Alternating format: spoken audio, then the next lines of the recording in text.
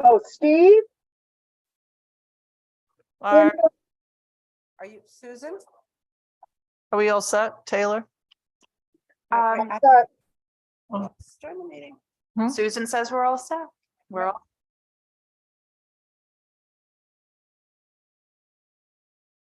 Okay, Right?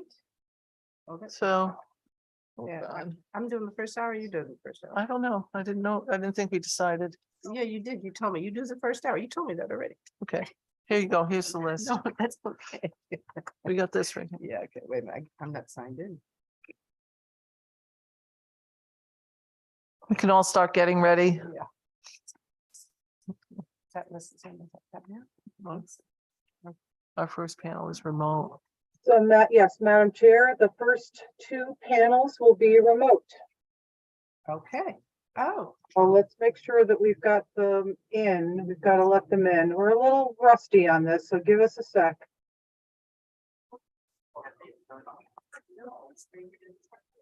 no, I think they're just using the laptop. Oh, Taylor, can you turn on the screens Can you for turn- us here?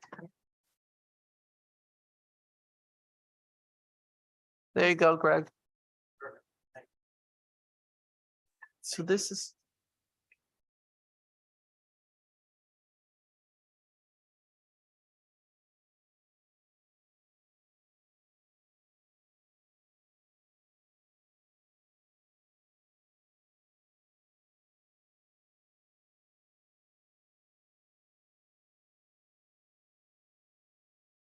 I'm not- So, I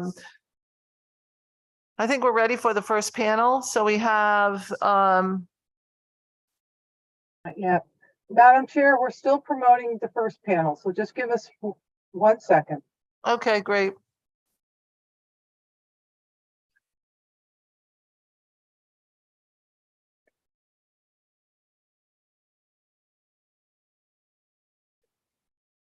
Wait, I finally got it. All right, Madam Chair, our first panel's been promoted. All righty. So, we should have with us now, Amina Kokar. Did I say your name right? Yes, you did. Woohoo! Monica Mosley Williams. Jordan Farrell. Hi, Jordan. You can unmute yourself also. James Robinson That's me. and Kimberly Napier. Hi. The only person I see us missing is Malika Mosley Williams. She's in now, Madam Chair. She's in there. Okay. Yep. Okay. You want to tell them? All that right.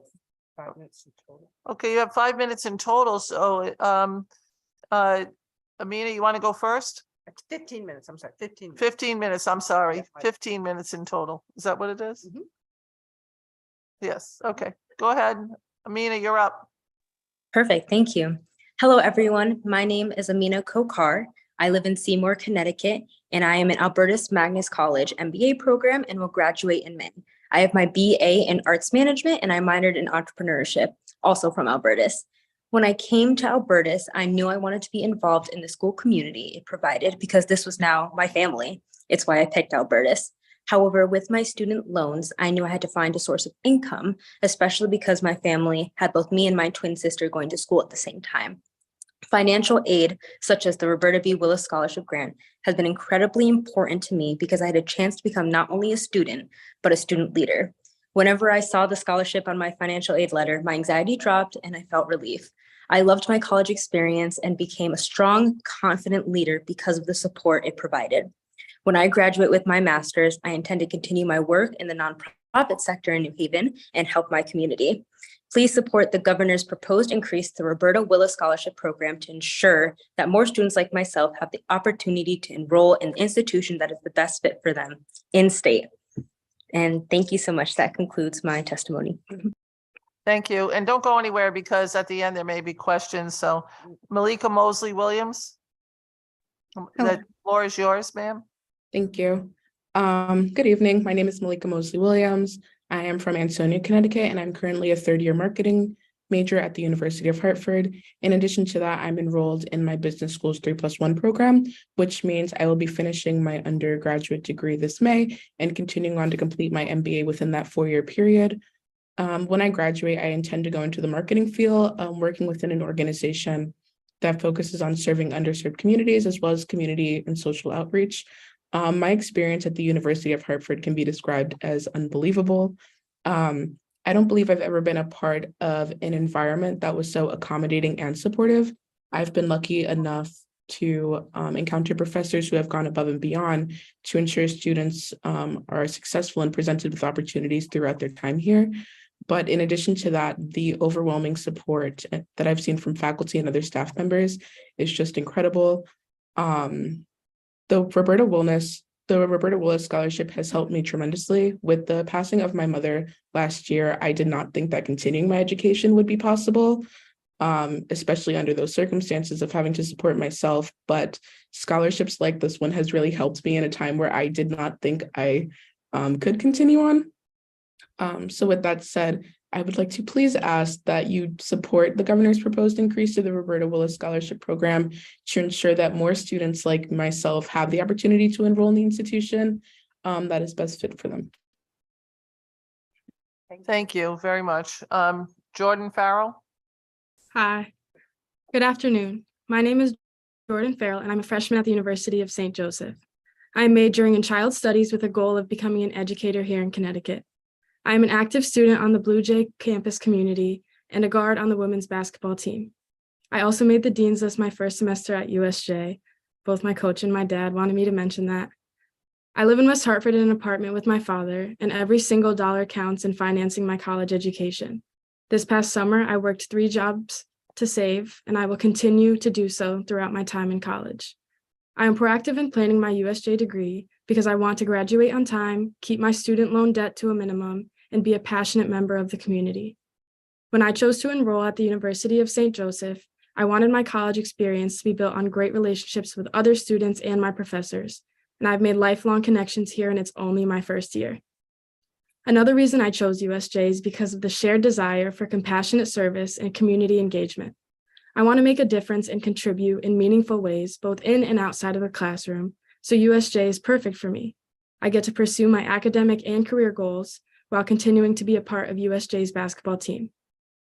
The Roberta B. Willis Scholarship Program is essential to me because it gives me a sense of financial relief. The scholarship benefits me greatly by reducing the financial burden on me and my family. This program helped me attend USJ, and I truly don't know where I would be without the school and everyone here. I appreciate the financial support more than any words can say, and I promise to put this investment you have made in me to excellent use by becoming a dedicated, caring teacher in Connecticut.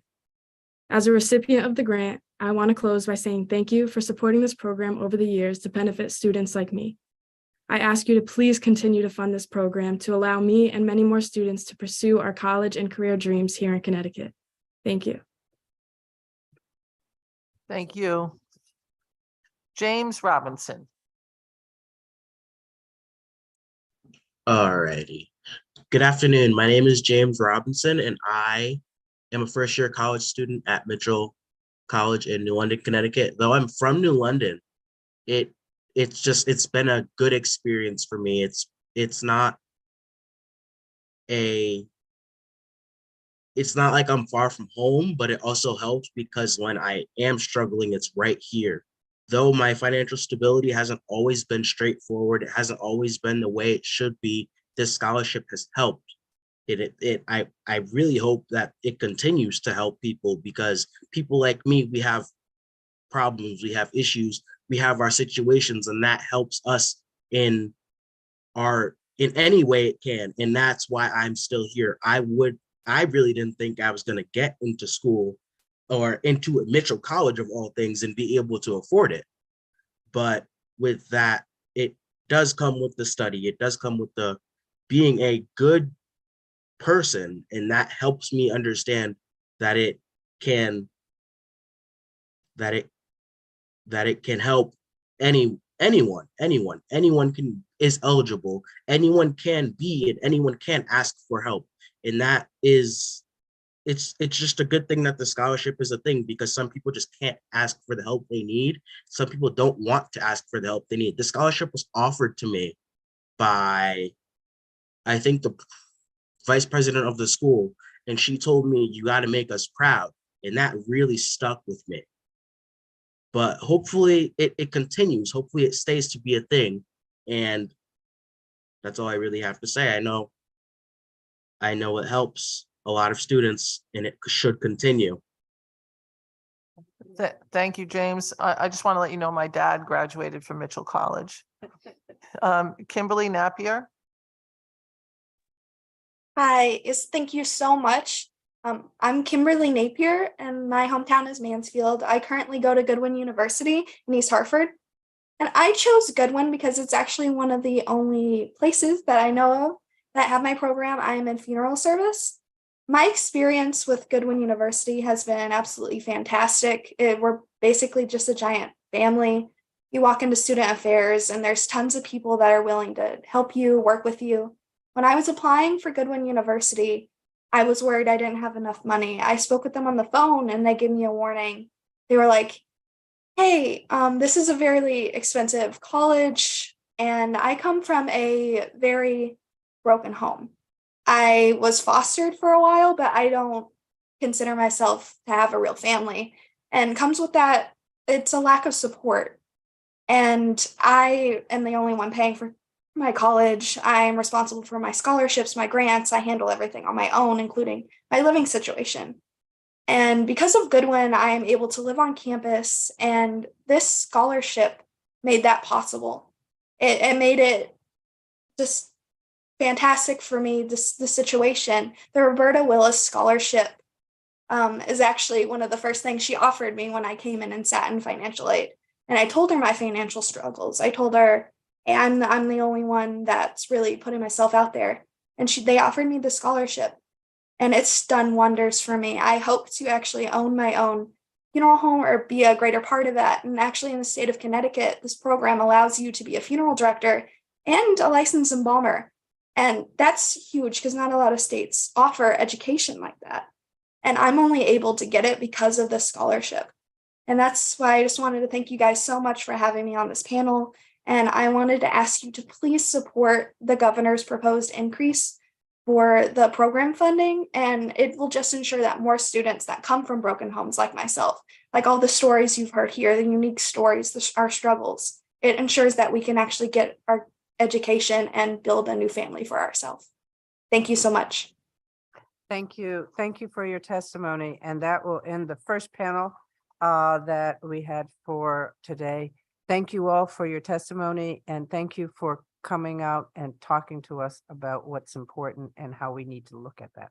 Thank you. So panel two will be Michael Azizi, Catherine Escalante, Bria Stanley, and Ezra Khan. Michael Aziz. I'm all ready. Okay. 1 second. Let me just make sure I got everybody on here. Catherine, Bria on there? Don't see Bria. Is Bria on? Yes. I'm okay. on. Yeah, now okay. And Ezra Khan. Okay, yes, I see him. All right. Yep, I'm present. Okay, great. Okay, let's start. Michael? All right. Good evening, members. Thank you for allowing me to speak tonight. I'm Michael Azzi, a junior at WSSU majoring in Justice and Law Administration, concentrating in legal studies. When I left New Fairfield High School, I was in several AP classes, multiple honors classes, the tennis team captain, treasurer of student council, and the founder of the Environmental Awareness Club. It sounds like I was a pretty good student, right? Well, not quite. You see, I didn't pass 2 of my 3 AP exams. I didn't run against anyone to be the treasurer of the student council, and I had a 2.6 graduation GPA. At face value, I was a good student, but when you dug a bit deeper, I was average at best. I always felt like a good student, but I was a bit lazy, unmotivated, and never really tried hard enough. I never proved to myself or anyone around me that I was a good student. It because of Western Connecticut State University and schools like it that offer an affordable platform to improve, grow, and excel. Western provided me the opportunity to reinvent the student I was in high school and prove to myself that I am the student I always thought I was. For the students that made the same mistakes in high school that I did, or the students that haven't reached their full academic potential, WCSU is a place to find that. It's a place to learn, find your strengths, and explore your interests. For those that have already found their academic potential, WCSU is still a place to grow, but is also a place to make connections and stand out. I am confident in my future as a productive and successful member of society with Western behind me. I see alumni as police officers, accountants, nurses, military officers, and published authors. WCSU has made me realize my full potential. I now have a 3.7 GPA. I'm the president of the student government, treasurer of the Nerdy Lawyer Club, and here on multiple scholarships. I wanted to share my story, not only because it was the only thing I could think of, but also because WCSU is a place of tremendous opportunity and growth. It helped me realize my full potential as a student, and I know that it will do that for others. Please support further funding into this system to ensure that other students get the same chances that I did. Thank you. Thank you, Michael. That was a great job. Next, Catherine. Good afternoon, distinguished representatives. Thank you so much for allowing me the opportunity to speak to you today. My name is Catherine Escalante. I'm a sophomore studying political science and philosophy at Eastern Connecticut State University. From a young age, education has served as a beacon of hope in my life. As a first-generation DACA student from South Dakota, I have faced numerous obstacles in pursuing my dream of higher education. I have refused to let these obstacles define me, my journey, or my ambition. Instead, I have used my determination and drive to overcome each and every single one of them and make my dreams a reality. I, by no means, have done that alone. Growing up, I had little to no access to any type of basic health services, mental health support, or career development services. For the first time in my life, because of Eastern Connecticut State University, that is not the case. I cannot overstate the implications of this for me. Access to these resources has allowed me to pursue my dreams of higher education with a new confidence and determination. Eastern has provided me resources, networks, and opportunities that I would have never been able to access without the university's support. During my first year at Eastern, I was able to create a philosophy club on campus, which I'm the president of, and I'm happy to share that it is one of the most attended clubs on campus. Not only that, but later that year, through Eastern's career support, I landed my first summer internship. Just last semester, through the networks built here at Eastern, I was recruited by an organization that allowed me to sit face-to-face with legislators at Capitol Hill and advocate for myself and my DACA community. Later this semester, I get to present at my first research conference.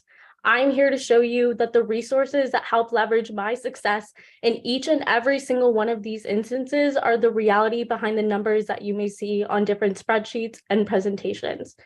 Investing in public higher education is not just an investment in institutions and infrastructure, but in people and their futures. The support that I have received from Eastern has allowed me to access a transformational educational experience and thrive both personally and professionally. I wish the same and even better for generations of students after me. The students of the CSCU system are strong, gritty, and clever. By investing in us, you're planting the seed for a better future, a future filled with growth, innovation, and opportunity for thousands of deserving students. Thank you. Thank you. Thank you very much. Bria? All right. Members of the Appropriations Committee. My name is Bria Stanley, and I'm a junior majoring in criminology and minoring in psychology at Central Connecticut State University. I'm a resident student who also works as a student orientation coordinator in the Office of New Student Programs and vice president of the Women's Club volleyball team. I'm so grateful to have been given the chance to speak with you all today about my experience at CCSU. Central was the first school I visited on my college search, and I remember taking the tour with my parents, and it just so happened there was a club fair going on in what I now know to be the Student Center Circle. I ended up visiting about 8 other schools and almost committing to 2 of them, but something about Central just kept pulling me back. It was the perfect distance from my home in West Haven, Connecticut as well, which was a plus. So I decided to commit to Central and live on campus, with my first semester being fall 2020, which you may know falls in the middle of the COVID year. My first year was interesting, to say the least. My freshman experience in COVID provided me with a very warped perception of what life at college was like. My orientation was virtual, so I will admit I skipped it, and classes were all virtual, as well as many events were held virtually. The club volleyball team was unable to travel, resulting in many girls quitting the team. Social interaction was extremely hard to find, which was painful, especially in such a pivotal moment in anyone's life. I was very excited to hear of the opportunity for me to become an orientation leader. I was an orientation leader in 2021 and am now in my second year as one of the student orientation coordinators. Being an orientation leader provided me with so many incredible experiences after living in isolation for about a year. These roles have also provided me the opportunity to witness firsthand the importance of investing in student life to improve students' experiences. The college experience is so much more than just going to class and doing homework. This is a time where we are encouraged to find ourselves and have fun as well. I've learned so much about what CCSU has to offer in terms of involvement, and I've now seen how it's been able to create such a sense of welcome and inclusivity amongst the campus community. There is a club or event or space on campus that caters to so many different interests. Since COVID regulations have decreased, I've been able to see Central in full swing for the first time, with spring concert, sporting events, in-person club meetings, and overnight orientation coming back, to name a few things. I believe it is great, but also essential that CCSU provides all of these avenues for people to find things they are passionate about, whether it be a hobby, a career, or a skill, and in the process, meet people who will contribute to their college experience so much. And CCSU cannot be a strong resource for their students and provide these experiences and opportunities without adequate funding. Funding for higher education is crucial in developing graduates that are knowledgeable, self-assured, and well-prepared. And thank you for giving me the opportunity to speak today. Thank you. Thank you for your testimony. Before I go to the last person, I just want everybody to know that the president of the CSU system has been sitting here in the chambers listening to all of you, and he looks pretty proud of you so far. Okay. Next, Izan Khan. Thank you. Good evening, everyone. My name is Izan Khan, and I'm a second-year junior at Western Connecticut State University in Danbury, majoring in biology with minors in chemistry and mathematics. I remember applying to college as one of the scariest experiences I've had to go through. On top of the stress of knowing whether I could afford going to these places or how far from home I would be, I also worried about inclusion and diversity. I wanted to feel safe and included in a community of accepting and welcoming people, and I wanted to see people that looked like me. WCSU was one of the only places that I visited in which, just by walking the campus grounds, I saw the plethora of cultures and communities active on campus. The Center for Student Involvement and the Intercultural Affairs Office at WCSU worked tirelessly to provide programs and events on campus that are both fun for everyone and educational regarding the cultures of different people around the world. Along with helping fund the many culture-based clubs, such as African Caribbean Student Association, Latin American Student Organization, Asian Student Union, and more, they helped me find a club of people who understood my background as a Pakistani Muslim at the Muslim Student Association. These offices also played a key role in funding my initiative to open a room of reflection or prayer room at WCSU, which officially opened last semester. Because of these offices, WCSU continues to garner thousands of culturally diverse students and fosters an environment for minorities to both feel welcome on campus and supported in getting an affordable education in whatever their hearts desire, my case being biology or medicine. Ever since I was a kid, I've always wanted to explore the field of medicine and get my MD one day. In my time at WCSU, I've been offered many opportunities to advance my career in medicine. A club funded by the previously mentioned offices called Minorities in Medicine has offered many of these opportunities by inviting doctors to speak at forums and hosting medical workshops for students like me. Along with that, the WCSU Biology Department invites students to conduct research as independent studies and as a paid researcher. I've conducted research through this department in the fields of biology, neuroscience, and medicine in my last 3 semesters, fully utilizing this amazing opportunity, like many other students have, to gain research experience on campus. Another opportunity offered by this department is a paid full-time internship as a researcher through the Summer Undergraduate Research Fellowship program offered at WCSU, where students are paid to research their fields of interest under great professors and graduate interns over summer break. Looking back, WSU was definitely the right choice for me, and so many others for its diversity and opportunistic environment. Hopefully, with better funding, we can expand on these resources, on the resources that make these programs possible and create new opportunities for minority students and students in medicine. Thank you.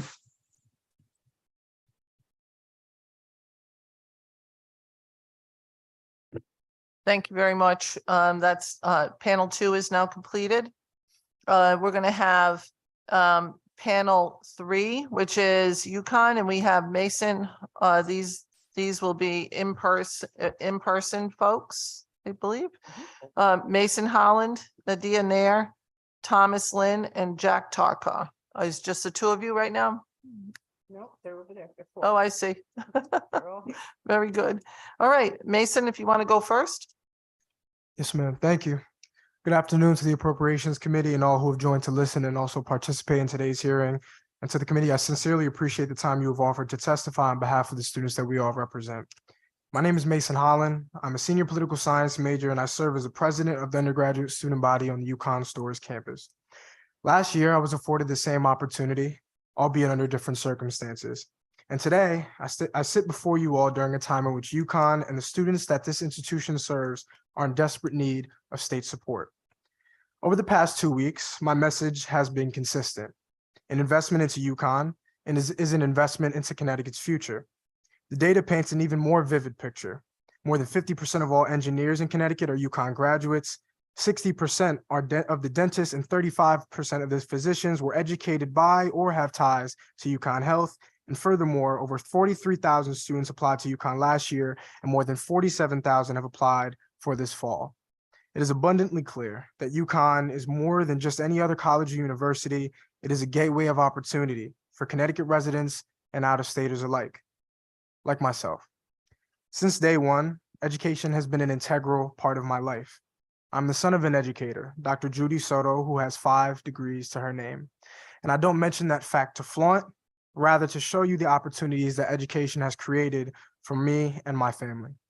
My mother was the first in her family to attend college, and because of the opportunities that she was afforded, I am lucky enough to be the 2nd generation. And to put it simply, I'm just an Afro-Latino kid from Jersey who didn't know anything about Connecticut other than UConn.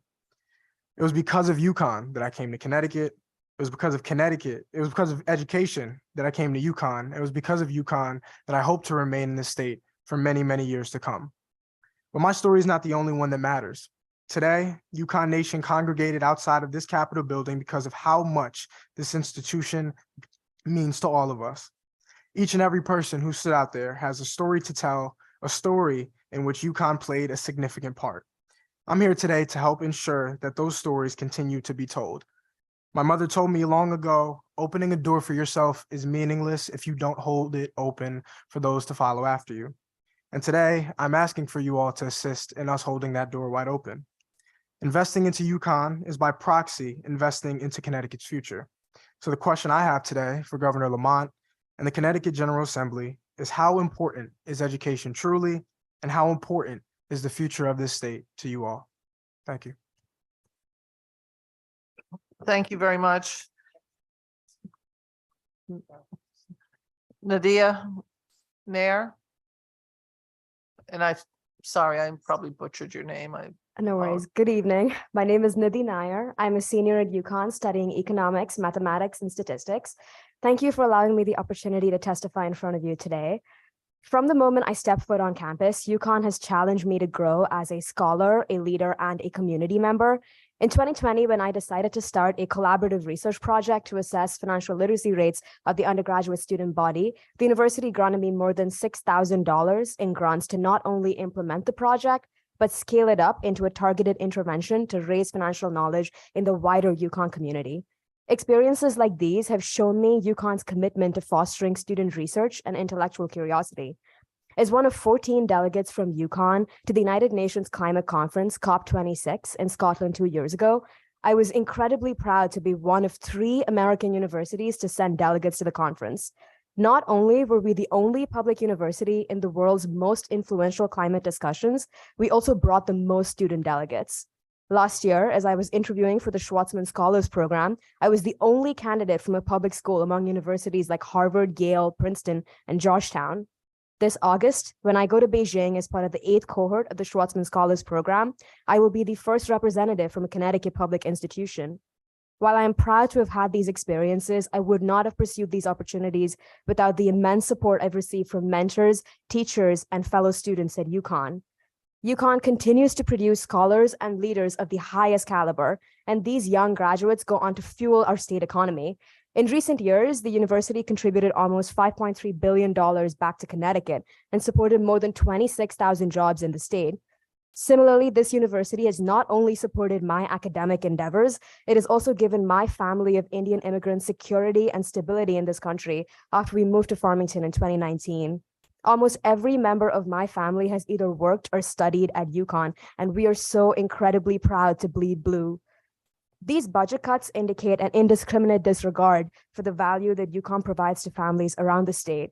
If we take this university for granted, I fear that students won't have the same opportunities to grow as part of this community and as part of Connecticut's future. I urge you to deeply reconsider Governor Lamont's proposal and choose to invest in the youth of today and the leaders of tomorrow. Thank you. Thank you. Thomas Lynn? Hello, committee members. My name is Thomas Lin, and I am a statistics and applied mathematics major in my senior year here at UConn. I am a U.S. citizen who grew up in the developing country of El Salvador until my sophomore year of high school, when I left for two critical reasons. First, my parents' plan was always for me to attend a U.S. university where there are better resources and quality of education. And second, due to safety concerns, my parents stayed in El Salvador, where I went to live with my paternal grandmother in Danbury. I remember going to my first day of class at Danbury High School, feeling very anxious and nervous. Unbeknownst to me, I was going to face one of the most complicated challenges of my life, from cultural differences, language barriers, and a new education system, all the way to homesickness. Yet, through struggles and sweat and tears, I succeeded in my new environment. And for college, I wanted to find a place where I could challenge myself and look for opportunity to thrive again. I knew UConn was where I wanted to grow and evolve. Yet, I was very concerned with the cost and wanted to avoid burdening my parents too much. Upon my acceptance, we were relieved that I received several scholarships and grants to help fund my education. However, I faced prejudice and typical stereotypes of people assuming how much or how little I could achieve. Invitation to apply to UConn Louis Stokes Alliance for Minority Participation Program for minority students in STEM like me, and now as an LSAM scholar, showed me I had a voice, a place to belong, and a community to grow within pursuit of a STEM career. Over the past 3 years at UConn, I have had the fantastic opportunity to promote my culture and educate my peers about my culture. As an LSAM scholar, I did certifications in different areas for my personal growth and learned about becoming a UConn McNair scholar, which I thought it would be impossible due to my background and my financial limitations. And I hadn't begun a research project yet. However, building a solid foundation to be a strong graduate student is what being a McNair scholar is all about. Without the McNair federal funds and also UConn support funds, I would not have earned access to visit graduate schools and a network with faculty, so I could know more about my future. In addition to advancing my research project during the semester in the 2-month research intensive program, I was hired to be the student of manager for special projects. For peers who are also first generation to college from low socioeconomic households and students who self-identify as underrepresented racial and ethnic groups. I am aiding the McNair office with projects to benefit all of our students and recruit new students to apply. In addition, to advance my education and preparedness, these funds and the opportunity to work at the Q Center as a statistics tutor afford me the chance to persist and matriculate here at UConn. Because of all this investment that you have made in UConn and that UConn has made in me, I plan to move into graduate school in less than a year and enter the workforce in this great state of Connecticut. I appreciate the chance to present my story, which likely represents facets of my peer stories. UConn professors, administrators, and resources shape the future of the thousands of excellent students that we have here. I thank the General Assembly for the past support, and I urge you to please continue to support UConn. Thank you. Thank you. Jack Tarka? Hi, everyone. My name is Jack Tarka. I'm a recent graduate of the University of Connecticut, and I wanted to take the time to tell my story and to talk about how the resources at UConn have led to my success as an entrepreneur. While a student at UConn, I launched an apparel company focused on mental health and well-being called Find the Good Brand. I was fortunate enough to have access to resources, mentorship, and advice on how I could build a small side hustle into a full-time job. From programs like the Innovation Quest and courses I took as a business management student with an entrepreneurship concentration, I learned the importance of having a strong network. From venture capitalists, manufacturing, brand building specialists, accounting, attorneys, UConn has always connected me with the alumni and others who I've been able to call on a moment's notice whenever a new challenge arises. As graduation got closer and closer, my senior year, my dreams of becoming an entrepreneur started to shrink. Either I took a job and my business most likely dissolved, or I continued to pursue my business with no financial support as a postgraduate. This wasn't a decision I was prepared to make, to be honest. Fortunately, the Worth Institute recognized the struggles of the student entrepreneur and a pattern that was arising for many other students like me. Luckily, I was offered a position at UConn as an entrepreneur in residence, where there were two goals. One was being to scale my business to the point where I could take a full salary and support myself full time. The second being to give back and to provide students and athletes the tools, mindset, and confidence to navigate their entrepreneurial journey while still in school. I'm very proud to say that I now receive a full salary for my apparel brand, and I've been able to help many students and athletes take their early steps towards becoming entrepreneurs. Without the university's support, I would not be where I am today, and I hope that they're able to continue to offer opportunities like this for all the entrepreneurs to come. Thank you. Thank you. Thank you. Thank you all. And I just want to say, kind of awesome having your Jumbotron right in front of you, huh? I saw you when you sat down, your eyes were like, wow, there I am. Thank you very much. Thank you for your testimony. Thank you. Have a great day. Now we're on panel 4, community colleges. Jennifer Lopinto, Juan Munez Palvo. If I slaughter him, I apologize. Omed Hosani and Sherilyn Taylor and Luis Sanchez. Chelsea. I'm sorry? Chelsea. Oh, Chelsea Lynn. Okay. Can't even see it. Nope. Okay. Ready? Jennifer, Yes, I'm here. go right ahead. Okay. Good evening, distinguished members of the Appropriations Committee. My name is Jennifer Lopinto. I'm from Hartford, and I'm currently in my second semester at Nantucket Community College in the Advanced Manufacturing course. Prior to this, I attended other institutions in pursuit of careers that ended up not working out. I was previously a licensed massage therapist and a medical assistant. While both taught me many life lessons, I didn't feel like I had found my niche yet. I was always restless for more. I decided at 30 years old, I was going to go back to school and reinvent my future. Before embarking on yet another career change endeavor, I knew that I had to be extremely selective in choosing where I get my education. I landed on the manufacturing program at Nantucket and haven't looked back since, except to realize how lucky I am that my life's path brought me to this point. This program has the most esteemed reputation for preparing students to be productive members of society. From adequate supplies to seasoned instructors with a wealth of knowledge, it's apparent that any investment towards it is worth its weight in gold. A clear road toward success is paved in my direction, and I'm forever grateful for the launchpad this school has given me. That being said, in order to sustain a program like this, it is important to note that continued investment is not to be neglected. The CNC machines, while well maintained by our instructors and are sure to last many decades, are bound to need repairs so that they can continue to operate effectively. Students also deserve to have access to ample material stock so that they have the freedom to make as many mistakes in their projects as it takes to get it right. The instructors and advisors, who are truly invaluable, deserve livable wages as they dedicate countless hours to shaping the minds of young machinists. All of this and more, committee members, are impossible to quantify within 3 minutes. While the dollar signs may seem daunting, I want to leave you with this. The concept of quality is heavily reiterated as it relates to manufacturing, but it is an all-around subjective term in which the needs of the consumer and what a company is able to supply intersect to form an agreement. If you consider this definition, I have no doubts that your decision to fund our school is the equivalent of quality. Thank you. Thank you, and thank you for your testimony. Next, Juan.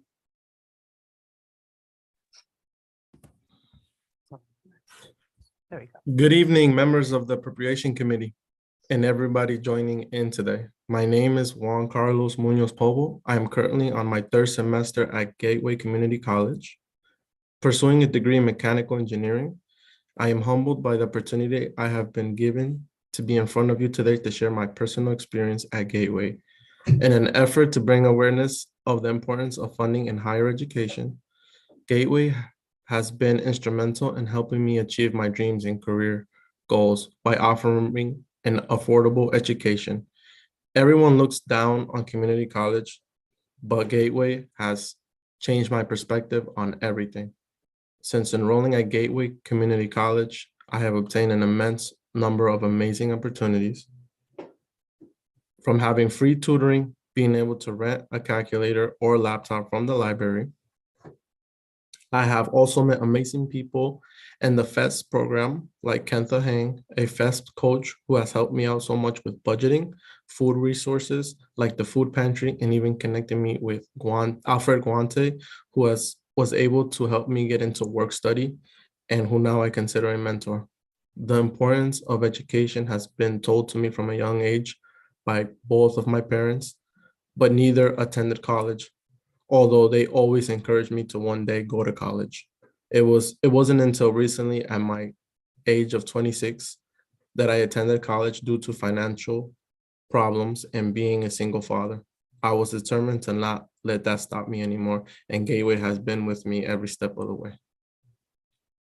Thank you. Thank you, and thank you for your testimony. Ahmed?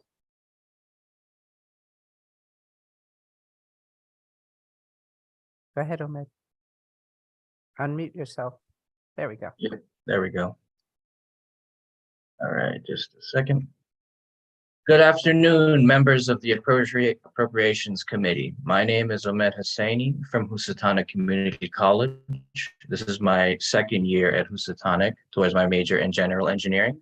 I thank you for allowing me to present my hearing regarding funding for higher education. Well, I have lived in the apartments of Bridgeport my whole life, and although I was told about the value of education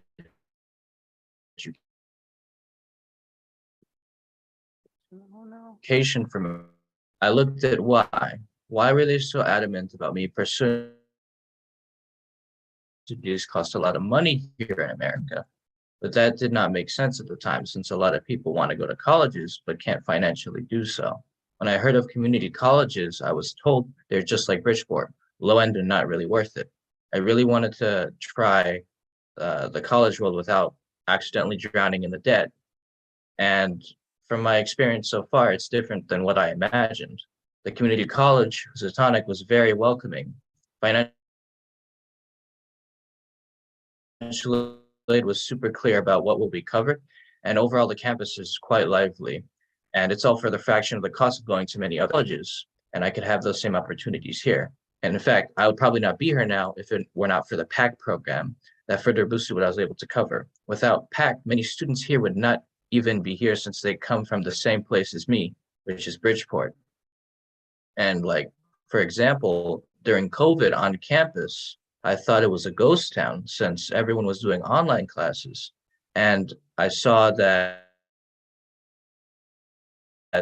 the students is what really counts towards making a college lively and, well, just fun and a good experience. And it's good to see that as students are coming back this semester on campus. And without further funding, those students will be driven away as resources dwindle and college becomes an increasing obstacle rather than an opportunity. Investing in Housatonic and other community colleges in general means that many more will be able to pursue a cost-effective education and even allow some community college students to be able to attend four-year state schools. And so us and CT state schools are connected in that way that we can all benefit from an improved budget. And I also do work study, which is more important than I realized for the campus and for the students in it. I specifically work for the Men's Center, and not only gave me more aid, but I get to peek into the college job experience, and I got to meet so many different people from other places on campus, as well as other student workers. And it's always welcoming seeing a student you know, assisting you in other parts of the campus. And so like we get to see what events happen, we get to organize those, we work with student life, we get to overall just actively make sure the campus is engaged.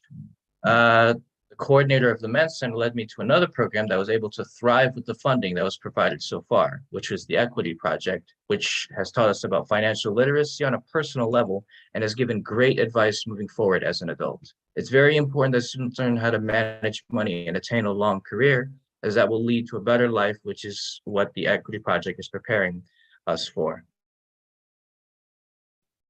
Other than those programs, there's more that would hinder students even at other community colleges.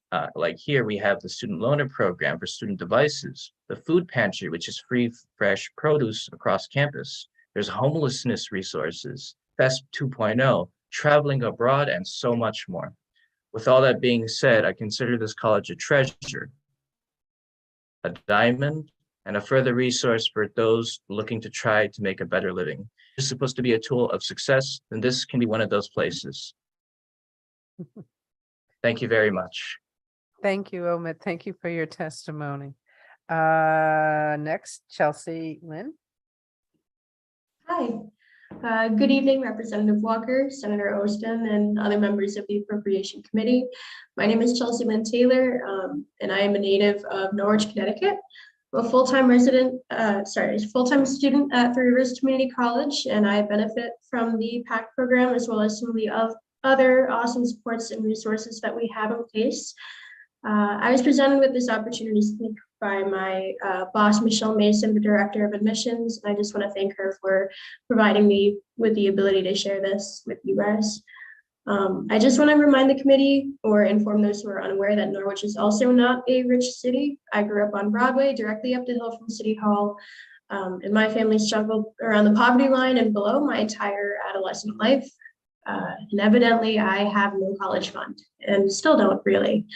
It's no thanks to this blinding knowledge of our lack of wealth that originally led me to believe I would not even attend college.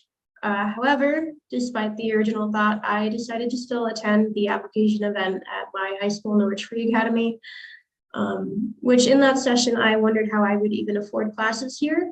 Then I heard the whispers of hope about the PACT program. All of us in that room qualified and applied for the PACT program, which honestly was just enough knowledge for me to actually want to register for courses.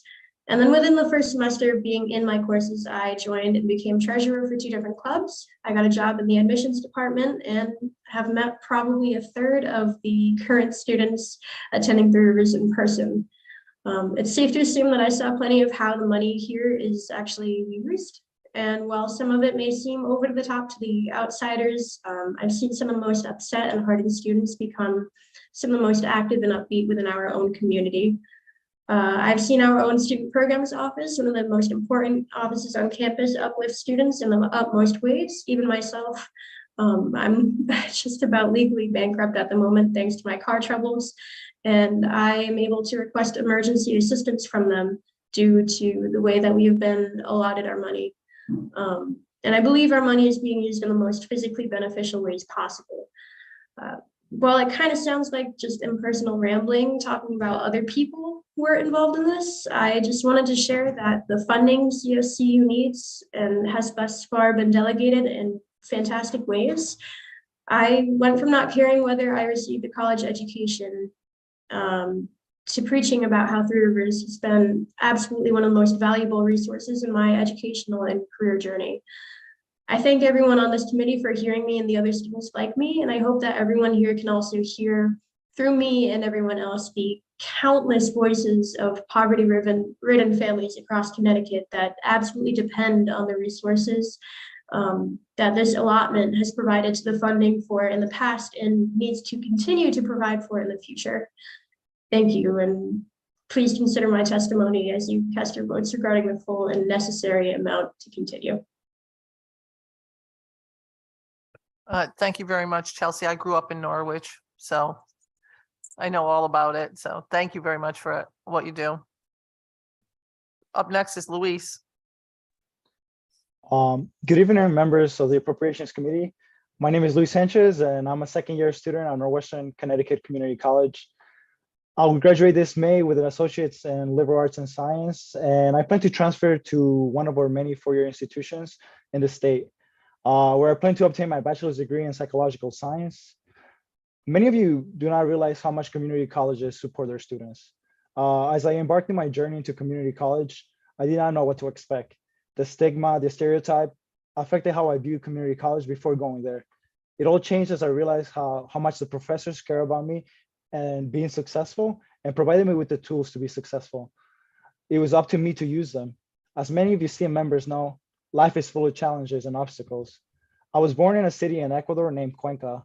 At age 11, I moved to Torrington, Connecticut, where I had to adapt, learn, and continue to find ways to assimilate to a new culture and language.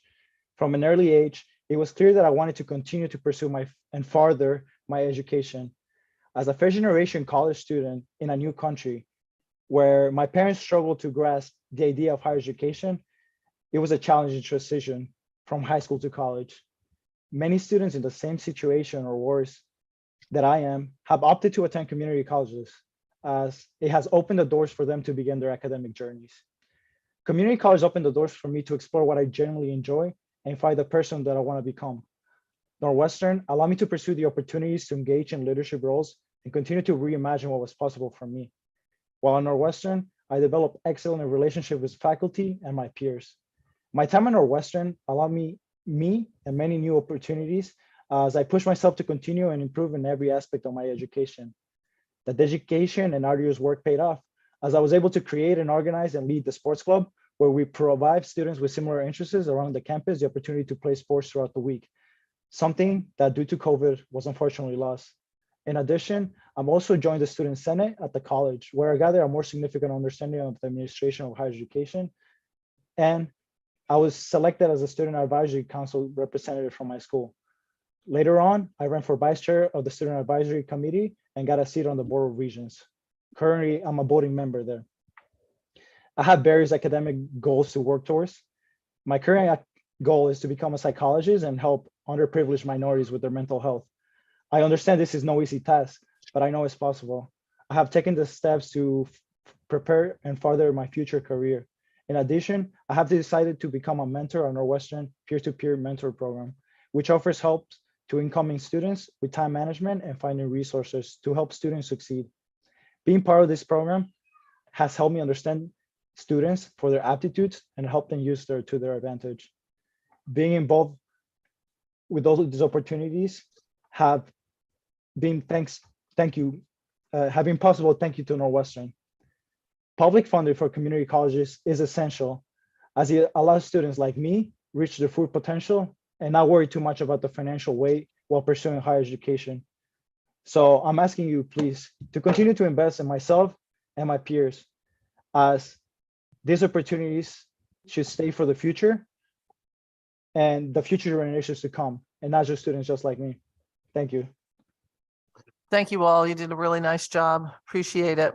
And now we're up to panel 5, which is UConn Health Center. Rohit McCall, Ryan Hannon, Michaela Portley, Magna Senel Nathan. I don't know. I'm sorry. I apologize. I tried. So up first is Rohit. Okay. Can you guys hear me? Yes, we can. Thank you.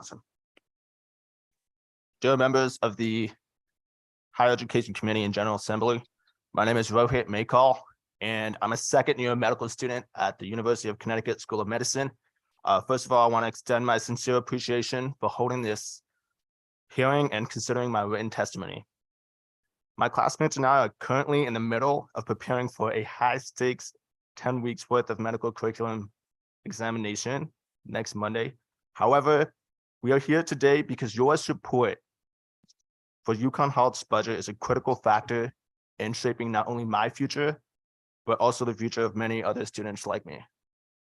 As a lifelong resident of Connecticut, I have a deep connection to the state and a strong desire to give back to my community. Like many of my peers, I'm a proud double Husky. This means that I went to UConn for undergrad, and I chose UConn again for my graduate studies. UConn Health has had a profound impact on my academic and professional growth.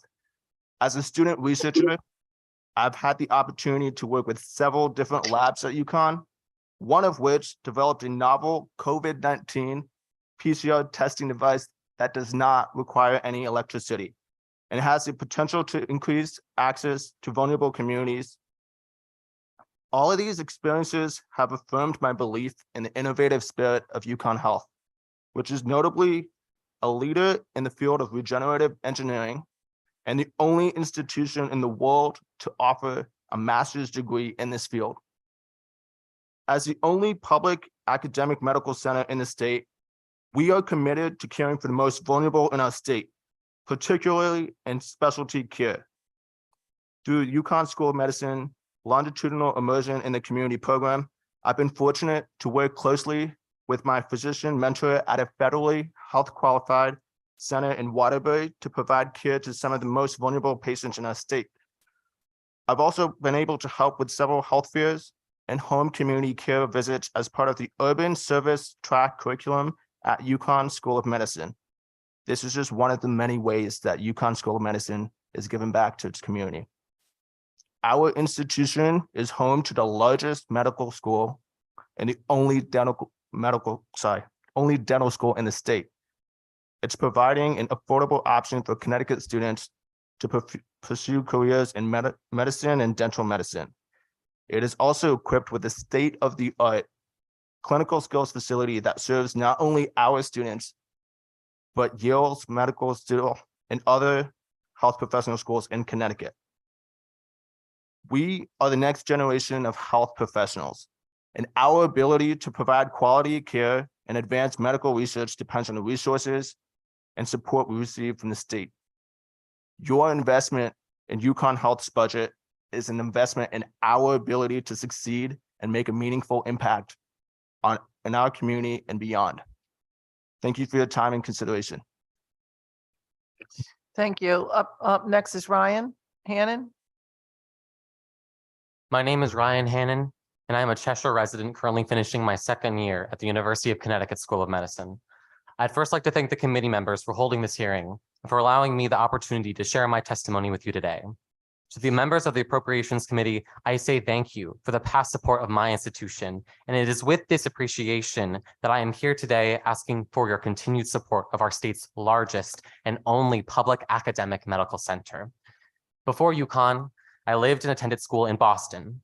I worked at a biotech company which develops novel gene therapies to treat congenital disorders, and I personally worked in a department that allowed me to help design cutting-edge cell immunotherapies to treat aggressive cancers. I knew that I needed to attend a medical school that would allow me to continue to pursue my research passions, all while further cultivating my skills as a physician and a scientist. I had to look no further than my backyard. My sister, mother, and father are all proud UConn alumni. And in fact, my dad has worked at the health center now for over 37 years. I grew up in a proud household of Huskies, avidly watching our UConn women's basketball team and hearing of life in the hospital, slowly being shaped into a lover of the natural sciences, into someone called into the healing profession. You can imagine my excitement when I received my acceptance into our School of Medicine, not only to be closer to my family, but to bring back to my community the knowledge and skills I acquired while I was away. The health center I knew from my childhood had been transformed into a stunning research campus with newly renovated academic, clinical, and laboratory spaces filled with some of the most intrepid minds in the state. I left Cambridge to eagerly join a burgeoning research community here in Connecticut, where students are encouraged to lend our energies towards innovative projects taking root across the road from our lecture halls. Aside from the research acumen of the UConn School of Medicine, what truly drew me home was the opportunity to give back to the community which had done so much for me. As a medical student, my peers and I engage with and closely partner with the residents of the greater Hartford area. Of my numerous extracurricular involvements, one of my favorites has been volunteering at the student-run South Park Clinic, mere blocks from here, which serves some of the most disadvantaged populations within the greater Hartford area. You see, investing in the UConn School of Medicine is investing in the well-being of our state, and importantly, the future health of the state and its people. I again implore you to continue to invest in my institution, in myself, and in my peers, who through our in-state training aim to serve and heal the residents of Connecticut. You are bolstering your future medical and dental workforce, and your support of the School of Medicine will ensure that even more talented researchers and future leaders in healthcare join the Husky family. Thank you for your time. Thank you very much, Ryan. Michaela? Members of the Appropriations Committee. My name is Michaela Portley. I grew up in Madison, Connecticut, and I'm a second-year medical student at UConn School of Medicine. I would like to thank the committee for holding this hearing and creating the opportunity for students to speak. I would also like to thank the committee for their past generous support and express the need for that support to continue. UConn School of Medicine is genuinely unique in the state of Connecticut. It is the largest medical school in the state, providing education for a student body that is majority state residents and a majority of whom will stay in the state. We were born here, we chose this as our home for medical school, and have the hopes of building our lives here. UConn's profound focus on primary care supports this. Together, this means that we are your future providers. I stand before you today asking you to consider whether you want your state's doctors to have anything less than the best education possible. We are the future of pediatrics. Many of us, like my classmate Stephanie, are who you will call when your infant is wheezing from RSV, or your elementary schooler faints at recess. We will be caring for your children, nieces and nephews and grandchildren as they grow and they create a better tomorrow for all of us. We are the future for OB-GYN. My classmate Nicole is dedicated to pursuing a future in OB-GYN with the hopes of decreasing maternal mortality and creating a more equitable system for patients of color. She and many of my other classmates may be bringing your grandchildren into this world, especially today as we see gynecological services under attack across the country. Shouldn't the state show its students and doctors its commitment to health? We are the future of your emergency departments. My classmate Alden may be the one treating your spouse after they wake you up in the middle of the night with sudden intractable stomach pain. You need us to be prepared. We are the future of geriatrics. My classmate Lily is the exact person you would want for a geriatrician. She chose UConn for her education to prepare her to best care for your future. As we prepare for a silver tsunami and epidemic of dementias like Alzheimer's disease, you will want doctors like my classmate Lily to be prepared to help you navigate the most vulnerable and fragile chapter of your life. You, the panel, and the people of the state of Connecticut deserve the best possible care from the best possible physicians. My classmates and I are the future physicians of your grandparents, your parents, your siblings, your children, your neighbors, and yourselves. Your care may one day be in our hands, but right now, the future of our education is in yours. Thank you. Thank you. And up next is Magna. Okay, tell me how you say your last name. Hi, it's pronounced Senthil Nathan. Exactly how it's spelled. Okay, Senator Austin, Representative Walker, Senator Berthel, Representative Nuccio, and distinguished members of the Appropriations Committee. My name is Meghna Senthil Nathan, and I'm a second-year dental student at the UConn School of Dental Medicine.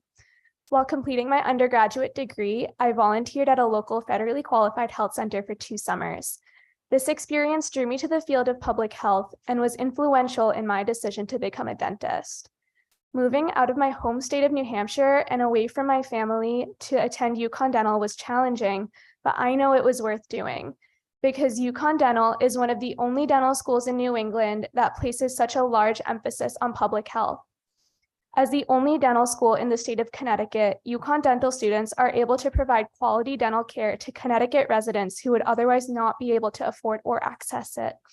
Throughout our 4 years of schooling, the UConn Dental curriculum focuses heavily on helping students identify and resolve Connecticut residents' barriers to dental care.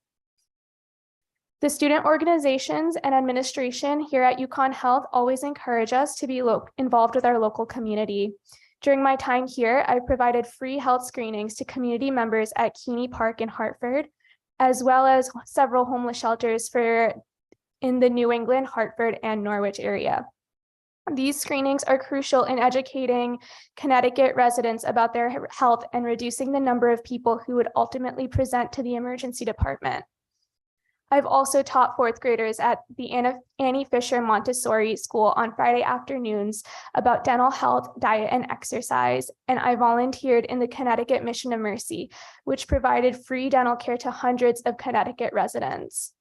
This year, I'm utilizing the knowledge I gained in dental school to work with the Connecticut Oral Health Initiative and the Department of Public Health in publishing a report about the oral health status of children and vulnerable older adults in the state of Connecticut. My education and experiences as a UConn student have helped shape my outlook and confirmed my desire to stay in Connecticut and work at a federally qualified health center as a public health dentist upon graduation. Now that I'm a Connecticut resident, having in-state tuition at UConn has been crucial in helping me achieve my career goals. An investment in education is an investment in Connecticut. Our public health professionals benefit our state and help people live healthy, fulfilling lives. Please do everything you can to ensure that UConn Health receives the funding it needs to continue fostering leadership and growth among Connecticut's up-and-coming public health professionals. Thank you for the opportunity to share my story. Thank you. Thank you very much. Thank you all for your testimony. And I just really want to let you know that if you see all of us looking down, it's because we have all screens of you in front of us. We're not paying attention. We're watching you on the Jumbotrons just way too much. Thank you and have a great afternoon. Thank you. Next, we have panel 6 for Connecticut State Universities. We have Frederick Little, Abdel Bentukar, Braden Alex, Sarah Whitman. That's it.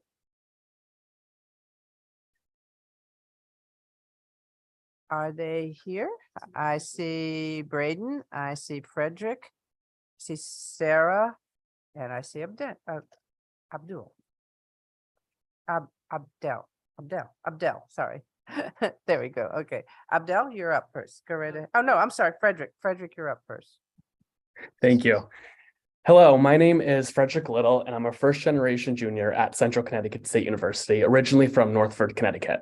Before I begin, I want to thank you all for giving me the opportunity to speak here today, as well as Dr. Kelly, our Vice President of Student Affairs, and Dr. Hazen, our Director of Student Activities and Leadership Development, here for inviting me.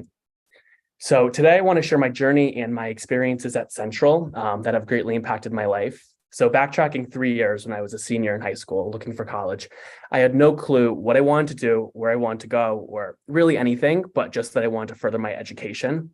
At this time, my sister was enrolled here and had nothing but great things to say about this university. So with that in mind and the cost of tuition, I thought, how could I go wrong with coming here as a student? So I applied, and later that fall, I enrolled.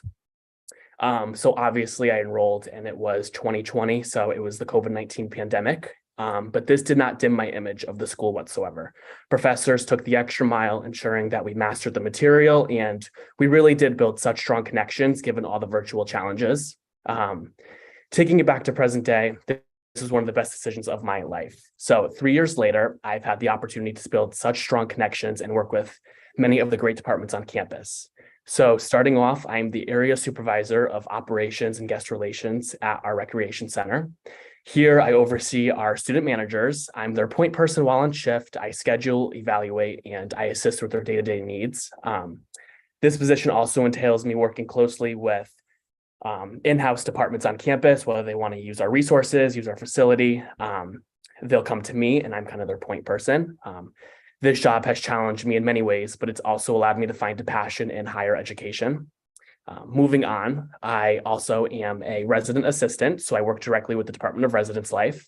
Here, I serve as a resource and a leader responsible for providing on-campus residents with the support in areas of community engagement, academics, mental health, overall wellness, student involvement, and so much more. Us RAs have direct connections with the free resources on campus, like the Learning Center, the LGBTQ Center, the Women's Center, the Student Center, and Maria's Place, our on-campus pantry, and just so much more. I, in fact, utilize them quite a bit. So the opportunities that these departments give open doors for both academic and social success for their students. The resources provided need funding to ensure they're able to continue supporting growth and development. Looking ahead years from now, I want all students to have the opportunities that I have had and will continue to have. I know that there is a stigma with choosing to pursue a degree at a state university, but I'm here today to challenge that stigma and raise awareness for the great opportunities it's allowed me as a student. I hope my story shines light on the greatness of this institution, and I want to thank you all for allowing me to share my story, and I wish you a great rest of your evening. Thank you, and thank you for your testimony. Next, Abdel. Yeah, this is Abdel. Go right ahead. I got you, no problem. All right, members of the Appropriations Committee, my name is Abdel Bentacour, but you may call me Abdel. I'm a graduate student in the Master's in Sports Management program. My dream is to manage the social media for the 27th time world champion New York Yankees. I'm sorry, any Boston fans out there. As I earned my bachelor's degree in communications in 2022, I have spent the last 5 years at this institution and it has become my home away from home. I grew up in Waterbury, Connecticut, and I attended high school at Waterbury Career Academy. I had the opportunity to join a college readiness program called Gear Up. This is a federally funded grant program that helps students in lower income families afford college. Being in this program, I was able to begin my education at Southern with my tuition covered and close to nothing owed in loans. This program also helped cover book expenses and meet individuals with aspirations of graduating college and obtaining a bachelor's degree. I can't stress enough how instrumental Gear Up was to my success. While Gear Up is a federally funded program, similar state programs are essential to ensure students like myself have access to a top-notch education.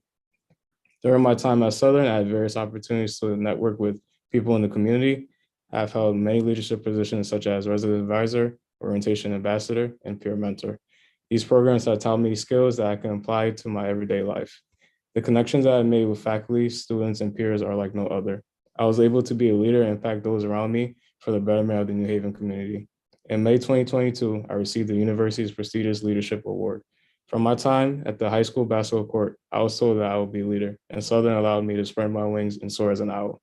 As a graduate student, I'm continuing my academic journey at Southern. Without assistance and support from the legislator, my story wouldn't be possible.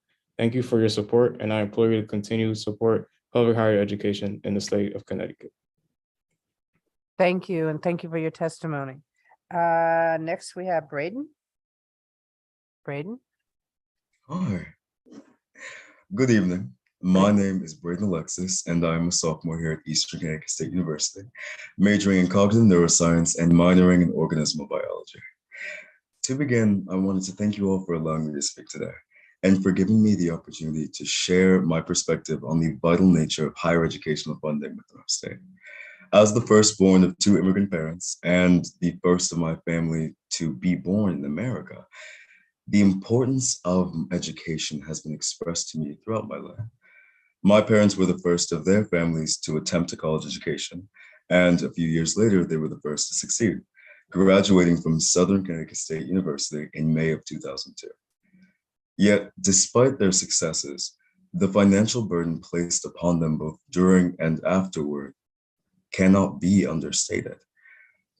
Each worked 2 jobs whilst pursuing their education, yet they still continue to pay loans accrued even now, 20 years later, a circumstance that they have worked hard to ensure that I avoid by stressing the importance of educational achievement within my life and encouraging me in attaining the various scholarships that have allowed me to be here today.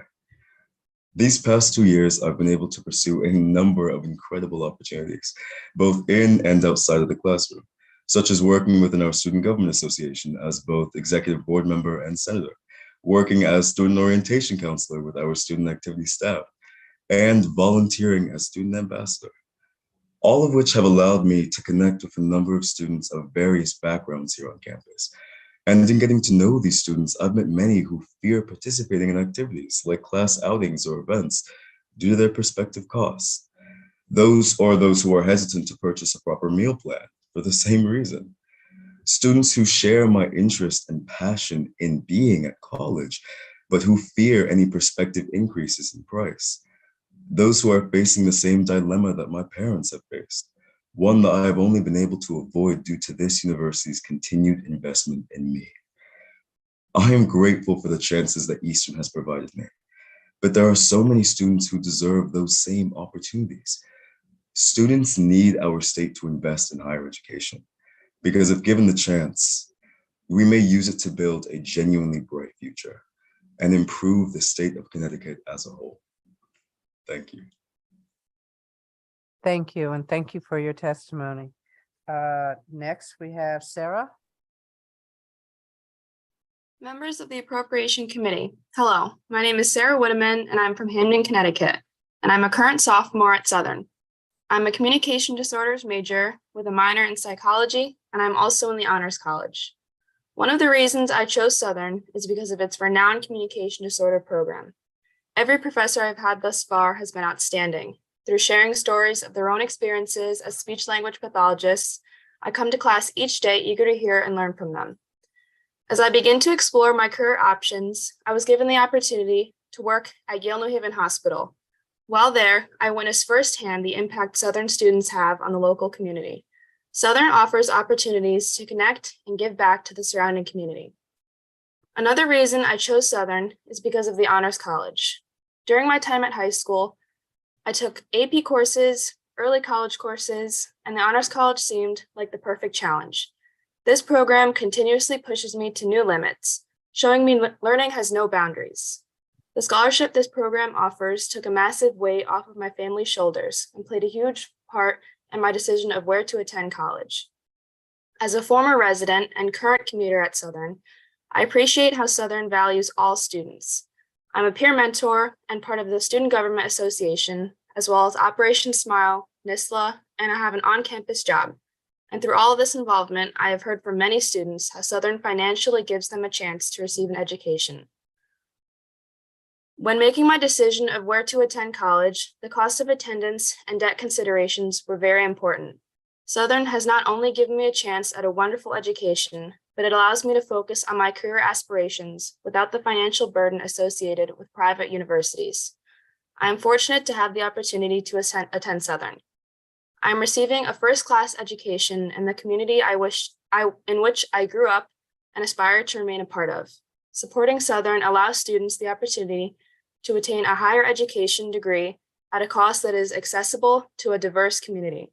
I implore you to support Southern, as this university uplifts student voices and offers a welcoming environment conducive to success. And Southern graduates undoubtedly make our community a better place. Thank you very much. You all did a really wonderful job. Appreciate it. Have a nice night. We're now up to panel 7, Jackson Mitchell, Joshua Crow, Ruth Salazar, and Abhimanyu Sukumaran. Yes, I said your name badly.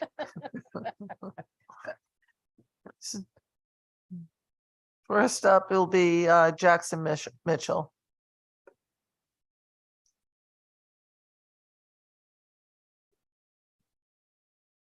Good evening, everyone. My name is Jackson Mitchell. I'm a senior from Ridgefield, Connecticut, and I am on track to graduate with a degree of marketing from UConn in May. I still have a year of eligibility remaining, and I plan on working towards earning a graduate certificate during the 2023-24 academic season as I compete for one more year on the UConn football team. I want to be sure that you know how grateful my teammates are for the support that the General Assembly has provided to UConn over the years. UConn is an incredible place to learn and grow, and it would not be the world-class university it is today without the support of this body. On behalf of my teammates, I say thank you. UConn has afforded me the opportunity to live out my dream. For as long as I can remember, I wanted to attend UConn and play football for the Huskies. As a little kid growing up in Ridgefield, I remember watching the football team win big games, and I especially recall the team playing Oklahoma in the Fiesta Bowl.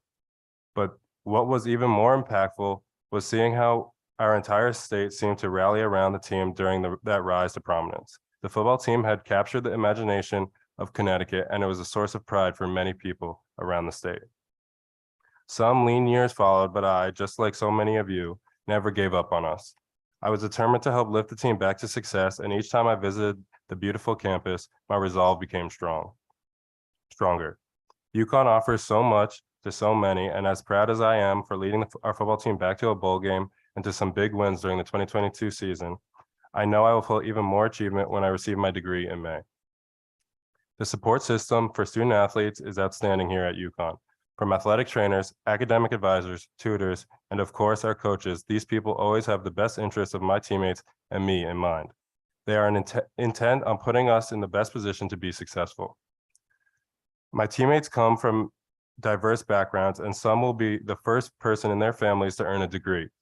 Football has afforded many of them this opportunity, but I truly believe that playing football at UConn has given them an even better chance at success. I hope to play at the next level, but I can't play football forever. When my playing days are over, I know that my experiences at UConn will set me up to be successful when that time comes. After enrolling in the School of Business and taking a few classes, I knew my aspirations were on the marketing side of the world. The classes I took at UConn helped me drill down further and realize that I wanted to concentrate on digital marketing and analytics. I love breaking down numbers and statistics and uncovering how companies can redirect engagement to better communicate with their target market. Our football team overcame a lot of adversity over the last several years, but I think the fact that so many student athletes like me decided to try and find a way through the storm is a testament to the strength and greatness of UConn. I am thankful that the UConn brand was strong enough to attract a transformational leader like Coach Moore to Stores. I think it's important to remember how hard people worked to help UConn elevate to its current level. Please keep supporting UConn accordingly, because like our football team, our school has come a long way, but there is so much more that we can achieve with the right support. Thank you. Thank you. Up next is Joshua Crow. Joshua. Thank you, Madam Chair, members of the committee. My name is Josh Crow. I'm a 2L at UConn Law and the graduate trustee who represents all graduate students at the University of Connecticut. The last time I was here, I was thinking about it as I was walking in the building, was actually 3 years ago, and I was testifying in front of the same committee about the same subject. I don't think I need to tell anyone here that a lot's changed since February of 2020, but one of the things that has remained the same is how foundational UConn is to the state of Connecticut.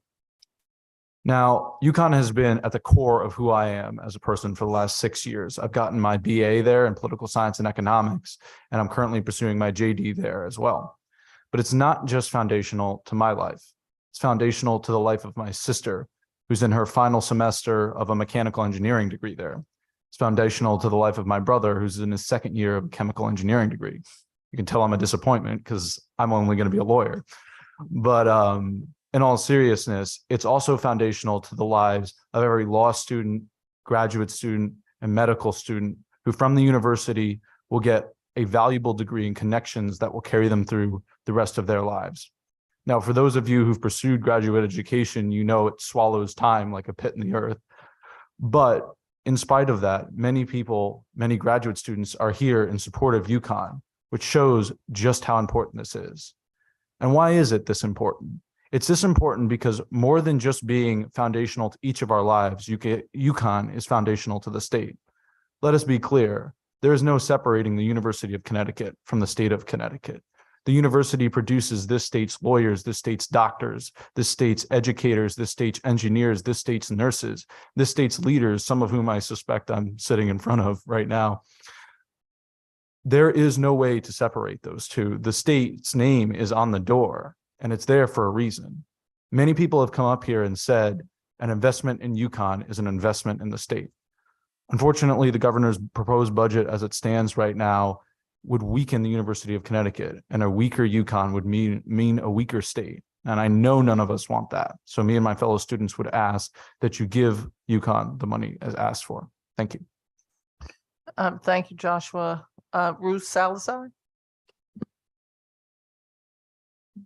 Hello, my name is Ruth Salazar, and I'm here today as a representative of first-generation University of Connecticut students from low-income communities in the state. From an early age, I knew I needed to work twice as hard as I grew up in a single-parent household as a minority in Bridgeport, Connecticut. My mother left her country and family to provide her children with a stable and supportive environment. I honor my mother's sacrifices by working and studying hard to achieve and afford the opportunity to earn a higher education. This resulted in becoming the salutatorian of my class and an acceptance letter to UConn Stores campus. As a first-gen college student, I was already feeling scared and unprepared, and then the pandemic hit. The world shut down, so I knew my college experience was going to be completely different. Thankfully, my acceptance letter stated that I was enrolled in the Center for Access and Post-Secondary Success Student Support Services program. As lost as I was, the CAPS SSS team helped me through my transition from high school to college through those turbulent times. With the limited virtual resources available, the program staff made sure to provide me with a supportive environment that still guides me today. CAPS SSS provided me with access to resources on campus, long-lasting friendships, and an advisor who has been there for me since the beginning. I am now a junior in the honors program with a 4.0 GPA as a double major in psychological sciences and human development and family sciences. Since the pandemic, I have taken advantage of all the resources CAPS SSS has provided. I am currently a research assistant at 2 laboratories with prestigious advisors and a member of the CAPS SSS Student Advisory Board. I worked hard to get where I am today. However, without the support of CAPS SSS, I would not have been able to access all the necessary resources to further my academic, personal, and professional development. CAPS SSS was a comfort and a relief as I managed to gain the confidence to conquer college during the pandemic and after.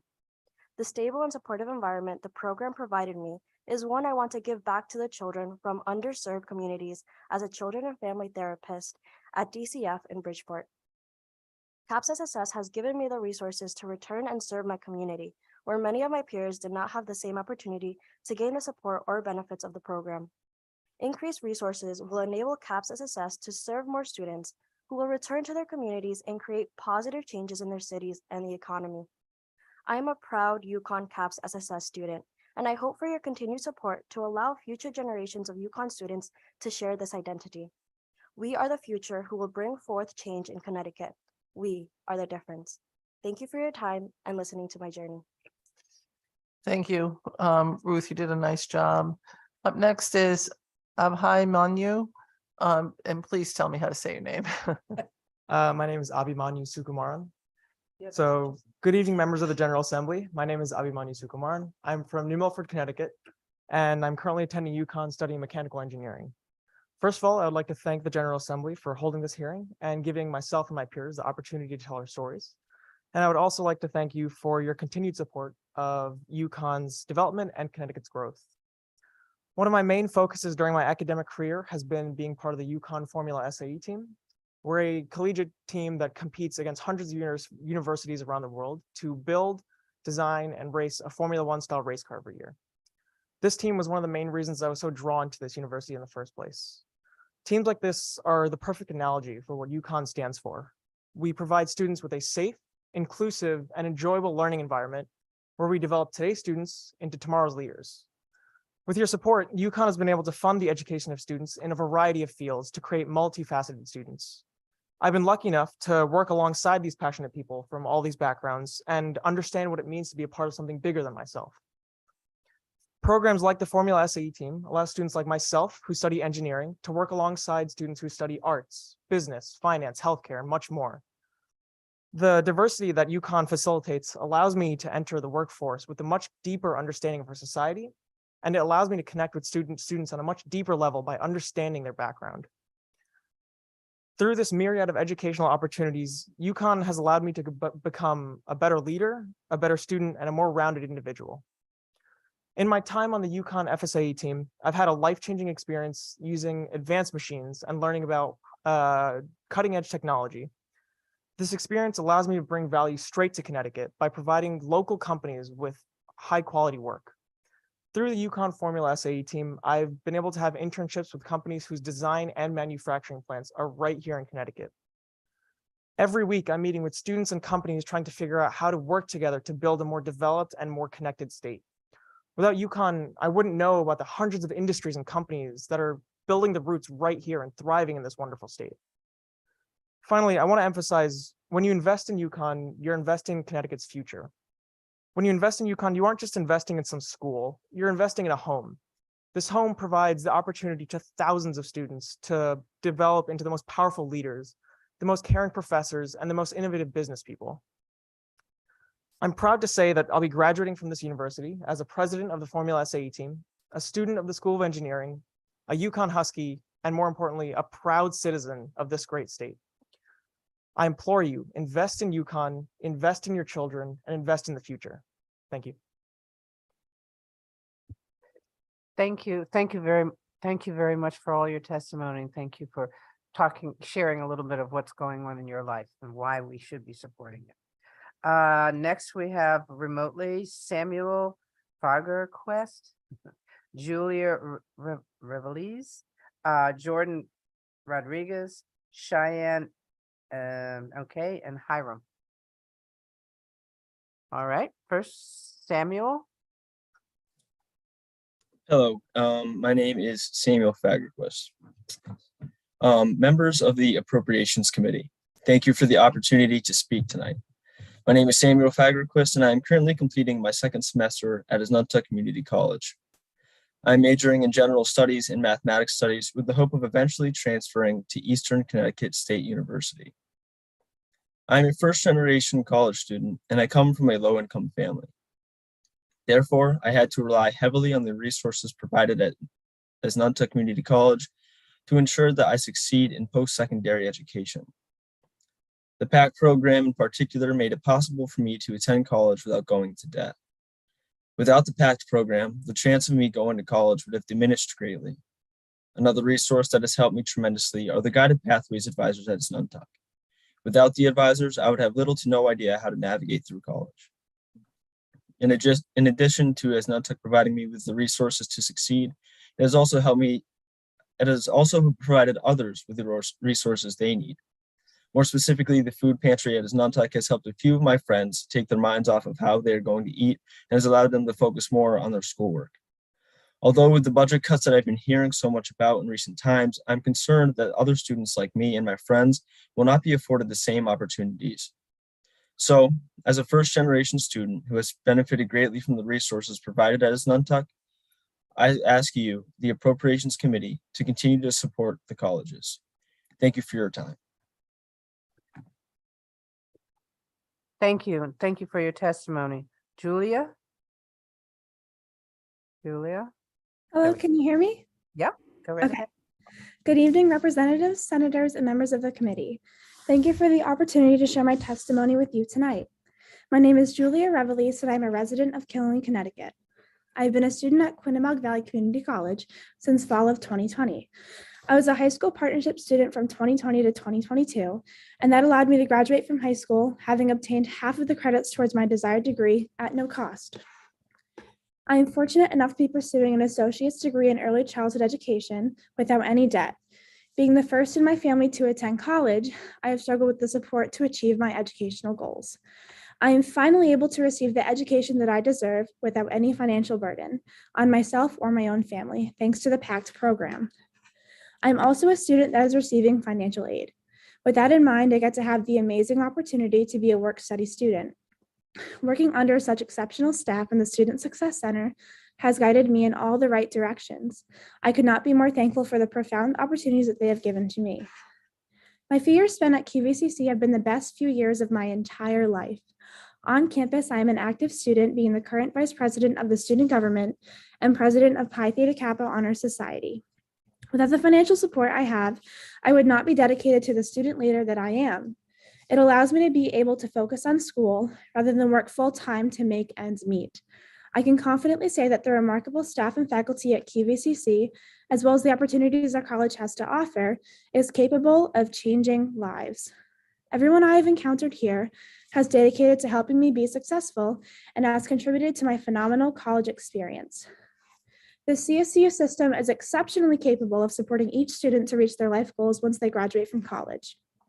Although I may be the one speaking before you today, please know that I am speaking for a great number of other students as well, students who feel the same way as myself. CSU continues to provide support for students in community colleges each day and guides us to be successful leaders. I chose QVCC because it was an affordable option to explore my career of interest. Being on campus makes me feel like I'm part of a family, and it warms my heart to know that other students feel the same. Please consider continuing your support for my college, as the valuable opportunities students receive can feel endless, but they aren't. They are funded with your support. Our location is in a rural, low-income area, and most of our students need to work to get by. Our students are incredibly grateful for the financial support they get at our college and are fortunate to receive such funding. Being a student at QVCC has shaped me into a better student and pushed me to grow in ways that I never thought possible. With your continued support, QVCC can do just as much, if not more, for its students like it has done for me. I implore you to continue your investment in higher education as it changes lives indefinitely. I'm grateful for your time and thank you for this opportunity. Thank you, Julia, for your testimony. Next, we have Jordan Rodriguez. Jordan? Good evening, members of the Appropriations Committee. My name is Jordan Rodriguez, and I'm currently a freshman at Naugatuck Valley Community College. This is my second semester at NVCC, and I'm currently majoring in liberal arts and sciences. I'm honored to be in the presence of everyone here today, and currently I'm still deciding on what I want to choose as a solid career, but community college has helped me to look at through the choices that I'm interested in, such as criminal justice and social work. PACT is a great help here at NVCC, and I'm happy I chose to study at a community college. It's allowed me to take my courses with a free mind, money-wise, by paying for my last 2 semesters. Growing up, I always aspired to strive for the best that I could get. Throughout high school, although COVID-19 was a hard time to get through, I stood on top of my work. By the time we came back, it was already my senior year, and this time was especially hard for me because I had 2 surgeries that ended up taking my whole year for recuperation, but I continue to stay on top of my work. And now that I'm here at NVCC, I'm able to continue doing that, learning more every class that I take. And PACT benefits students like us who strive to learn and need that financial help to have the stability in their lives.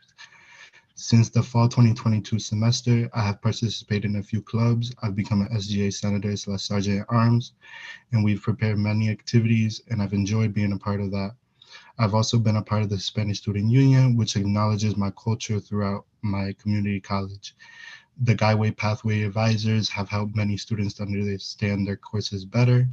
The ACE Center is a place in the college where we could receive tutoring on a subject we are having trouble with. There's another place that helps students who have difficulty with groceries called the Food Pantry, which I myself have used often throughout both semesters. And I have been able to have the chance to join the PTK Honor Society as well through NVCC. I also have a work-study job at the NVCC library, and I love the job since it makes me feel more connected to the faculty and fellow peers. I believe it's great that I can feel comfortable in my community college, knowing that they support me as a student in my education. And as I go into my sophomore year, I aspire to learn more because it empowers me to know that you guys have supported us. And I hope you all continue to support our education. Thank you for giving me an opportunity to speak and for listening to why I believe funding our community colleges is important. Thank you, Jordan. Thank you for your testimony. Next, Cheyenne. Good evening, everyone. My name is Shinye Chidumebi Emenyanu. I'm from Hartford, Connecticut, and I'm the president of the Student Government Association and a Student Advisory Council representative. And I currently go to Capital Community College. I hope to be either a teacher or an event planner in the future. I am a work-study student and a provider to my family. Before I began going to Capital specifically, I was a confused person who was looking for what to do with her life. I decided to go back to college like a few years back and figure out what I wanted to do. I entered Capital Community College with one intent: to get in and get out as quickly as possible. My goal was to do everything I needed to do and leave the school without anyone ever knowing me. But when I came in, it became a different story. I began to socialize and make friends with many of the people around here. I joined many clubs, and I joined the BSU and became vice president, and from there eventually became a member of the SGA. Eventually, in the fall of 2022, I became the president of the SGA, and this became a mark in my life that was very important to me. But while I was in this position and I loved everything that I do at school every single day that I'm here, I still think about things that we could have done or we want to do at the school, but are not able to because of funding or other issues. We do not have open field to play games or sit on the grass like many of the other sister schools, and there isn't a lot of space for socializing. The building we're in currently is old, and it was originally built for a department store, but it is beginning to fall apart and it is wearing down. And it makes it worse because we're in the middle of the capital of Connecticut, being Hartford, and we are also a predominantly Black and brown school. Many of the students at my school are already struggling with paying for classes and books and all the other necessities that they need for school, but they still make every effort to come and do as much as they can. For some of my friends, this is also a safe haven from situations that they cannot run away from because of financial or social issues. Going to college especially helps many people in Hartford, like me, who need a second chance when it came from situations that they cannot control.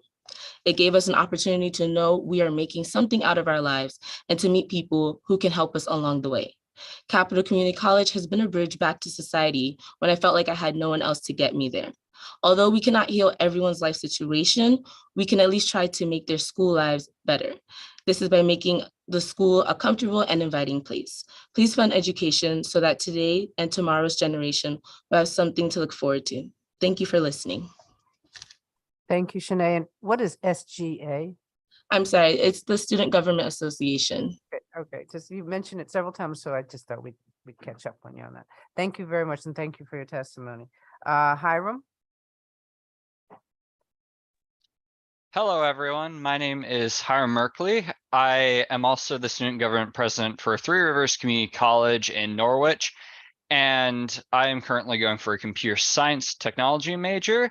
My journey for higher education actually started before I even began it because I graduated abroad due to my father working for the State Department, and I was caught in an awkward little situation where I was a citizen of the United States, but I did not have state citizenship because I have not lived in a state for a while.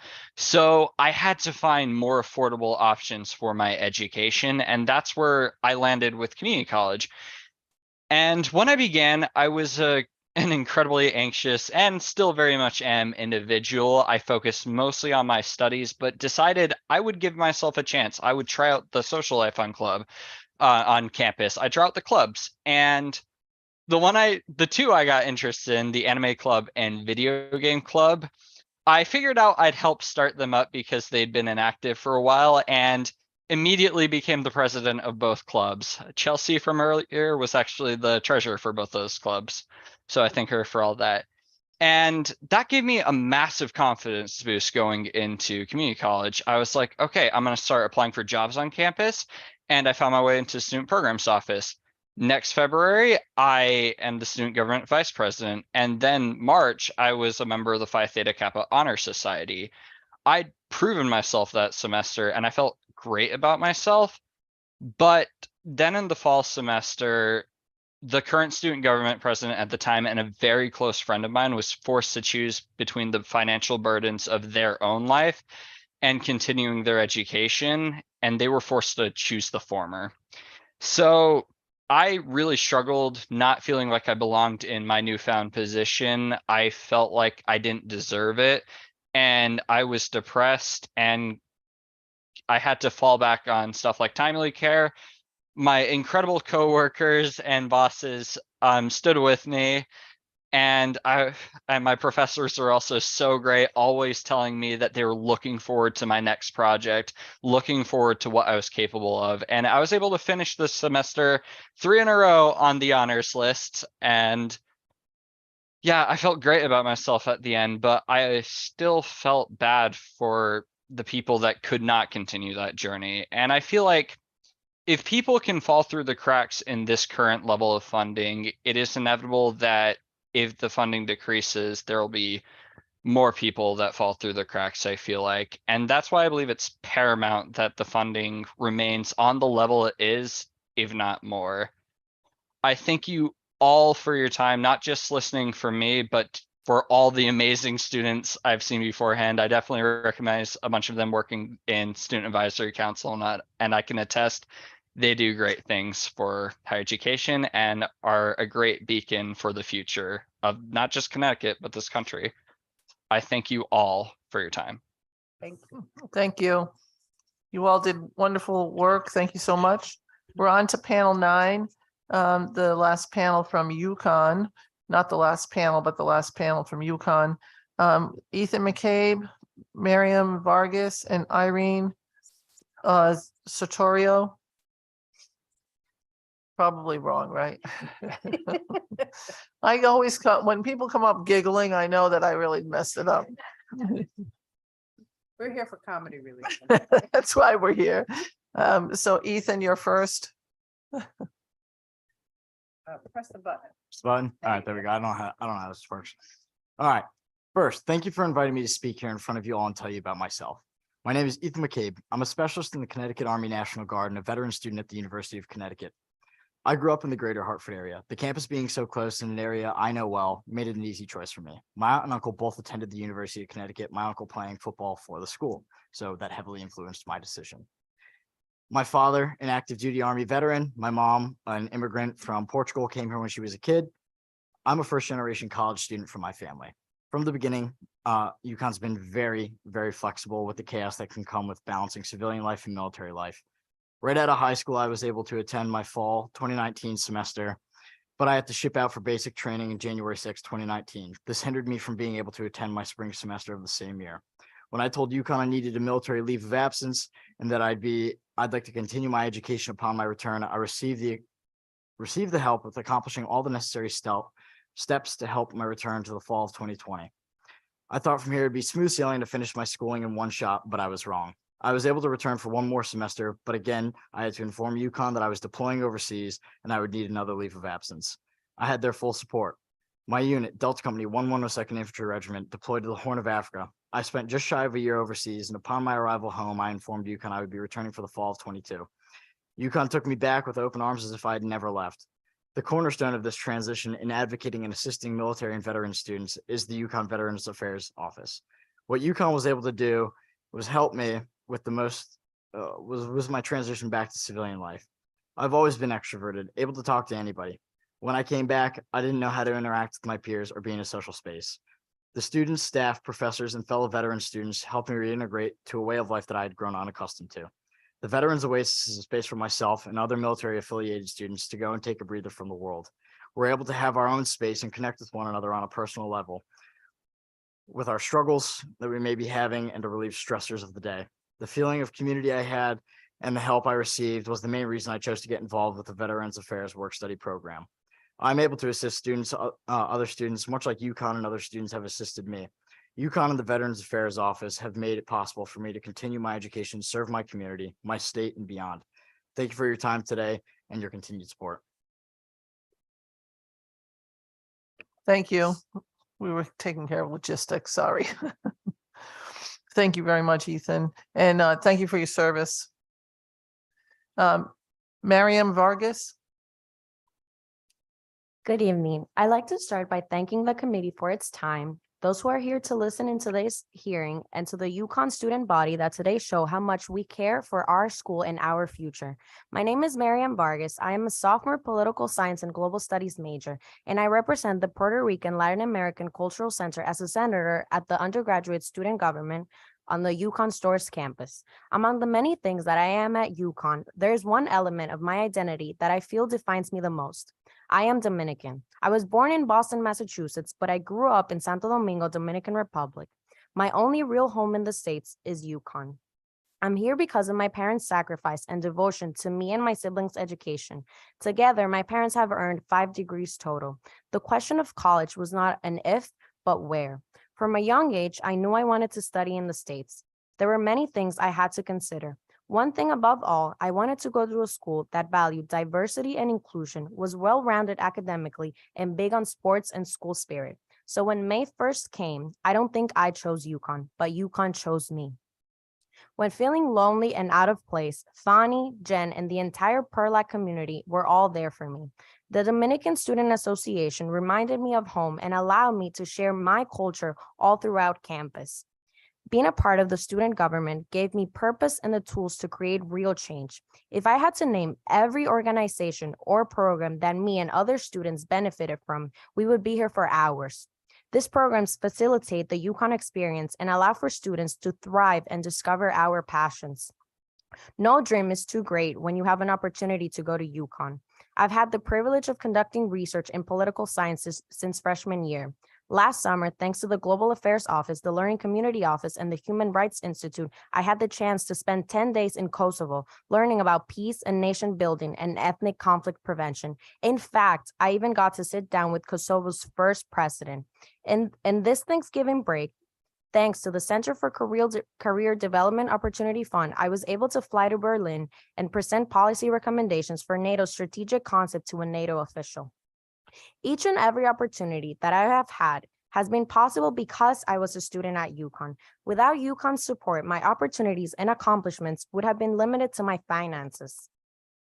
Investing in UConn is investing in students like me who take advantage of any opportunity offered and bring diversity, rich culture, and different perspective to campus. I urge you to protect the future of Connecticut, the future of our country, and the dreams and aspirations of generations that come after me.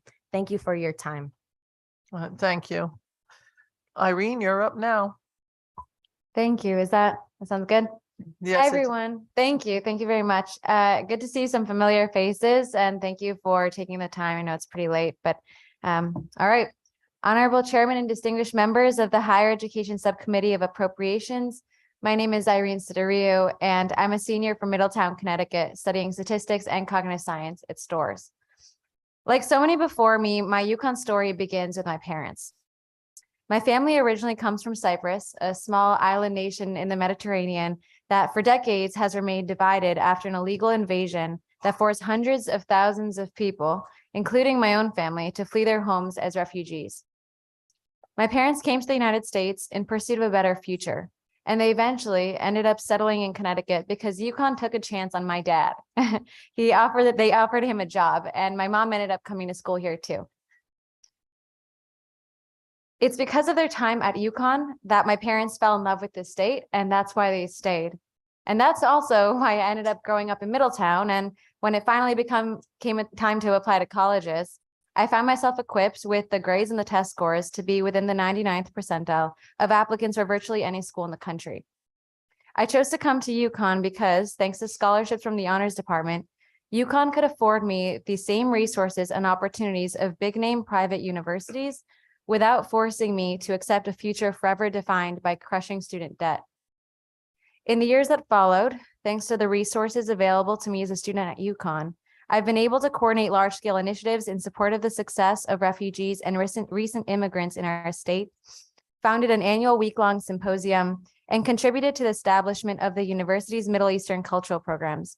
I've also worked on asylum cases in Hartford, spent summers abroad working with refugee families, participated in a fellowship with the United Nations, and today I stand, or really I sit, before you as a Truman Scholar. UConn helped me find my purpose, and in fact, it helped me find my home. But every day that home is becoming increasingly more expensive and increasingly less affordable. So if there is one message that I'd like to leave with you, each of you today, particularly after coordinating today's walkout, it's this: that this generation of student leaders becomes the next generation of legislators. Legislators who, like you, will be tasked with safeguarding the future of our state, and who, like you, may someday be faced with the decision that lies before us today. All I ask of you is that you choose to continue the legacy begun by legislators before you, that you protect for future students the opportunities that previous legislators protected for me by investing in UConn's future. Thank you. Thank you very much. Our last panel tonight is panel 10. Majabine Lagaria, you're online. Go ahead.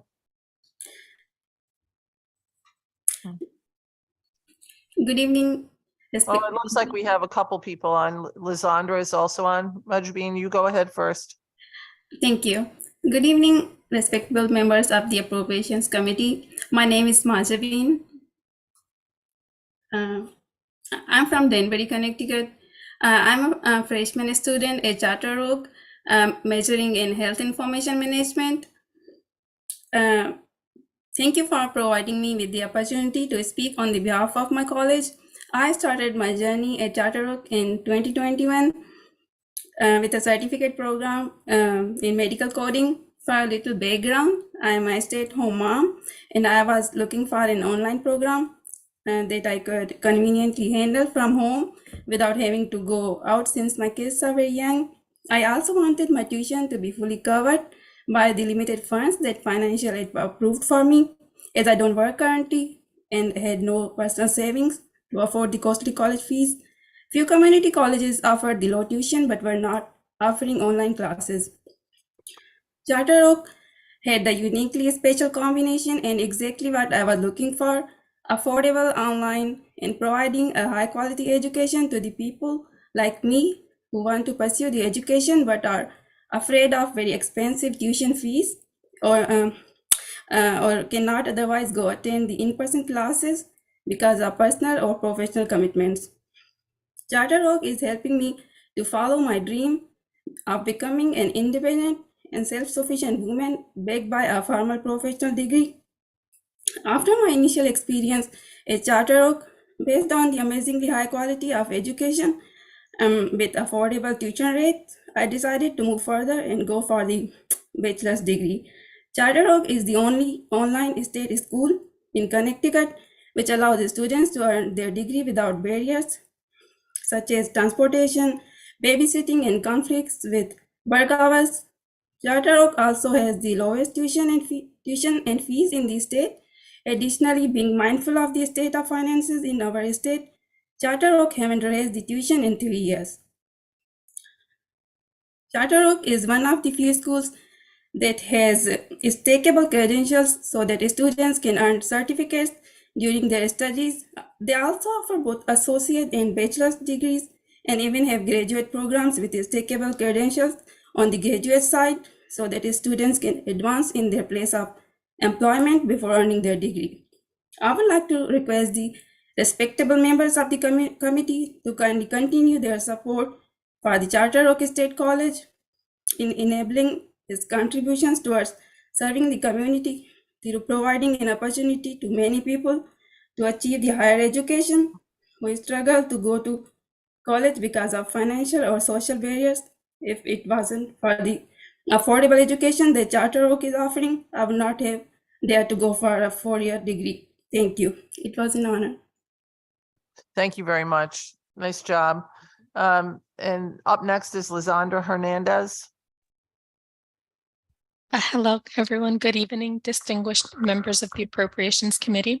My name is Liz Hernandez. I was born in Hartford, Connecticut, and spent most of my childhood in East Hartford.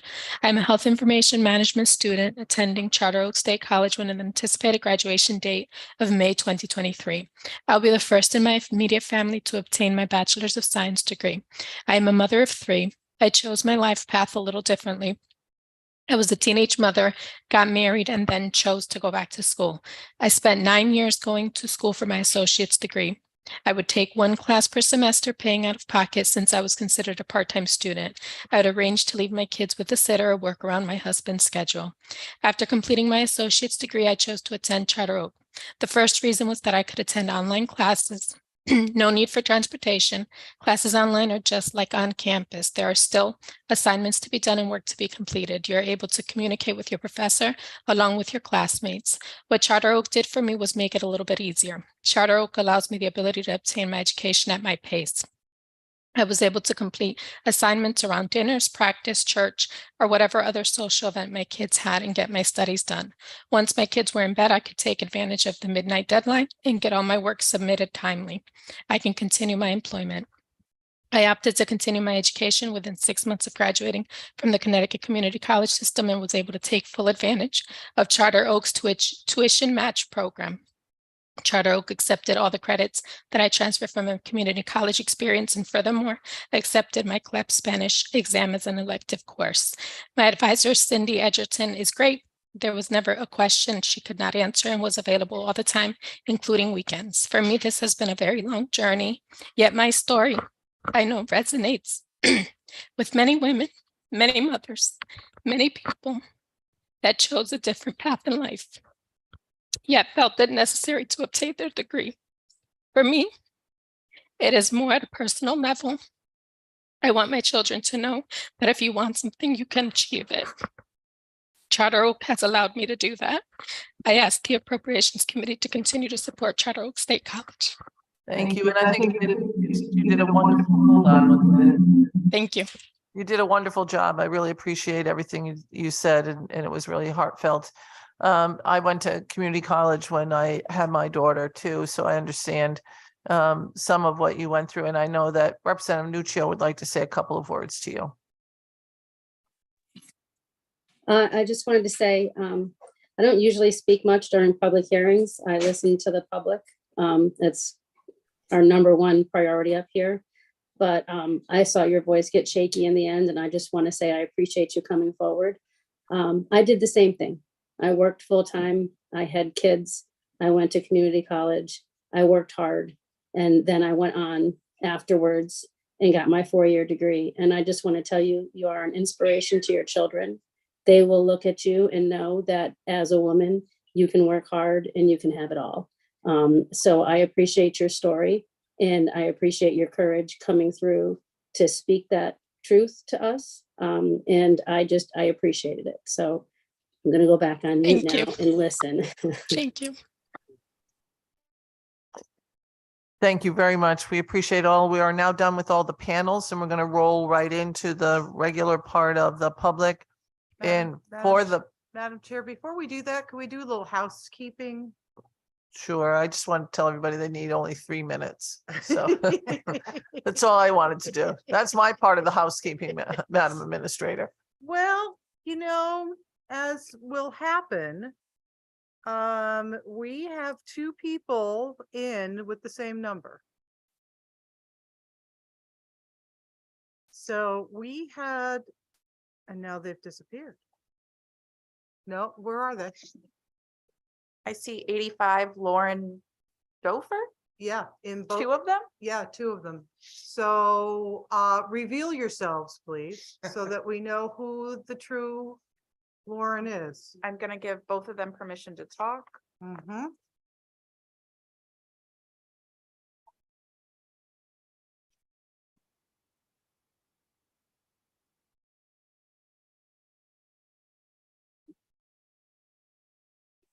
Number 85, will you let us know who you are? Yeah, number 85, please. Because if we don't get this resolved, neither one of you are going to speak.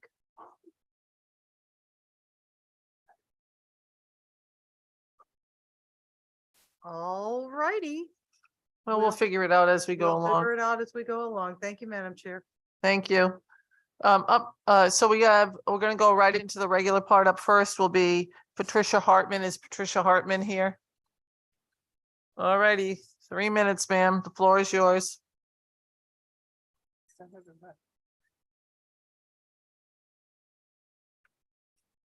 What?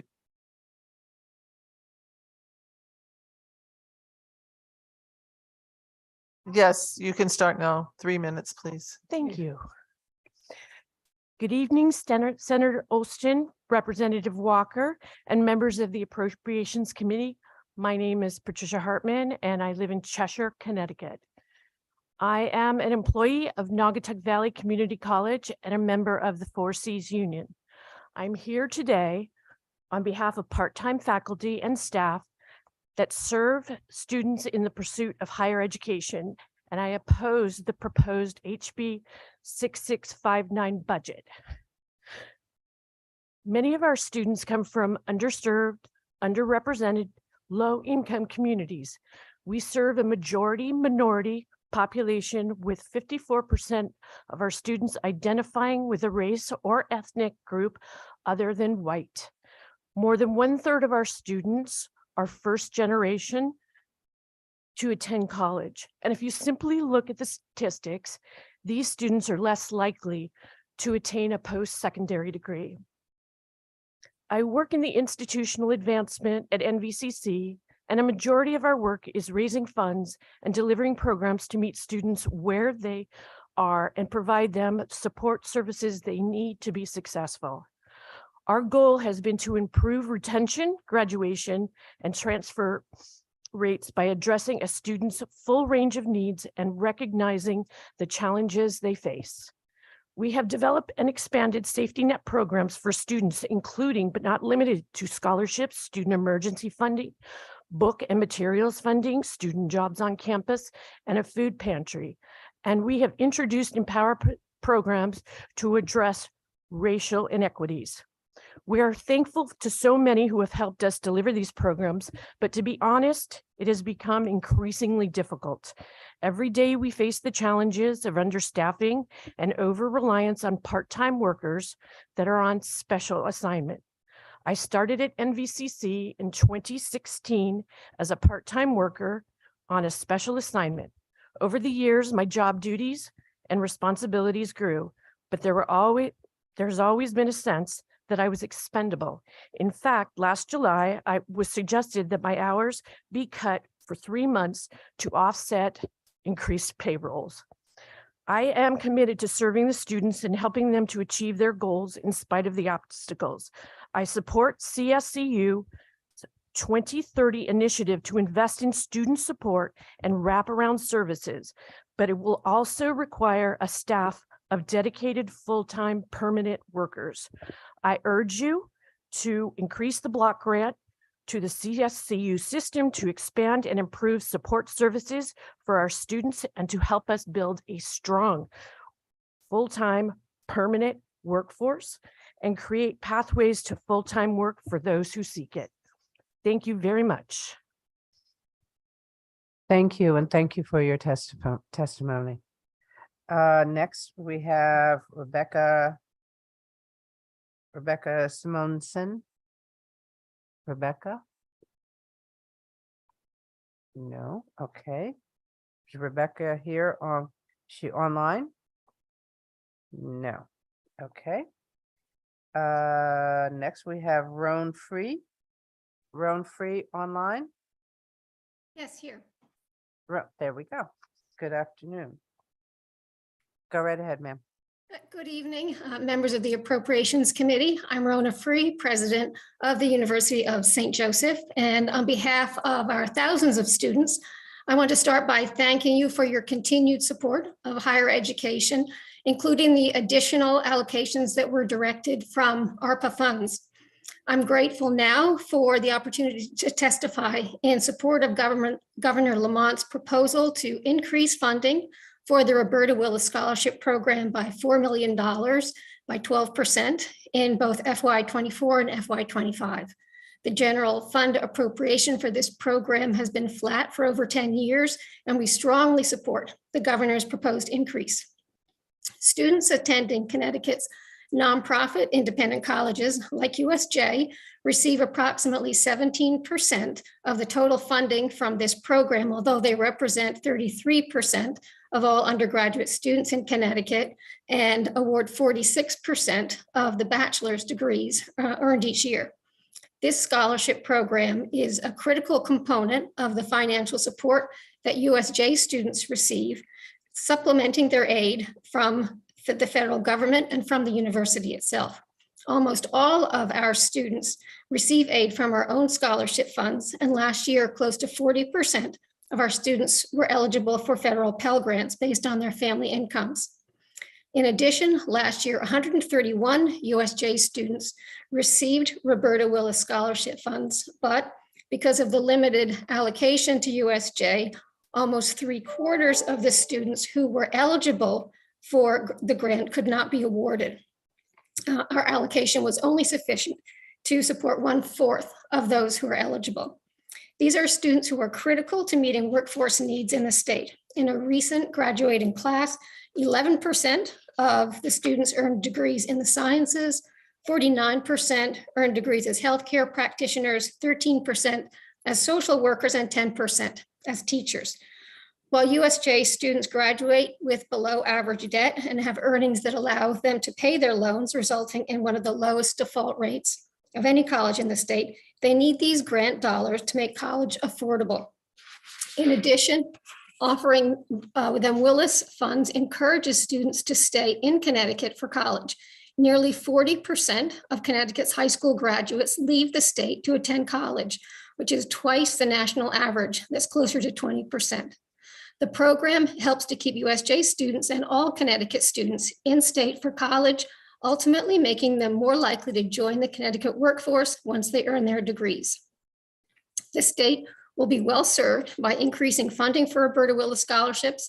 Connecticut's current investment in need-based student grant aid at just 2% of higher education funding is among the lowest in the nation, putting us in 45th place among the 50 states in the allocation of such funding. Moving up this list by increasing state-funded grant aid to students will help to keep them in Connecticut to earn their degrees and as they enter careers when they graduate. In summary, I hope the committee will support the governor's proposal to increase funding to the Roberta Willis Scholarship Program. Thank you very much. Thank you, and thank you for your testimony, and good to see you again. Thank you. Have a good evening. Good night. Next, first I want to go back. Is Rebecca Simonson here? Oh, no, I'm sorry. Yeah, let me just see. Nope, she's not. Okay. Next would be Julio Nunez. There he is.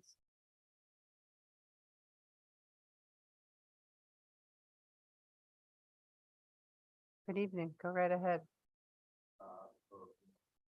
Press the button. Hello, can everyone hear me? Yeah, there we go. All right. So I'd like to wish a good evening to the members of the Appropriations Committee and to everyone here listening in. My name is Julio Nunez. I live in Unionville and I am a second semester student at Tungus Community College. I am a first generation immigrant, the son of a single mother. And when my family first came to this country, we had to do a lot to adapt. My mom was working 70, 60, sometimes 80 hours a week, not just to support our family, but on top of that, had to learn how to navigate and lead her sons through a system that was not the one that she grew up with by herself. This is a legal system, education system, financial system, medical system, social expectations, so much more that was entirely different from the one she knew. And myself and my brother had to learn to navigate these systems along with her. So by the time things came around and I was 18, I was facing a lot.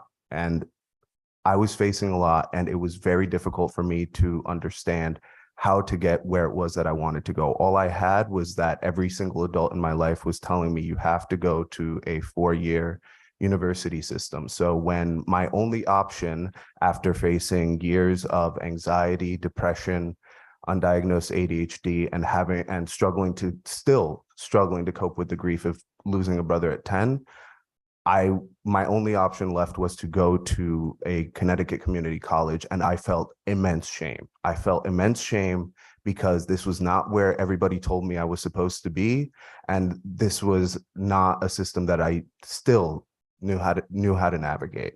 And so I signed up for classes, and the classes weren't right for me, and I dropped out. And every single time, every single semester, I took classes that weren't right for me. It was a mistake that cost me $2,500 in student debt. And to me, at 18 years old, that was absolutely terrifying.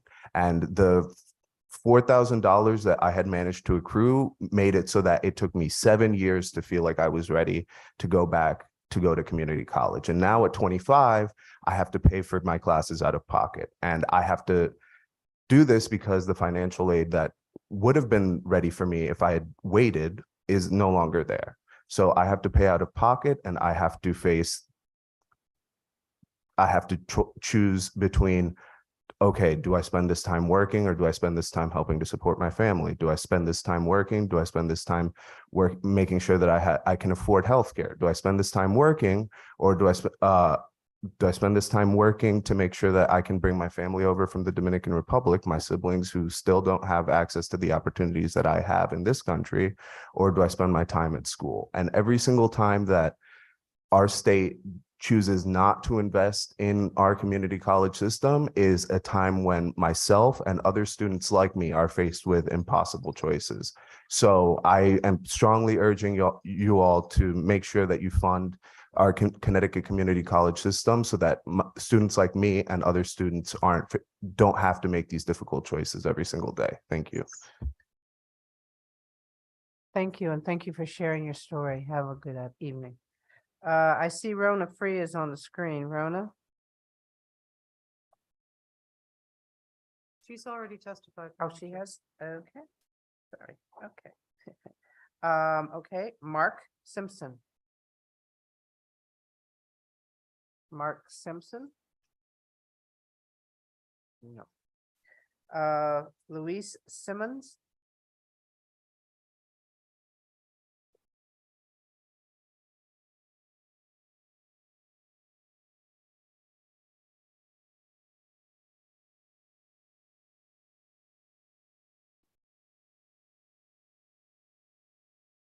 Before my 3 minutes, before my 3 minutes, can I just say how fantastic every single student has been that from all the colleges and everything. It's been amazing. Thank you. I Turn your mic on so we can, there we go. Oh, It is. okay. There we go. It's good. Okay. Go right Okay. ahead.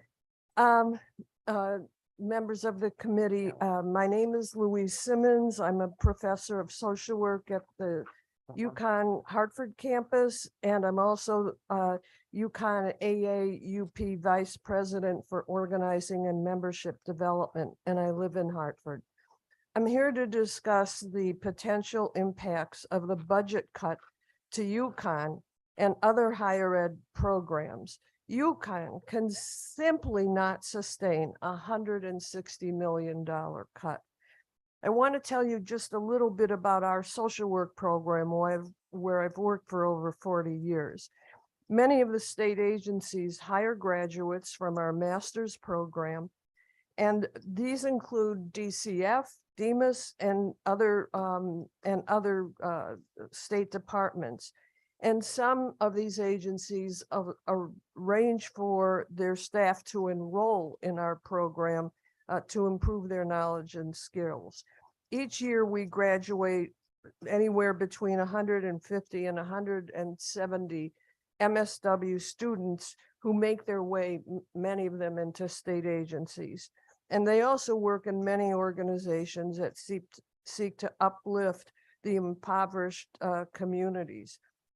Similar outcomes happen in other departments of the university. UConn is a major contributor to workforce development in this state, and to absorb $160 million will undermine this contribution.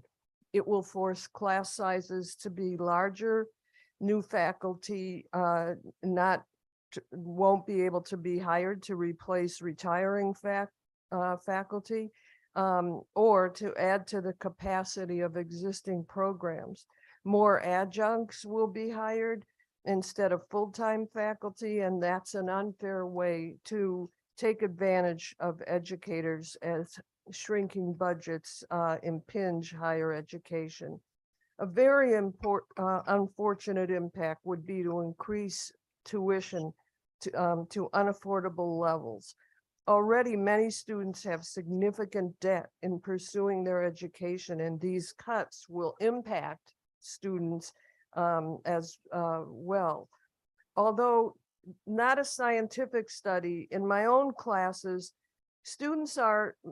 many students are in debt over $10,000 or $20,000 of educational costs. So faculty at UConn have undergone wage freezes over the years, increased class sizes, and we still meet the increasing demands with regard to our productivity. We are dedicated to educating the students of our state and beyond. We urge you not to cut our budget. Over the decades, this legislature has provided needed support to allow us to grow and succeed. This is not the time to impose unimaginable cuts. Thank you very much. Thank you very much. Have a nice night. Thank you for staying. Up next is Jennifer Widness.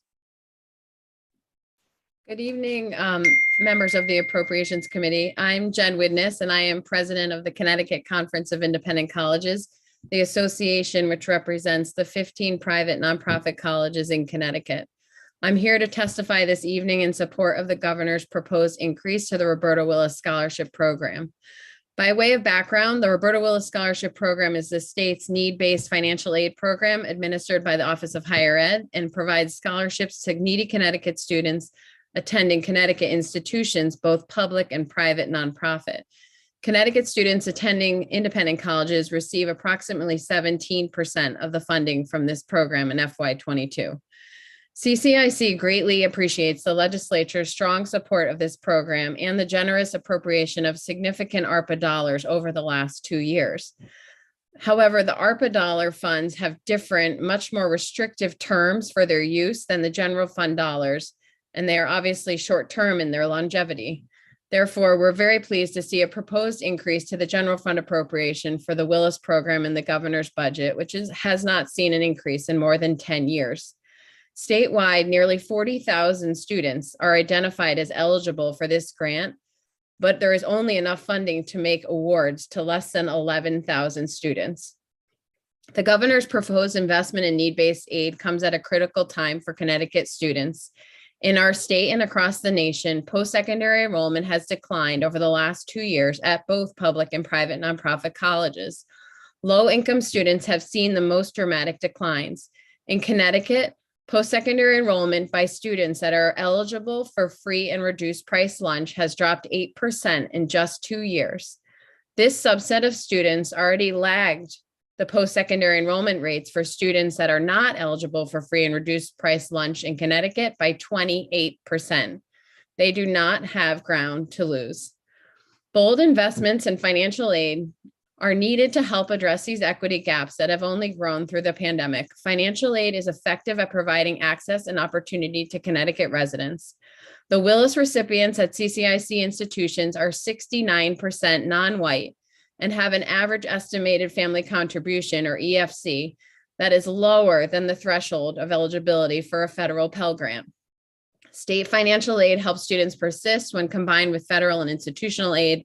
The average completion rate for Willis recipients at CCIC institution is 72%, and these students stay in state upon completion at virtually the same rate as grant recipients at the CSCU. As an aside, in its 2030 plan, CSCU is asking legislators for funding to expand PAC to the state universities to make certain 4-year degrees free. And we just need to express some concern about this, as our member institutions also award a large percentage of degrees earned in the state in teaching, nursing, and engineering, which CSCU is seeking to make free. Many of our member institutions enroll a majority of Connecticut students, and their graduates are found in state at a very high rate as well. So making one sector free would impact these institutions, many of which have also struggled to maintain enrollments and a balanced budget post-pandemic. In summary, we hope the legislature will choose to invest in existing programs like Roberta Willis, and that any additional funding to expand the pipeline for certain in-demand degrees will include opportunities for students to attend both public and private nonprofit colleges in Connecticut. Thank you. Thank you very much, Jennifer. Up next is Alexandra Garcia. Are you here? Very good.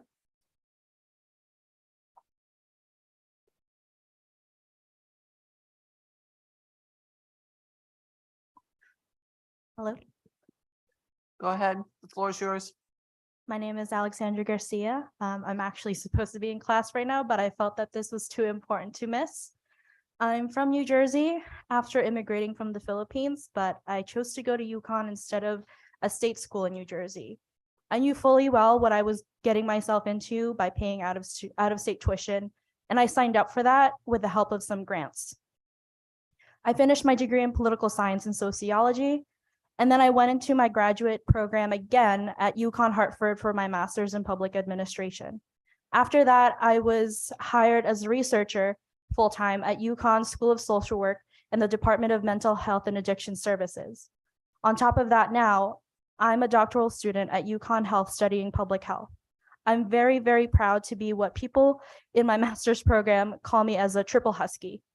I would not be able to achieve these accomplishments without student support programs such as the Center for Career Development, who was able to hire me as a student worker with ample funding throughout my undergrad years. My partner and I have grown to love Connecticut. We chose to stay in Connecticut instead of moving back to New Jersey or going to another state with all the benefits of being a UConn employee, which are now threatened. But right now, I don't have the luxury of a tuition waiver while I work at the UConn School of Social Work, where I'm helping to make the state a better place for children and families. To get by, I have no choice but to work full-time and pursue my degree full-time, which is not common as a doctoral student. By the time I finish this degree, I will have over $200,000 in student debt from studying at UConn because there's already shortages in funds to offer employees to offset for their education. With this increase, I cannot contribute as much as I'd like to the economy, such as buy a home. And most importantly, I can definitely not be in the financial state to start a family. And how could we with my money going towards my education? With this increase, I asked myself, should I get a second job for part-time? This is not the Connecticut I saw myself settling into. Every single degree has been focused to serve the public, the Connecticut public, which I became very protective and hopeful for. I made that financial and educational decision, but increasing the fees this much so haphazardly, so carelessly, and so unempathically, and in such a tone-deaf way is the final straw for me. All I want to be is a public servant with using innovative research to protect the public's health and improve the lives of children and families in this state, and maybe even become an educator myself to the next generation of public servants. But that won't be possible with these budget cuts. This is not what I signed up for, and many students had signed up for. Many of us don't have the financial privileges for fees increase as a result of this budget. We come from very humble families. Not all of us are pursuing careers that are making hundreds and thousands of dollars a year. I am dedicating my life and career to serve the public, and this feels like a betrayal. This is highly discriminatory. We just want the right to be educated in a world-class public university. Thank you. Thank you very much, Alexandra. Nice job. Up next is, I don't know that Cynthia is online. Cynthia Zuniga, number 61. After her is Rakeem Grant. Are you here? Floor is yours, sir.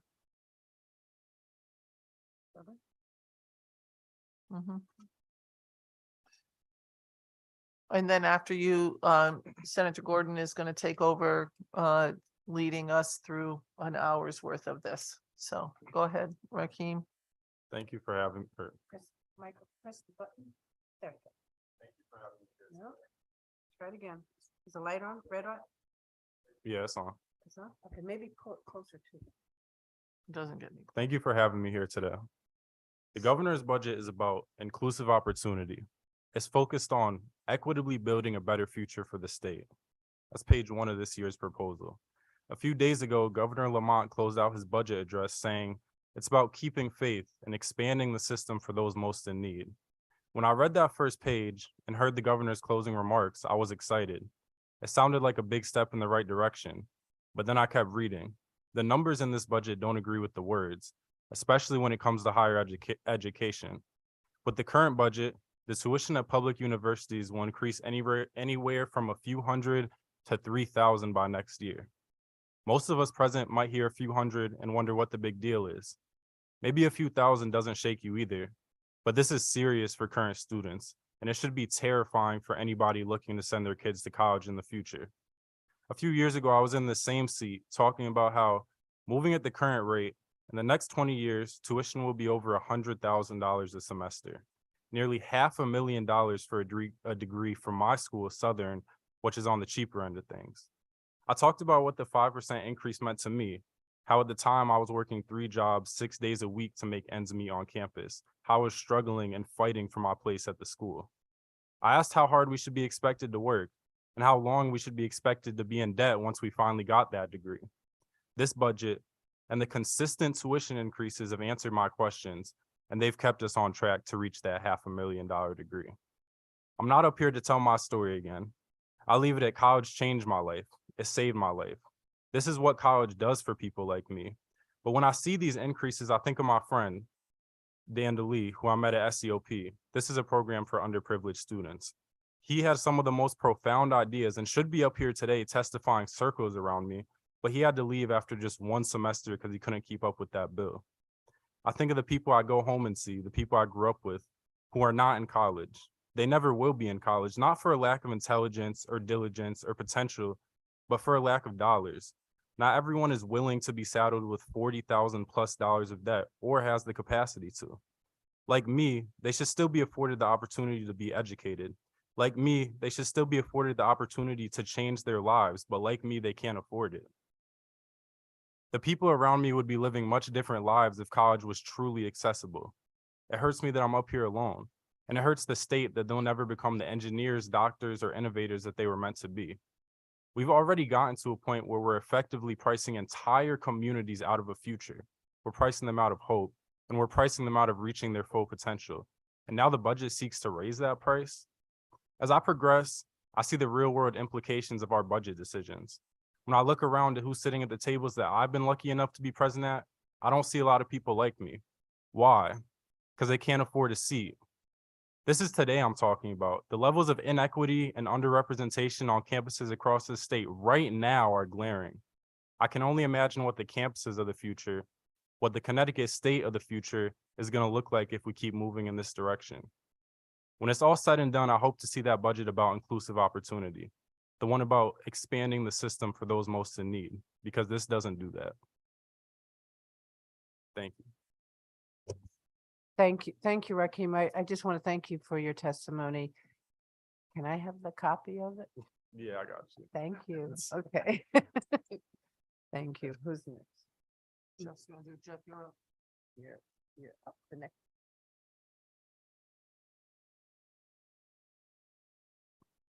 Good evening, everybody. I'm State Senator Jeff Gordon from the northeast part of the state, the 35th district, and I'm happy and proud to be here and continue to hear from everybody and all the testimonies. So I appreciate the honor to chair this public hearing for the next hour. Thank you. We're up to number 63. And forgive me if I don't pronounce your name correctly, Rotua Lumbantobing. That's correct. You're here on online. Thank you for being here. Thank you. Senator Austin, Representative Walker, and members of the Appropriations Committee. My name is Rotua Lumbantobing. I'm an economics professor at WestConn and a member of Recovery for All. I'm here today to testify in opposition to House Bill 6659. I'll start by saying that this bill represents a major blow to our state's economic inequalities as well as its economic possibilities. That is not just my opinion. That has been documented ad nauseum by trained economists in the academic literature. This semester, I'm teaching a course titled The Economics of Social Injustice. What Governor Lamont is proposing is a textbook case of racialized austerity. In fact, I will be using Governor Lamont's budget as a case study in my course. It is a tired and failed policy that benefits a minuscule number of billionaires and multimillionaires at the expense of, I think it's fair to say, just about everyone in this room, Black, brown, working class, and yes, middle class citizens of the state. As a professional economist, I can say with certainty that public higher education is an investment in the future of the state. It is an investment worth paying for. The vast majority of our students stay in Connecticut after graduation. They start and finish their careers here. They pay taxes. They raise their children here and buy goods and services to support them. In short, they are the economic engine of the state. They want to be, however, if you follow Governor Lamont's proposal to slash their educational funding. If you do that, you will in effect do untold harm to the economic future of the state of Connecticut. But I'm not here to give a lecture on economics and public policy. I do enough of that in my full-time job. I'm here to implore you to do what is right. I know that just like I and other professors in the state university system, you did not get into the state legislature for fame, glory, or money. No, you got into this work because you want the state to be better, because you want to do what is right by your constituents. While we are your constituents, we supported you during last year's elections. We, our students and their families, campaigned for you across the state. We phone banked for you, we door knocked for you, and we voted for you. And now we're calling upon you as our elected representatives, not to serve Governor Lamont and his handful of billionaire and multimillionaire counterparts. We are calling on you as public servants to serve your constituents so that all of us can live in a better, more racially just society with a healthy and thriving economy. Thank you. Thank you very much for your testimony. Next we have is Jean Morningstar.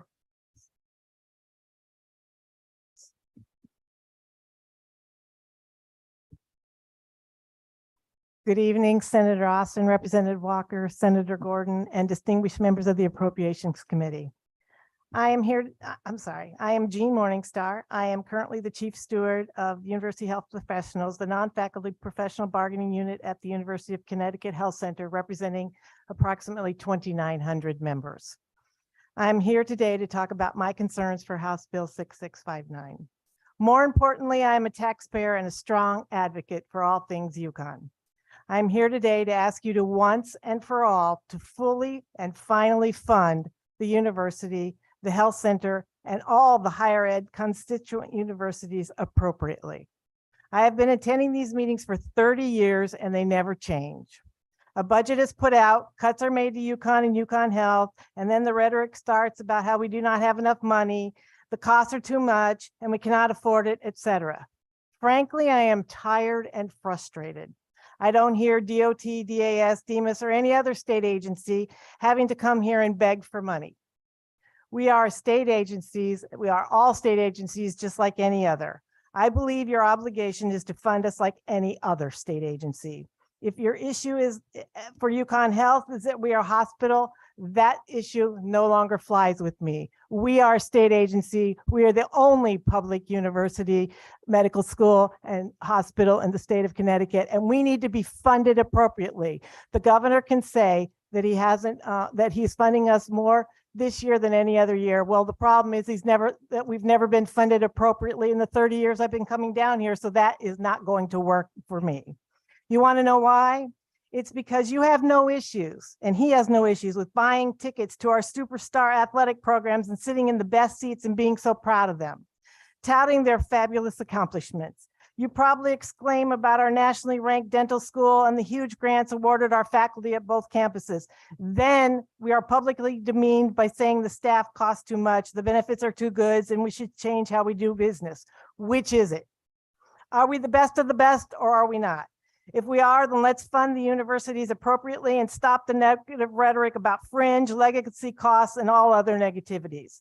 We are fabulous, and you have no problem saying it until we ask for the funding to stay there. Your budget proposal will put the university and the health center in the precarious position of having to cut programs, staff, and faculty. At the health center, that will mean less resources again for patient care. I hope that it is not your relative that will be on the receiving end of a nurse that is working on a short-staffed unit where we have 165 nurse vacancies. You heard me right, 165. I hope they're not working their 15th hour for the third day in a row. When does it stop? I will do it. I will beg and implore you to reconsider the cuts to the university and fund us appropriately. I hope you all realize that UConn works because we do. Thank you. Thank you for your testimony. Any questions? Any questions from any members? The next person is number 54, Rebecca Simonson. Yep, I'm here. Thank you. Good evening, Senator Austin, Senator Slapp, Representative Walker, Representative Haddad, and members of the committee. My name is Rebecca Simonson. I'm a vice president with District 1199 New England, the Healthcare Workers Union. Our union represents 26,000 healthcare workers across the public and private sectors in Connecticut, including approximately 6,500 healthcare workers at state agencies like the Department of Mental Health and Addiction Services, Department of Developmental Services, Department of Corrections, Department of Children and Families, and others. I'm here today because there is a staffing crisis in state healthcare services that is so severe that it is causing our most vulnerable to actually be turned away from these life-saving services. As of December 1st, there are over 350 vacancies in nurse positions alone across DEMIS, DDS, DOC, and DCF. That's a 31% vacancy rate. DEMIS has a 42% vacancy rate, and nearly 1 out of every 3 overall healthcare positions for state services provided by our members remain vacant. And when the state is unable to hire nurses in particular, they're not able to keep units open.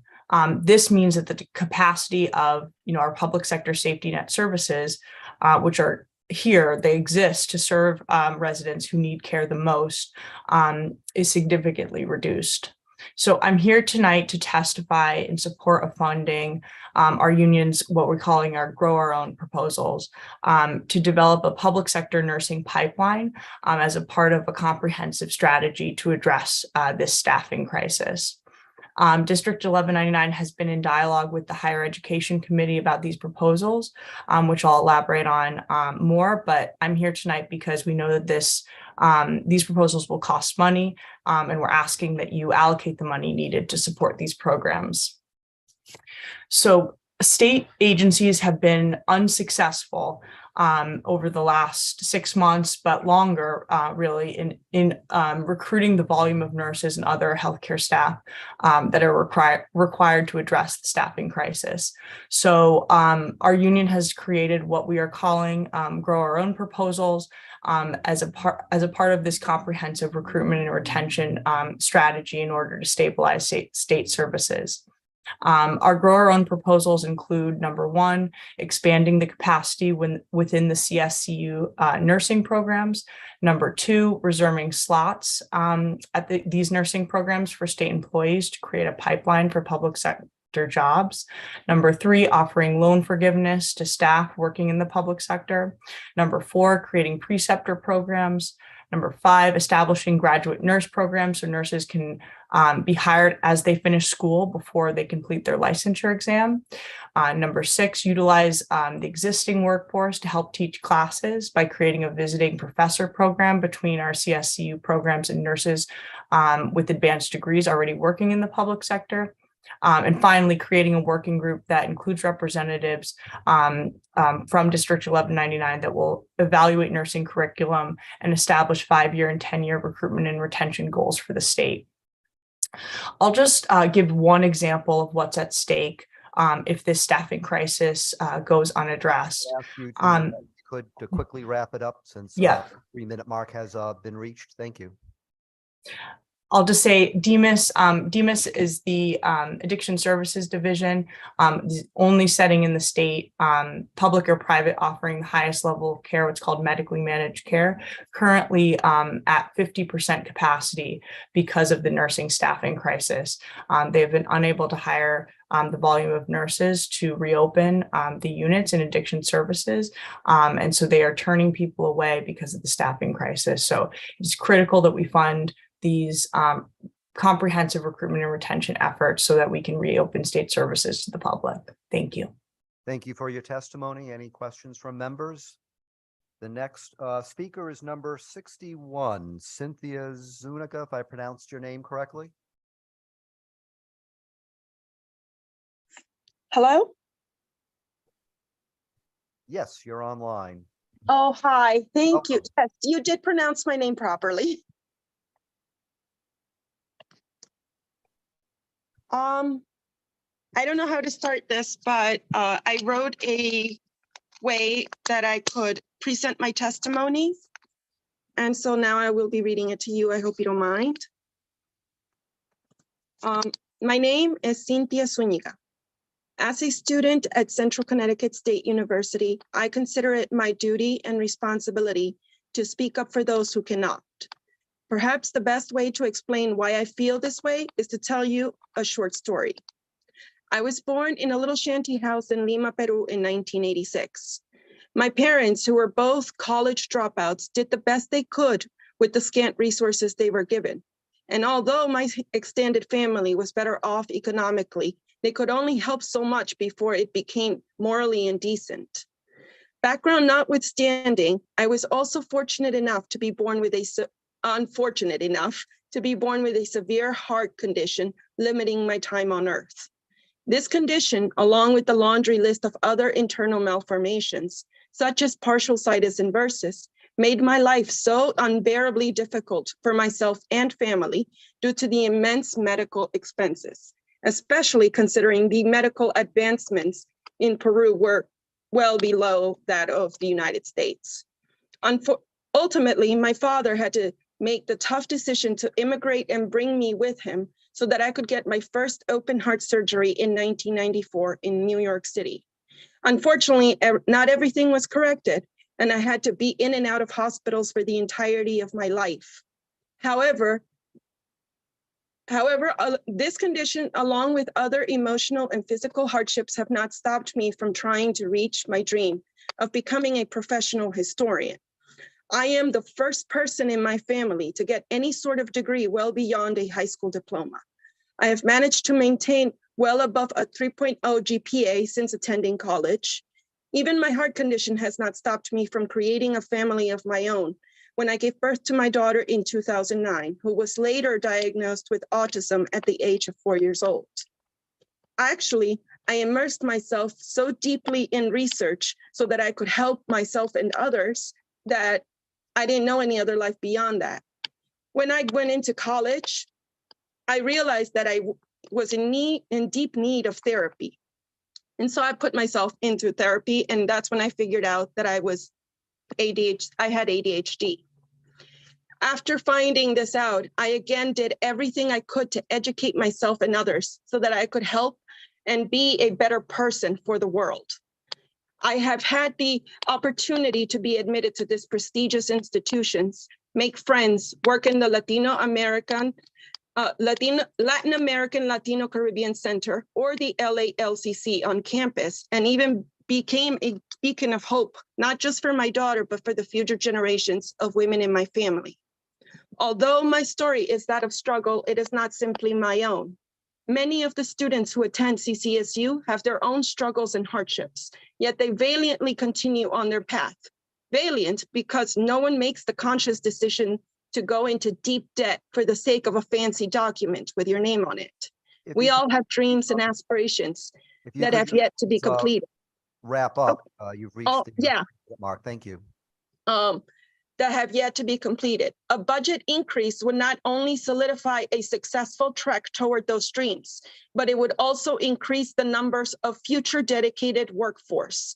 Without the support of the LALCC, I couldn't have a community to tie me to this campus. Resilience is nothing without the support of a community, and without a well-supported community, there is no success for future enterprises. Thank you. Thank you for your testimony and for being here tonight to provide it. Any questions? No questions, Senator. Senator I just Austin. want to make sure that we ask if Mark Simpson came in because he's an in-person. Did you come in? Yep. Just wanted to make sure we got you. Number 57.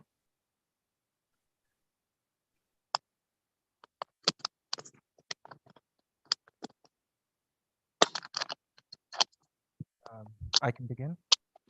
All right. Yes, please go ahead. First. Good afternoon, Senator Austin, Representative Walker, and members of the committee. My name is Micah Simpson, and I am a sociology major at Central Connecticut State University. I live in Hartford, Connecticut, and I'm here today to ask you to fund higher education.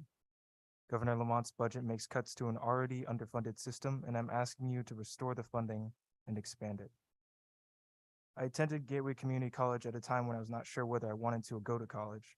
Fortunately, I had such a great experience there that it made me decide to continue my education and pursue graduate school. I met many faculty members who have been mentors to me, providing me with essential guidance that allowed me to achieve greater understanding of my interests. And much of the quality education I have received has come from unpaid labor of my teachers. The professor that opened my eyes to the social science of sociology and was essential to my pursuit of further education was an adjunct at the time. And being an adjunct, he had to leave our state to find full-time work. This shouldn't have to be the case. Even then, he continued to provide me with invaluable mentorship and guidance, which, had he been full-time, the people of Connecticut would still have access to. I would like for others to have access to this quality education. However, the state has not shown the same enthusiasm for the services provided by this system, with the percentage of operating costs covered by the state steadily declining over the years, and asking students to cover more of the costs by increasing tuition. In a time when the state is in a budget surplus, we should be investing in our state's human capital. Furthermore, we should not be putting this strain further on the students and faculty to make up the difference when our state chooses not to support our public colleges and universities, which open doors and minds for the people of Connecticut. Thank you for listening. Thank you for being here today and testifying. Any questions from members? The next speaker is number 65, Nova LaPointe.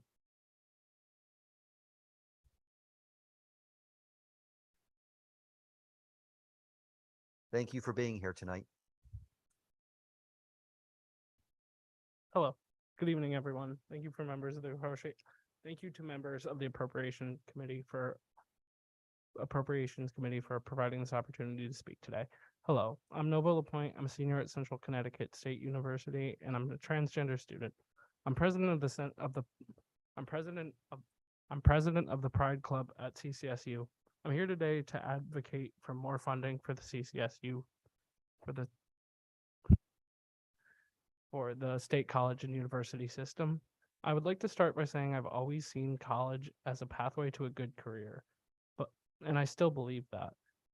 But for many queer students, including myself and many of my peers who have unsupportive families, it's also a pathway out of an unsupportive home. When you decrease funding for the CSUs and cause tuition to go up, you're taking that option away from the most marginalized students. I've seen too many of my peers having to consider the cost of college and dropping out. Those most marginalized students deserve the same access to college education just like the rest of us. It's patently unfair and unjust to cut the funding to the state university system. It hurts the schools, it hurts the administration, and it hurts the students. Thank you for your time. Thank you. And my colleague, you have a question? Oh, I just wanted to say thank you so much for your bravery to come out tonight and talk before us. It really means a lot for so many students and future students of this system. So our future is grateful. Thank you. Any other questions from members? The next speaker is number 66, Daniela Mendoza.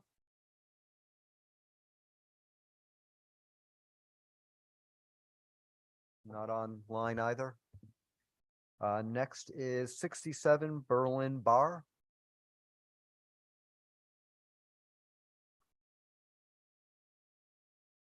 The next is 68, Sarah Berry. Hello? Yes. Okay. Thanks for being here tonight. Yes, not a problem. Good afternoon, Senator Austin, Representative Walker, and members of the Appropriations Committee. My name is Sarah Berry, and I live in Windsor Locks. I'm a member of the 4Cs, and like the rest of my union, I'm a member of Recovery for All. I'm an adjunct faculty member at Manchester Community College and a proud MCC and CCSU alum. I'm testifying today to urge you to increase the funding for the Connecticut community colleges to improve educational services for our students and address longstanding inequalities in our CSU workforce. As you are likely aware, the bulk of community college students are from disadvantaged backgrounds, including minorities, immigrants, first-generation college students, and students from low-income families. I was one of those students. The consolidation of the community colleges was initially touted as a way to reduce administrative costs and save money by putting students first. There have been no cost savings, but the number of administrators in our system has increased by 10% in the last 10 years, while the number of full-time faculty has decreased by 10%. Over the same time period, tuition has steadily increased and students are paying more and getting less. Effectively, the costs of the growing administration have been shifted onto our students at a time where the state has a huge surplus of funds, yet those students have less access to faculty and staff because of the refusal to fill vacant full-time positions on our college campuses, while the new administrators with no direct student contact seem to pop up daily. To be clear, in asking for increased funding, I'm asking for increased funding to the colleges, not to the administrators. The refusal to fill vacant positions on our campuses directly impacts our students. When students cannot connect with an advisor because advisors are completely booked, the students suffer. When there's not enough staff in the disabilities office to communicate with faculty about the best way to meet a student's need for accommodations, students suffer. When a director of student activities search is put on hold for 8 months, the students suffer. When there are not enough tutors in the academic support center to tutor subjects students need, students suffer. When classroom technology fails and only one IT person is on campus, so effectively the help desk is closed, for multiple days in a row because 3 people are sick and 5 vacancies have never been filled, the students suffer. Not getting a response from IT for over a week hurts my ability to teach my students, and the students suffer. Almost 70% of courses at the community colleges are taught by adjuncts. We do not have private office spaces to meet with students, nor do those of us who need to work other jobs and travel between multiple institutions to pay our bills have adequate time to meet with students outside of class. We teach the majority of courses, yet we're unable to participate in department or governance meetings or have a voice in curricular decisions. Many of our students need support outside the classroom, and the majority of adjuncts are unable to provide that support. If we truly want to help our most vulnerable students, we need to commit to fully funding services on campus. We need to increase the number of full-time faculty available to work with and support our students, rather than increasing the number of contingent workers and administrators. This system is balancing their budget on the backs of our students and our part-time workers who don't have health insurance and can't pay our rent and don't know from semester to semester if we're going to have a job. Adjunct faculty like myself are experienced professionals with advanced degrees who have successfully gone through our education and done the things that we expect of our students. Society tells us that if we get an education, we'll be better able to get a better job and be more financially stable. Yet the majority of the people teaching— Wrap up your comments just because you've reached the time limit. Thank you. Yet the majority of people teaching our community college students are not financially stable despite our education. Our adjuncts and part-timers deserve healthcare and a pathway to full-time employment, and our students deserve to have full-time faculty and staff that have the resources to meet their needs. Thank you. Thank you for your testimony tonight. Any questions from members?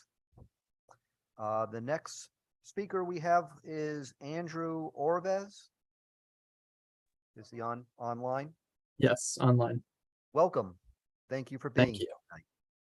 Right. Good evening, Senator Gordon, Senator Osten, Representative Walker, Senator Berthel, Representative Nuccio, and distinguished members of the Appropriations Committee. My name is Andrew Orvech, and I'm the Director of Northwestern Connecticut Area Health Education Center. I also serve as the co-captain of the region's Educational Pipeline Working Group housed under the Healthcare Regional Sector Partnership. The governor's budget has zeroed out the AHEC line item and is instead proposing a block grant to UConn Health to disperse. The Connecticut AHEC network is advocating for the line item to be restored. I have provided the committee with written testimonies. I'd like to utilize this time tonight to highlight two foundational programs that exemplify the valuable work that we're doing for Connecticut, especially in Northwest. First, we're working closely with our partners at the Northwest Regional Workforce Investment Board to provide community health worker training to residents of Waterbury negatively impacted by the COVID-19 pandemic. The 16 participants we engage in for this program commit to 90 hours of in-class training and 50 hours of hands-on internship experience over the course of a 10-week program. In my own capacity, I'm working closely with industry partners such as Trinity Health, Staywell Community Health Center, the Waterbury Health Department to ensure these participants and employers have a positive experience throughout the training process. As the state rebuilds public health capacity on the heels of the pandemic, we're on the front lines of facilitating new, well-paid career opportunities for people in our state. On May 26, 2022, we were fortunate enough to host Senators Hartley, Representative Napoli, and Representative of Mayor O'Leary's office at the Community Health Worker graduation ceremony. This spring, we look forward to graduating another cohort with some of your colleagues in attendance once again. Northwest Connecticut AHEC also has deep, meaningful collaborations in Danbury. For example, through our Diversifying Healthcare Achievement Through Service DHATS program, we're connecting Danbury High School students interested in pursuing health careers with University of Vermont medical students completing their training at New Vance Health. With the leadership and collaboration of people like Nicole Gurney of Danbury High, Melanie Bonjour of Connecticut Institute for Communities, and Luke Shea, an AmeriCorps member serving at our agency, AHEC is able to assemble powerful teams to address some of Connecticut's most difficult healthcare challenges. As you can see, investments in AHEC are investments in collaborative partnerships that span industry, academia, and the nonprofit sector. Our line item is not only important to us, but it's vital to the additional capacity we provide all across the region, to high schools, colleges, hospital networks, federally qualified health centers, and other agencies dedicated to social safety net services, and much more. I urge you to reinstate AHEC's line item and continue the legislature's support for this critical program. Thank you. Thank you for your testimony.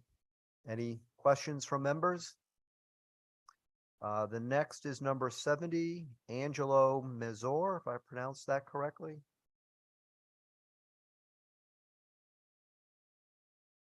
Can you hear me? Yes, thank you for being here tonight. Good evening, Senator Austin, Senator Gordon, Representative Walker, distinguished members of the Appropriations Committee. My name is Angelo Messori, and I'm a professor of political science and economics at Manchester Community College. I come before you this evening to request that you increase funding for Connecticut's community colleges in the state's biennial budget. I've been teaching at Manchester Community College for 36 years, and I'm well acquainted with the challenges facing community college students. After Mr. Marco Jakian was appointed to serve as president of the Connecticut State Colleges and Universities in September of 2015, he came to speak at Manchester Community College. In his speech, he explained that the community college system, as it was then configured, was not viable because it was too expensive. He then said that he told us that he needed to cut the budget of the community colleges by $28 million, or almost 20% of what was then a budget of around $153 million, exclusive of employee fringe benefits. From 2008 to 2020, the budget of the community colleges was continuously reduced. There was a suspension of budget cutting in 2020, as the state received a substantial infusion of COVID relief funds from the federal government. Now that the pandemic has subsided and state revenues have attained a healthy level, it would make sense to restore funding to the community colleges. Over the past few years, many faculty and staff have retired. It is important for us to fill these vacant positions. Without faculty and staff on campus to work directly with students, we cannot provide a high-quality educational experience. Before the pandemic, budget cuts forced our then college president to cancel the athletics program. Manchester Community College used to have basketball, soccer, and baseball teams that attracted around 300 students each year. Losing the athletics program has contributed to the decline in the college's enrollments. The athletics program was not expensive. It attracted students and promoted college spirit. A long-standing inequity in our CSCU system is the denial of healthcare benefits to part-time faculty and staff. If the state of Connecticut is sincere in its commitment to equity and social justice, it should provide healthcare benefits to part-time employees. To its credit, the Connecticut General Assembly established the PACT program in 2019 to provide free tuition to students attending community colleges. I have a significant number of students who begin their college careers at MCC and then transfer to the University of Connecticut to complete the bachelor's degree. Thanks to the PACT program, they are able to substantially reduce the cost of their college educations. This is a significant help for middle-class families struggling to get their kids through college. I urge you to expand funding for the PACT program. As more families learn about it, more students will want to use it. This program may well bring more students to the community colleges. Students who attend the community colleges and the state universities do not come from affluent families. Most work their way through college. Tuition increases impose a significant burden on them. I urge you to oppose tuition increases. With inflationary pressures throughout the economy, tuition increases would just create greater hardship for students. A few weeks ago, I was speaking to one of my students. He told me that he hated taking online courses. So I asked him why he wasn't taking courses on ground. He answered that he didn't have a car and couldn't drive to campus. Automobiles are expensive, and so are gasoline and auto insurance. When you add a tuition increase to the increasing prices throughout the economy, you just add to the hardships that our students face. I hope you will keep in mind. Your comments, because you've reached the time limit. Thank you. Thank you very much. Any questions from members? Next we have is number 71, Leslie Blateau. Good evening. Good evening, Senator Austin, Representative Walker, and members of the Appropriation Committee. My name is Leslie Blateau, and I'm president of New Haven Federation of Teachers, a union representing over 1,700 educators who work in New Haven public schools. I'm also an at-large vice president of AFT Connecticut, a 30,000 member strong statewide union, and both NHFT and AFT Connecticut belong to Recovery for All, a statewide coalition fighting for a better future for Connecticut. I live in New Haven, Connecticut, and I'm here today to ask you to fund higher education. Governor Lamont's budget makes massive cuts to higher ed, and I'm asking you to restore the funding and expand it. As a longtime high school teacher, specifically a senior class advisor, I know how important publicly funded community colleges and universities are for our public school students and their families. In fact, the motivation and engagement of students in high school is directly connected to their ability to have a clear vision of their future. Part of that clear vision of the future depends on the accessibility and affordability of our public institutions of higher ed, community colleges included. And that accessibility and affordability depends on the willingness of our elected leaders to fully fund these systems. And here's the problem. The governor's proposed budget makes cuts to an already underfunded system. These cuts will put stress on faculty and students who've experienced the reduction in services, who've experienced increased class sizes and tuition hikes. And these cuts will make our current public school students, our students, ask the question, why does Governor Lamont not want to invest in my future? Why does Governor Lamont favor austerity over fully funding our public systems? Austerity is not the answer. It will lead to program closures and class cuts, which will make it more difficult for existing students to complete degrees and much more difficult for future college students, our students in New Haven, to envision a future where they can attend college and complete their degree. Connecticut should be a leader in lowering the costs of public higher ed because students in New Haven and their teachers who advise them count on our public ed system to support them. No student should have to choose between going to college and financial stability. We live in the wealthiest state in the country where every family should have what we need to live a good life. But instead, we have a state where hundreds of thousands of working people are struggling to raise families here, even while a handful of wealthy corporations and wealthy residents are getting even wealthier. How can our students see higher ed as a viable option if the cost of attending college is an obstacle? It is for this reason we oppose raising tuition on our students. Our colleges serve poor and working class families who are barely struggling to survive in this economy. Tuition hikes hurt our students, hurt enrollment, and hurt our state. Lastly, I would like the governor and this committee to remember that we are facing an educator shortage across our state, particularly in our historically underfunded districts.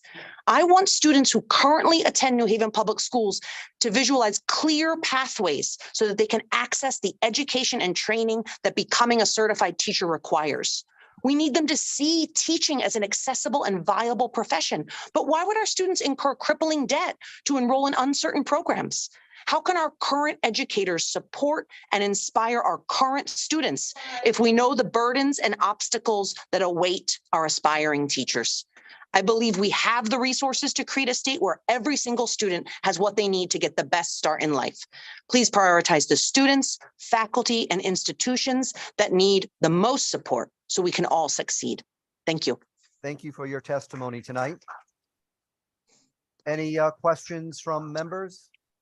Our next person up is number 72, Kim Forte.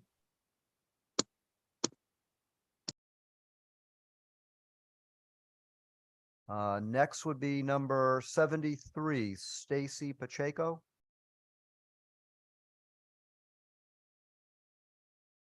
Next would be 74, Carmen Lanch.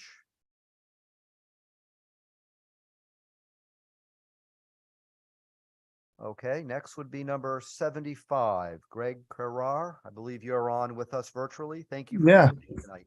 Thank you. I'd like to thank everyone for the time. I think before I go through my permanent statement that I wrote up, I want to thank the legislature. For those behind the scenes that are watching remotely like myself, you're not able to see that there's over 30 legislators and state reps that are on this Zoom call that are listening, with every compassion and wholeheartedly. Of course, there are those that are in person, but similar to us in higher ed, things have gone remote. So we look forward to continuing to fund us. I do have some design words that I want to state, but one of the comments I think that's pretty important that I should state right off the bat. I did read in Connecticut Capitol Report today that the governor indicates that we are misinformed on the budget. Meaning the student population at UConn and the Board of Regents. We're not actually misinformed, we're actually underfunded. And with that, I will just say good evening to Chairwoman Walker and Chairwoman Olston, the members of the Appropriation Committee. My name is Greg Carrar, and I represent SWOF AFSCME, the bargaining unit, and we represent faculty at our state universities and at the Board of Regents. We have over 800 members working as administrative faculty at Western, Central, Eastern, and Southern, and the system office for the Connecticut State University colleges. Our members work in student-facing positions, admissions, registrar, financial aid, advising, all the wraparound services that you hear about, IT, finance, athletics, fundraising. We're everything. We're the ones in the trenches that never leave. We're passionate about our system and our students. We provide the smiling faces and the student experiences that the Connecticut State University graduates will remember long after graduation. We're also the ones who provide behind the scenes support, making it all possible. Today, I'm here to speak about the budget that OPM Secretary Jeffrey Beckham presented to the Appropriations on behalf of the governor last Friday. It's pretty evident to some extent that OPM Secretary has a little bit less knowledge of who our students are and who we educate within Southern, Central, Eastern, Western. Because if he did, and the governor, if he and the governor, they would have properly funded the system. Today, you obviously have heard that we'll be $169 million of deficit in 2024 and $283 million deficit in 2025. So if you walk our campuses and you see what we are, we're the melting pot of the state. We are almost 50% of our students are first generation college students. Below Appropriations Committee, I've identified 3 years of what the tuition was presently at Southern, Central, Eastern, and Western. So I want you to think about this for a second. In 1989, when some of us graduated in the late 80s, tuition at one of these 4 universities was $1,243, $1,243. In 2000, it was $3,664. Today, 2022, we're just around $12,000, $12,828. So take a second, think about that. How would a student possibly pay for tuition by working in one of our state institutions for that $12,000? They certainly were probably closer to being able to do that in 1989. We also know that pretty close to 1 out of 3 of our students take care of a grandparent, child, sibling, or relative. They're taking care of those people. We know that our freshmen have to work almost 15 hours a week to help pay the bills. And the same students, by the time they're seniors, work almost 30 hours. Governor, you have visited our campus. You know what the infrastructure of our campuses look like. You know our students. Our campus populations are exactly what our cities and towns around Connecticut look like. We are diverse. By supporting us at a higher level, you support the cities and towns of Connecticut. Before COVID-19, the Connecticut State University College System was already in a difficult financial position due to shrinking budgets and declining enrollment. Declining enrollment, I can't say that enough. It's not something that we have not aggressively gone after. It's the national trend. It's the trend in the Northeast. It's the trend in Connecticut. So from our perspective, continued reduction in state support results in an unfair burden. I'm going to scroll through your comments because you've reached the time limit. That would be appreciated. Thank you. Yep. I'll summarize by saying one last thing.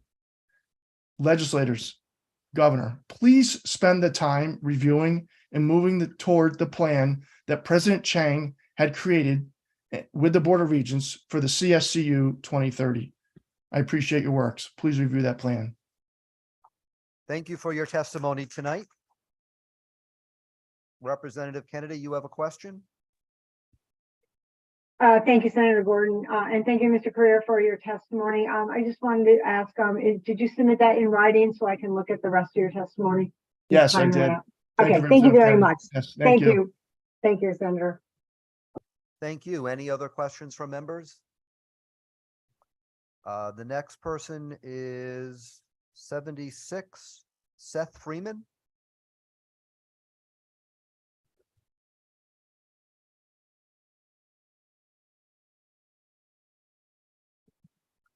Thank you for being here tonight. Thank you. Good evening, Senator Gordon, Senator Austin, and members of the Appropriations Committee. My name is Seth Freeman.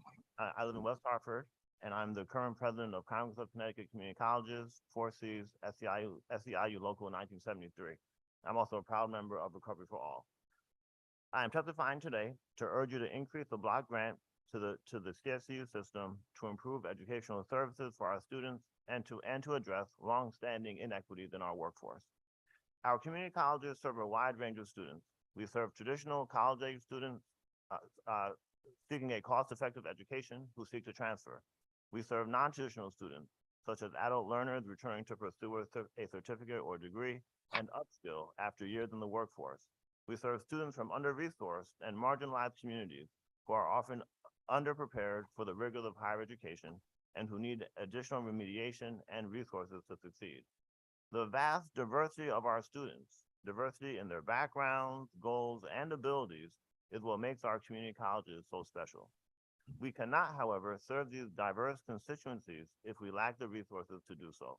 Clearly, Governor Lamont's budget does not provide the necessary investment to enable us to fulfill our mission and best serve our students. Additionally, we need the higher education budget to take on long-standing inequities in our public higher education workforce. Today, our community college system relies on a majority part-time workforce, where nearly 75% of our teaching faculty are part-time. We rely on a majority part-time workforce with the full understanding that this model is not best for our students. Rather, we rely on this model because it is cheaper to do so. I included in my written testimony a reference to an article by Manchester Community College professor Pat Sullivan about racialized austerity in Connecticut public higher education. Quote, what we see from UConn, Eastern Connecticut State University, and Manchester Community College is that as our Hispanic, Latino, and Black student population increases, the utilization of part-time, non-tenure track faculty similarly increases. Community college students deserve the same access to full-time workers as our state universities and UConn. This is an equity issue for our students. Now is the time to finally address this longstanding inequity. We need to increase the CSU block grant to hire full-time permanent workers in our colleges and provide pathways to full-time work for those current workers seeking it. Additionally, we need to address the significant problem of lack of healthcare benefits for part-time workers in the CSU system. We need to increase the CSU block grant to provide healthcare benefits for part-time workers. Finally, we fully support efforts by Governor Lamont and the legislature to expand the PAC program. While we support PAC expansion, we categorically oppose raising tuition on our students. Thank you, chairs, and all members of the Appropriations Committee for your hard work. Thank you for this opportunity to testify. Thank you for being here tonight and for your testimony. We appreciate it. Any questions from members? Hearing none. Next is 77, Lady Dominguez Jorge.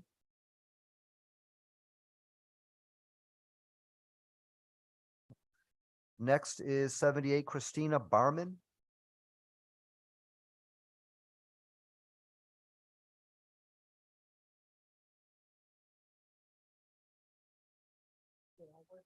You can just shut off the one to your right and turn on the one in front of you. That works too. I'll do this. Thank you for being here tonight. Thank you. Thank you for giving me the opportunity to speak. My name is Christina Barman. I'm an associate professor in the sociology department at Central Connecticut State. I'm here to urge you to fully fund the CSCU system. Although I teach younger people in the state, I research and teach about issues relating to aging and our increasing aging population in Connecticut. Because of my research area, I come at this from a slightly different perspective. So like many of my colleagues, I saw the struggles of my students over the past few years during COVID, increased isolation, increased working hours, death of family members, sometimes homelessness. Because I also study aging, I worry about them today, but I also worry about the long-term consequences to them as individuals, but also on a structural level for our state. Disadvantage earlier in life impacts our health and quality of life as we age. Structural changes to retirements have made it much more difficult to save for retirements. And as one of the fastest aging states, we need to be concerned about how we set up our citizens to age. And we need to make sure that they can age healthily and save for retirement. Underfunding public education will increase the inequality that accumulates over the life course. We will see the impacts of this for decades. Governor Lamont talks a lot about equity, but when the middle and working class only have access to job training, while the upper middle class and wealthy have access to liberal arts educations that, enhance critical thinking and writing, then our education system is no longer an engine for social mobility, but one that reproduces and perpetuates disadvantage. Our students in the CSCUs tend to stay in Connecticut, and they want to stay in Connecticut. And it's imperative that we set them up to thrive from birth until death. We want them to graduate, to be able to build careers, form families, buy houses, save for retirement, and this requires investment in our education. Currently, this is not happening. They are not being set up to thrive. This share of state funding for this CSUs has steadily declined. While they are the most affordable in the state, that doesn't mean they're affordable, and sometimes require the same amount of student loans as elite private schools from our students who don't always have the money. Our young people are graduating into an economic environment with stagnant wages, decreased employer contributions towards retirement, and a housing market that's been hijacked by investors and corporate interest. And they are saddled with student loan debt. So we have a choice to make. Do we want a state where we can grow and thrive for our entire lives? Or do we want a system where a few wealthy people are fine and there's destitution for the rest of us? I will wrap up. Our students, our neighbors, the working people of the state deserve better. So I urge you to fully fund the CSUs. And thank you very much for your attention and listening to me today. Thank you for being here tonight. We appreciate it. Next is number 79, Gordon Plouffe.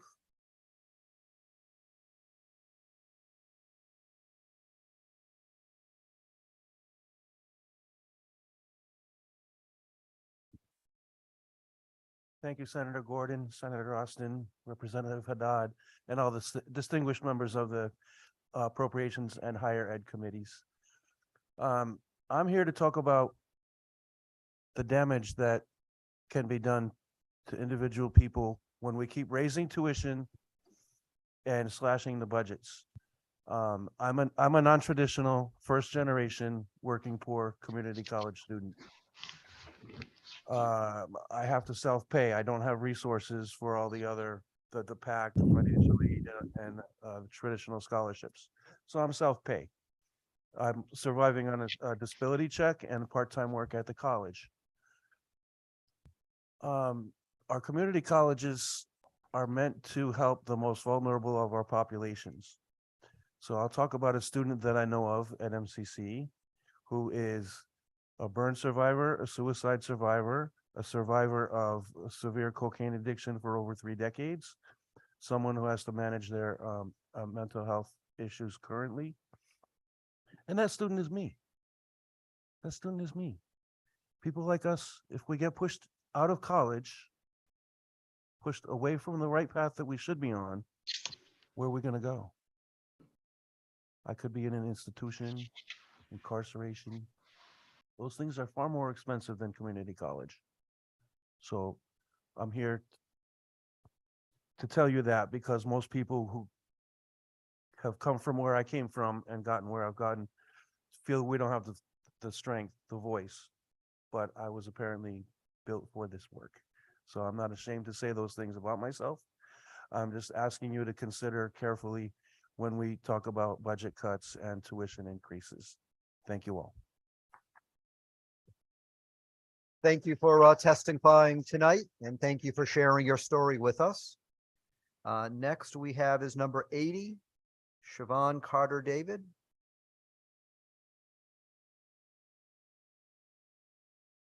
Okay, next is 81, Shilpa Gohil.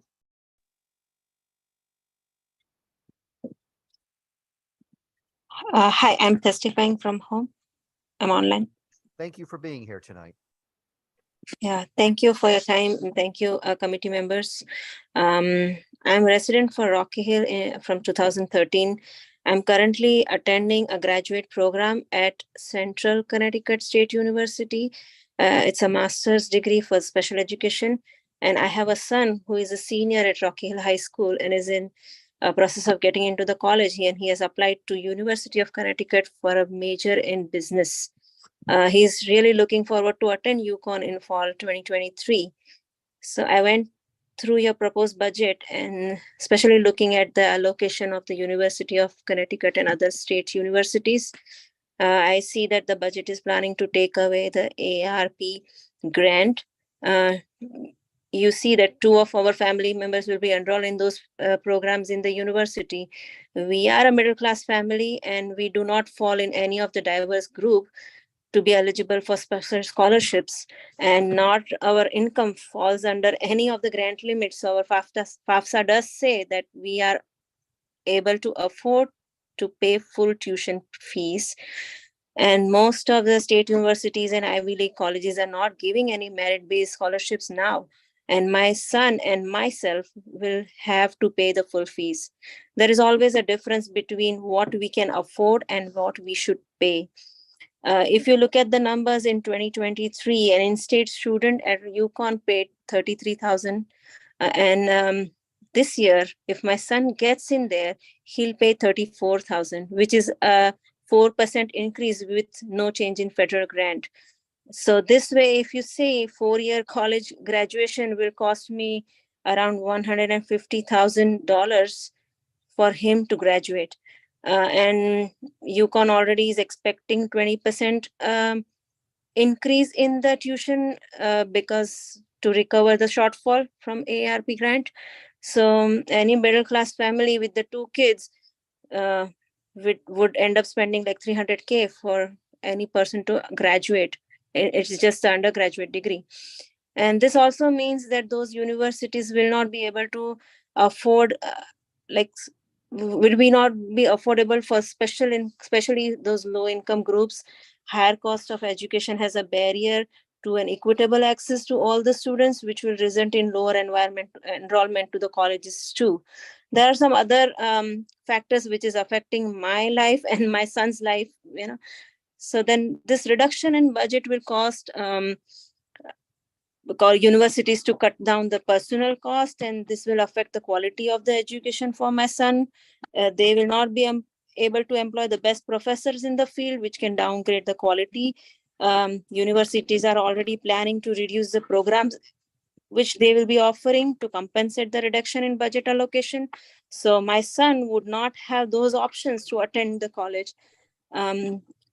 UConn already announced that they will not be able to play the sports at Excel Center. So that means my son would have like a subsidized sports, and he's very interested in performing arts and music. And I'm sure those universities will have some cut coming to their expenses too. If you could just wrap up your comments, please. You've reached the time limit. Thank you. Sure. So I was about to wrap up. So, I will be a licensed special education teacher in 2024. And with this price increase and budget cuts, I would end up in jobless markets soon. So please invest in the future of kids. Thank you. Thank you for your testimony tonight. The next person we have up next is number 83, Kolena Sasankar.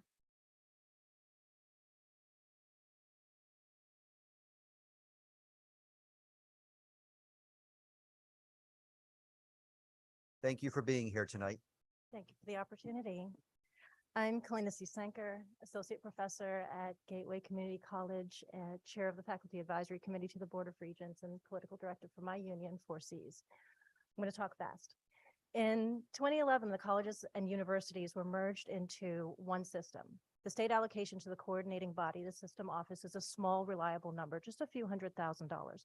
But that's not the amount it actually costs to run a system. So the system extracts funds from the block grants to the colleges and the universities, according to an opaque calculation that no one really understands, but because, of course, it doesn't cost nothing to coordinate a system of 17 institutions. In 2017, we began a process of consolidating all 12 colleges into a single college for the advertised cost of about $1.5 million in incidental costs over 5 years. It should have been obvious that the labor costs alone of creating an entire new college and all of its content and structures would be enormous, and it has been, but the system's leadership pretended at the time that it was minimal and that it would pay for itself eventually. As you see, no such luck then, yet. One of the goals of the CSU system was to reduce administrative, including managerial costs, but somehow over the years it has been in existence. Faculty has decreased by about 10%, while administrators have increased by about 10%. The consolidation was intended to save money, but it has so far only cost us.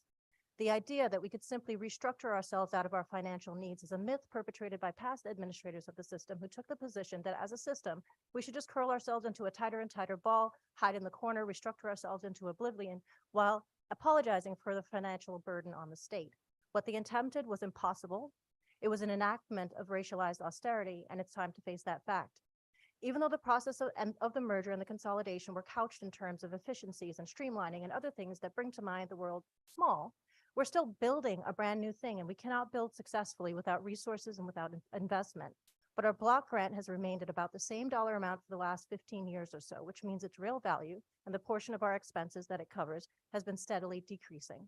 And without resources, these structures continue to fall short of achieving their intended purpose. This committee has been quite generous in providing one-time funds and other band-aids to get us through challenging times, but it is the block grant that allows us to plan and build, and which is the stable pot of money according to which we can calculate our tuition costs and determine staffing levels. The result of the stagnating block grant is that a greater portion of the cost of the system is shifted to our students. In the 60s, a student could work 100 hours at minimum wage to pay for a year of school at Central.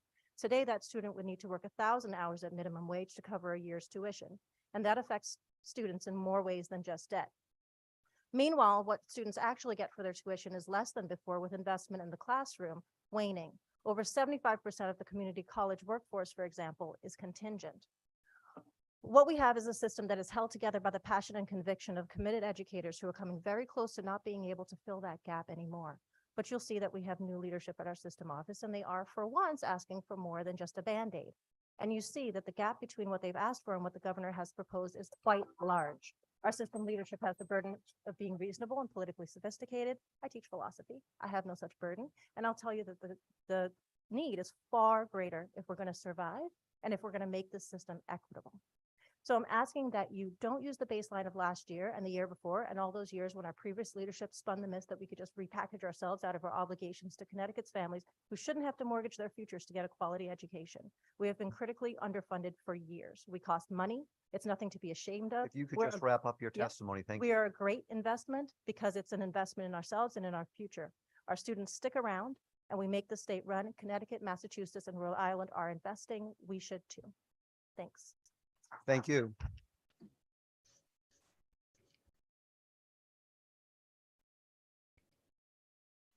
Representative Kennedy, I believe you said that you would like to help us out for. Sure. Thank you, Senator. Thank you. And thank you, Senator Gordon, for helping us out. Thank you. I'm happy anytime. We are on number 24, and I apologize ahead of time. Sangathar Raju Karan, and I apologize if I pronounced it incorrectly. Thank you so much. Good evening, Senator Gordon, Senator Austin, Representative Walker, ranking members, Senator Berthel and Representative Nichio, Higher Education Subcommittee Chairs Flexer and Haddad, and honorable members of the Appropriations Committee. I testify today on behalf of the leadership team of the Department of Computer Science and Engineering at the University of Connecticut. Our department is facing a resource crisis that leads us to be extremely concerned about the effect of the proposed budget on our ability to educate the next generation of computer scientists, data scientists, and computer engineers.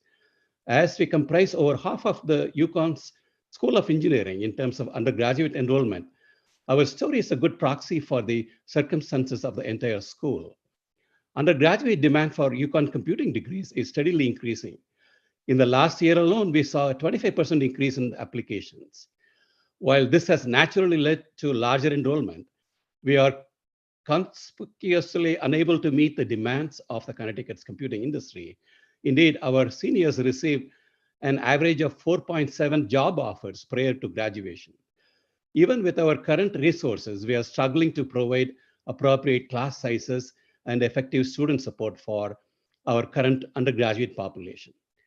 In fact, the student-faculty ratio of our department is over 30, while typical peer departments at other state universities operate well below 20. So without significant new resources, it is certain that our department and the School of Engineering more broadly will be turning away increasing numbers of qualified undergraduates, master's students, and PhD students every semester. Many of these students will seek affordable education elsewhere, taking their talents out of state and out of reach for Connecticut industry. As computing is so critical for Connecticut's economy and our engineers are in such high demand across the state, this is a time for the state to redouble its leveraged financial commitment to affordable quality education at UConn. And I thank you so much for listening to me and for this opportunity. Thank you, sir, for your testimony this evening. Does anyone have any questions? Again, thank you, sir. We're up to number 85, Lauren Dogger. Hello, thank you. Hi, Lauren, thank you. So good evening, Senator Austin, Representative Walker, and members of the committee. My name is Lauren Dewar, and I'm the president of the GEU UAW Local 6950, representing UConn graduate, employee, and postdocs. I live in Stores, and I'm here today in support of UConn's ask to reject Governor Lamont's proposed budget cuts to both UConn and UConn Health and to fully fund higher education. Our union encompasses over 2,300 workers at the university, and with UConn Health grad assistants reaching supermajority support and seeking recognition, I hope to someday soon welcome them into the UAW as well. Courses at UConn would not run without our workers to teach them, in the same vein that so many research projects would not be possible without our members. We are teaching the students who will go into the workforce of Connecticut. We are conducting research alongside state agencies for the improvement and benefit of Connecticut. Not only do we make this teaching and research possible at UConn, that in turn benefits the state, but we are obtaining our master's degrees and doctorates. We further exemplify what the state of Connecticut is able to produce. Our most recent contract for the graduate assistants went into effect in July after being approved by the state legislature last session. The graduate assistance unit is not part of the State Employees Bargaining Agent Coalition, or CBAC, but we would be impacted by the proposed budget. The initial contract for postdoc researchers at UConn went into effect in July of 2021 after being approved by the state legislature. The postdoc unit is a part of CBAC, but would not be included in the CBAC funding since this unit is funded through grants, and this contract did not impact the state budget and appropriations for UConn. Governor Lamont has said that to attract and retain companies, we must invest in education, workforce, and quality of life. Yet the budget for UConn and UConn Health that he proposed last week will leave the university with a shortfall of $159.6 million in fiscal year 24 and $197.1 in fiscal year 25. This drastic cut in funding will have a detrimental impact on the quality education delivered by the university, thereby hurting its students, families, its workers, businesses, and overall industry of Connecticut. The shortfall in UConn's funding request consists of two state obligations the university will not be able to cover without additional state support. Specifically, the collectively bargained CBAC salary and fringe increases for our sister unions approved last year for much of UConn's workforce, and the state's unfunded pension and retiree liabilities or legal costs for all prior state employees. The workers covered by CBAC Lauren, if you could start to wrap up. Yep. Thank you. The workers covered by CBAC work hard to deliver quality education and services, and their pay increases were collectively bargained with the state and never considered a one-time expense, as the state is now trying to claim. And just to wrap up, we know that these increases are recurring costs, and it's clear that UConn does not have the resources to fund them. So I urge you to reject the governor's proposed budget cuts, which will have a detrimental effect on the stellar education given to students enrolled in UConn, and adopt the university's request for full funding. Thank you. Thank you, Lauren. Does anyone have any questions? Okay, moving on to number 86, Kevin Hinchy. Are you in the building? Okay, next is number 87, Olivia Rinks. Don't see Olivia. Moving on to number 88, Rodney Wade. I don't see Rodney. Moving on to number 89, Chris Giuliano. Okay, moving on to number 90, Audra King, and I do believe I see you. Thank you. Hi. Audra. Thank you. Hi, my name is Audra King. I am Associate Professor of Philosophy and the Chair of the Philosophy Department at Central Connecticut State University. I want to thank you for giving me the opportunity to address you tonight. I appreciate your time and your attention. I teach social justice at CCSU, and it's the nature of the subject that the class discussions inevitably lead to students sharing their own experiences with social injustice. Students share stories of living in poverty, of experiencing homelessness. They talk about the high costs of inadequate healthcare, and about the impact of mass incarceration on their families and in their communities. I hear students' concerns about their family struggles to cover the cost of housing, utilities, and transportation. They talk about their own difficulties juggling work and family responsibilities while also going to school full time. And they mention the anxiety they experience every time they need to pay tuition, and the increasing costs that they are made to bear when the state once again refuses to invest in the schools and thus refuses to invest in them.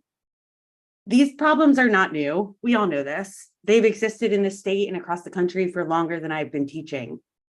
However, COVID has definitely exacerbated them. particularly for low-income students and students of color.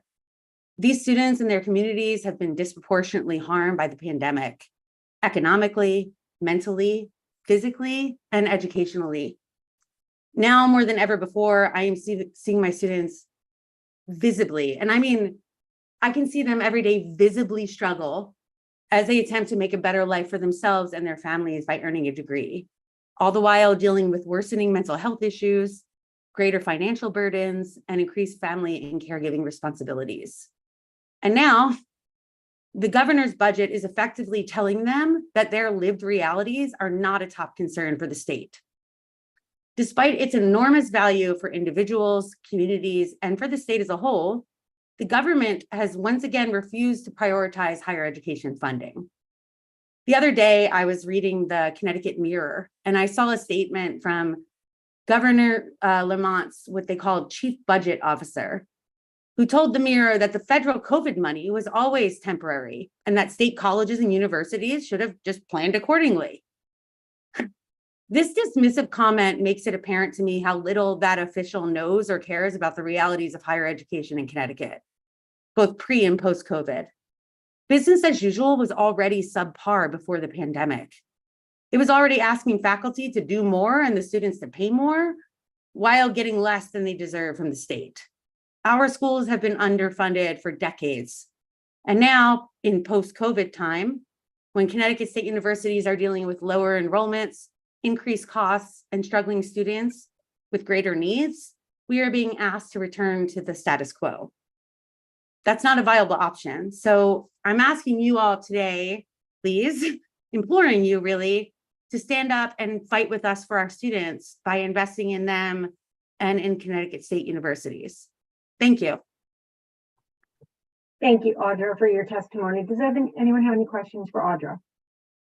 Thank you. I see number 88, Pastor Wade has joined us. Pastor Wade, are you ready? Yes, how is everyone doing this evening? Good. You can go ahead with your testimony, sir. Wonderful. Thank you so much. Good evening, Senator Olson, Representative Walker, and the rest of the members of the committee.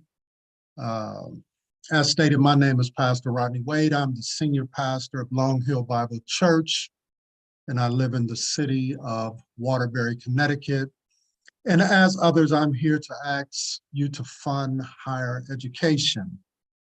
As a parent of 3 college graduates, I know the difference that higher education can make in the lives of our youth and young people.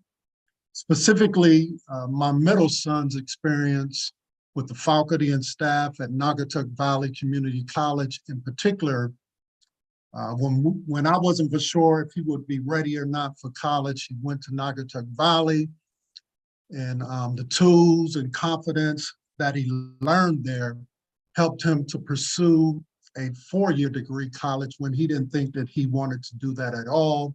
And he ended up entering into the teaching profession specifically because of the experience that he had at Naugatuck Valley Community College. This is why I believe that austerity is not the answer. It will only lead to program closures and class cuts, driving our students from Connecticut colleges instead of welcoming them to stay. Our students don't need more cuts, nor should we be cutting faculty and staff at this critical moment in history.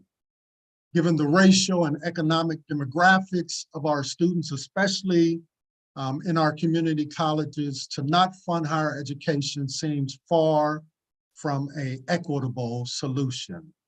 Raising tuition on our students and cutting funding is not the right course of action. Finally, we need a new vision, a new approach to the way that we fund higher education. Community college students in Connecticut deserve the same access to full-time faculty and staff as our state colleges and universities. I believe that we have the resources to make this, to make this happen, and to use those funds to expand services. And to not use those funds to expand services and opportunity is a grave mistake. I believe in higher education, so I ask that this committee prioritize our students, and make the resources available so every single kid in our state has the opportunity for the best start in life. Thank you so much for your time and for this opportunity to speak on behalf of all of our students and community in our Connecticut colleges. Thank you, Pastor Wade. Does anyone have any questions? Again, thank you, sir, for coming to testify today. Going back to the list, we're on number 91, Alan Tiedelman. Yes, hello, good evening. Thank you, Representative Kennedy. Good evening, members of the Appropriations Committee. My name is Alan Tiedelman, and I'm a community college faculty member at Naugatuck Valley Community College, and I reside in New Haven, Connecticut. The higher education budget that's before you is presented in House Bill 6659, as proposed by the governor, is one that really misses the mark. Our leadership presented a proposal for CSCU 2030, which funds our critical needs, capital improvements, and expansion to serve students now and in the future. The difference between the CSCU proposal and the governor's budget is a whopping $100 million in just the first fiscal year that begins in less than 4.5 months. The budget proposal results in a $118.8 million reduction in CSCU funding between fiscal year 22-23 and fiscal year 24-25. In times of austerity, perhaps this budget would be appropriate. But our latest consensus budget report projects a $3.1 billion with a B dollar surplus for this fiscal year. This simply isn't the time to cut public higher education in Connecticut. Our community colleges have been under extreme pressure between COVID enrollment declines, the silver tsunami of retiring faculty and staff, decaying physical infrastructure of our campuses, and a student body who face insurmountable odds just to come through our doors, let alone thrive. We have done more with far less for far too long. My students frequently work full-time jobs, sometimes holding 2 jobs just to make ends meet. They're caretakers for their children or their parents. They're immigrants and refugees who have faced war and devastating personal loss. But their dedication to further their education and better their lives is the most admirable thing, and we need to do everything in our power to support the tens of thousands of students who attend our community colleges. As a state, we have a choice to make.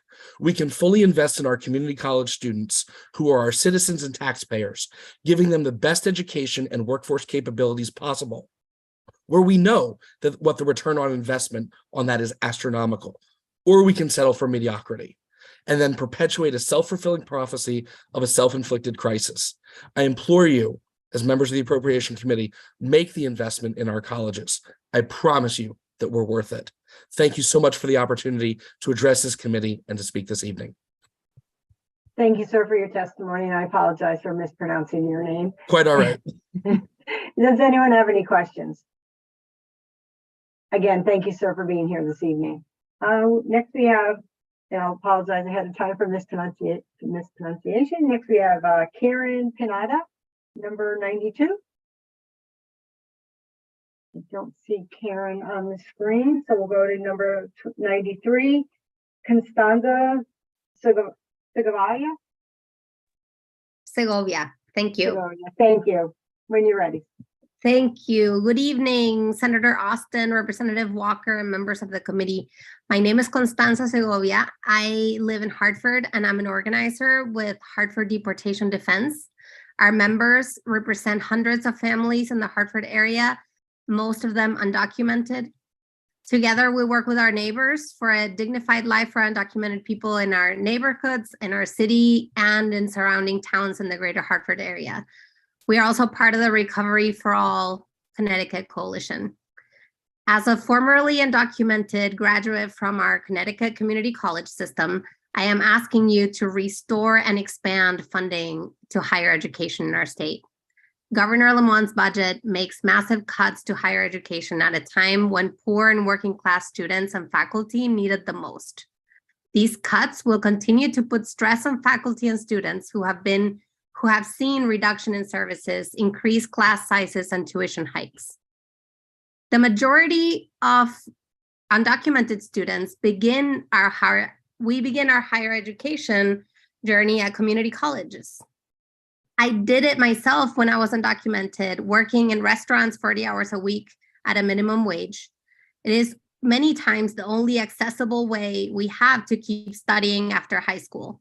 But because many folks have to stay working full-time or helping out at home, or didn't have the privilege to be familiar with the American college application system. Additionally, undocumented students cannot apply for federal financial aid or state financial aid or PACT. Because of this, tuition increases will disproportionately hurt undocumented people wanting to go to college. We are in the midst of an economic crisis with rents going up, prices for basic goods skyrocketing while wages remain stagnant. People who have managed to be in school and stay in school during the COVID pandemic need all the support we can offer as a state so they can finish their studies. Meanwhile, a handful of wealthy corporations and wealthy residents are getting even wealthier. We can do better. Underfunding our state colleges and community colleges will disproportionately impact students of color. More than 50% of Connecticut community college students identify as non-white. In order to have more diverse organizations and more diverse leadership, we need to support solid educational pathways for people of color. I understand this committee's work is challenging, balancing many priorities while ensuring that the state budget remains within reason. I urge you to reconsider what we deem reasonable at this point in the state of Connecticut. It is reasonable to invest in our future by funding higher ed. Public institutions that provide a public service need to be funded. They should not be treated as businesses that can simply overlook the societal cost of budget cuts. It is reasonable to prioritize equity so that folks at a current disadvantage can have the chance we all deserve to have a dignified life. Education is a big piece of that. And it is reasonable for the state of Connecticut to invest in public Segovia, if you could start institutions. to wrap up your final remarks, please. This is my last statement.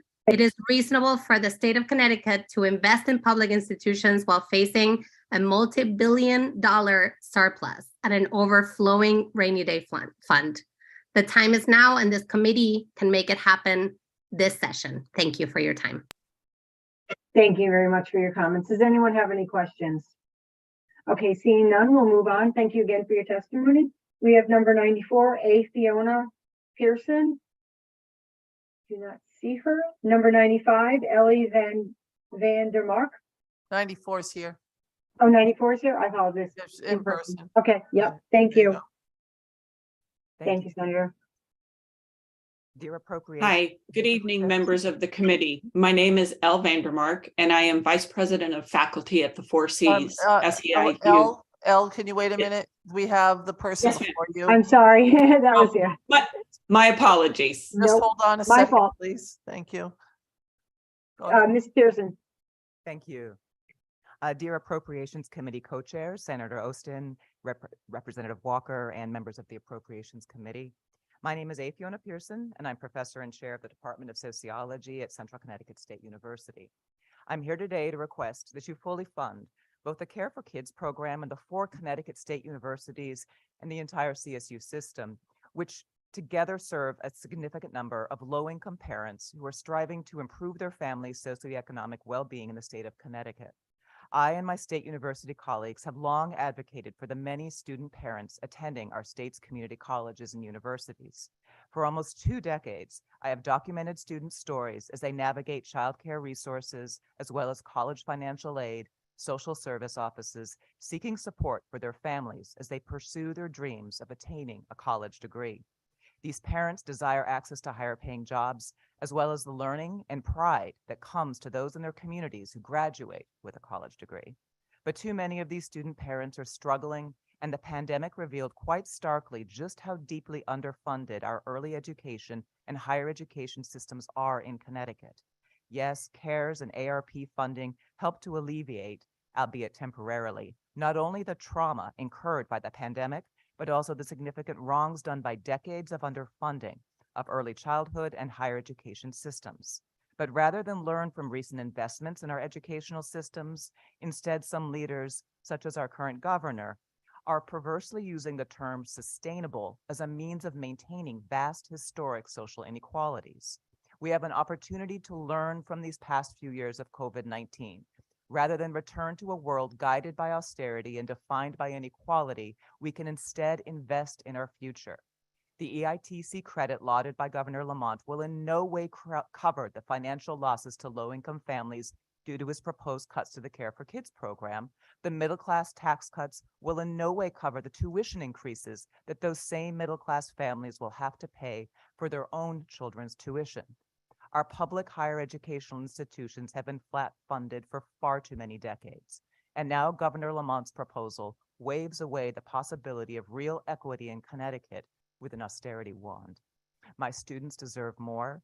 Our early childhood educators deserve more. Our middle class earners deserve more. We learned during the pandemic that we have the capacity to do more to serve our underserved workers and students in Connecticut. During an era of unprecedented revenues in our state, please do not turn away from these institutions that provide the most promise for our future. Real and substantial sustainability is grounded in investment. I urge you to fully fund our state universities, to invest in our student parents and their families.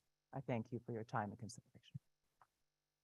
Thank you, Ms. Pearson. Does anyone have any questions? And thank you again. Next we have number 95, Ellie Vandermark. Apologize for before. We're ready for you. Start when you're ready. We'll give this one more try. It's still early considering where we are in the numbers. Good evening, members of the committee. My name is Elle Vandermark, and I am Vice President of Faculty at the 4Cs, SEIU 1973, and a proud member of Recovery for All. I am also a professor of history at Asnuntuck Community College. I am here today asking you to fully fund higher education. The sad reality is Governor Lamont's budget ignores the needs of the CSEU, and more specifically, the needs of students at the community colleges who are already at risk. Our students are those who are attending college while working. They are parents and family caregivers.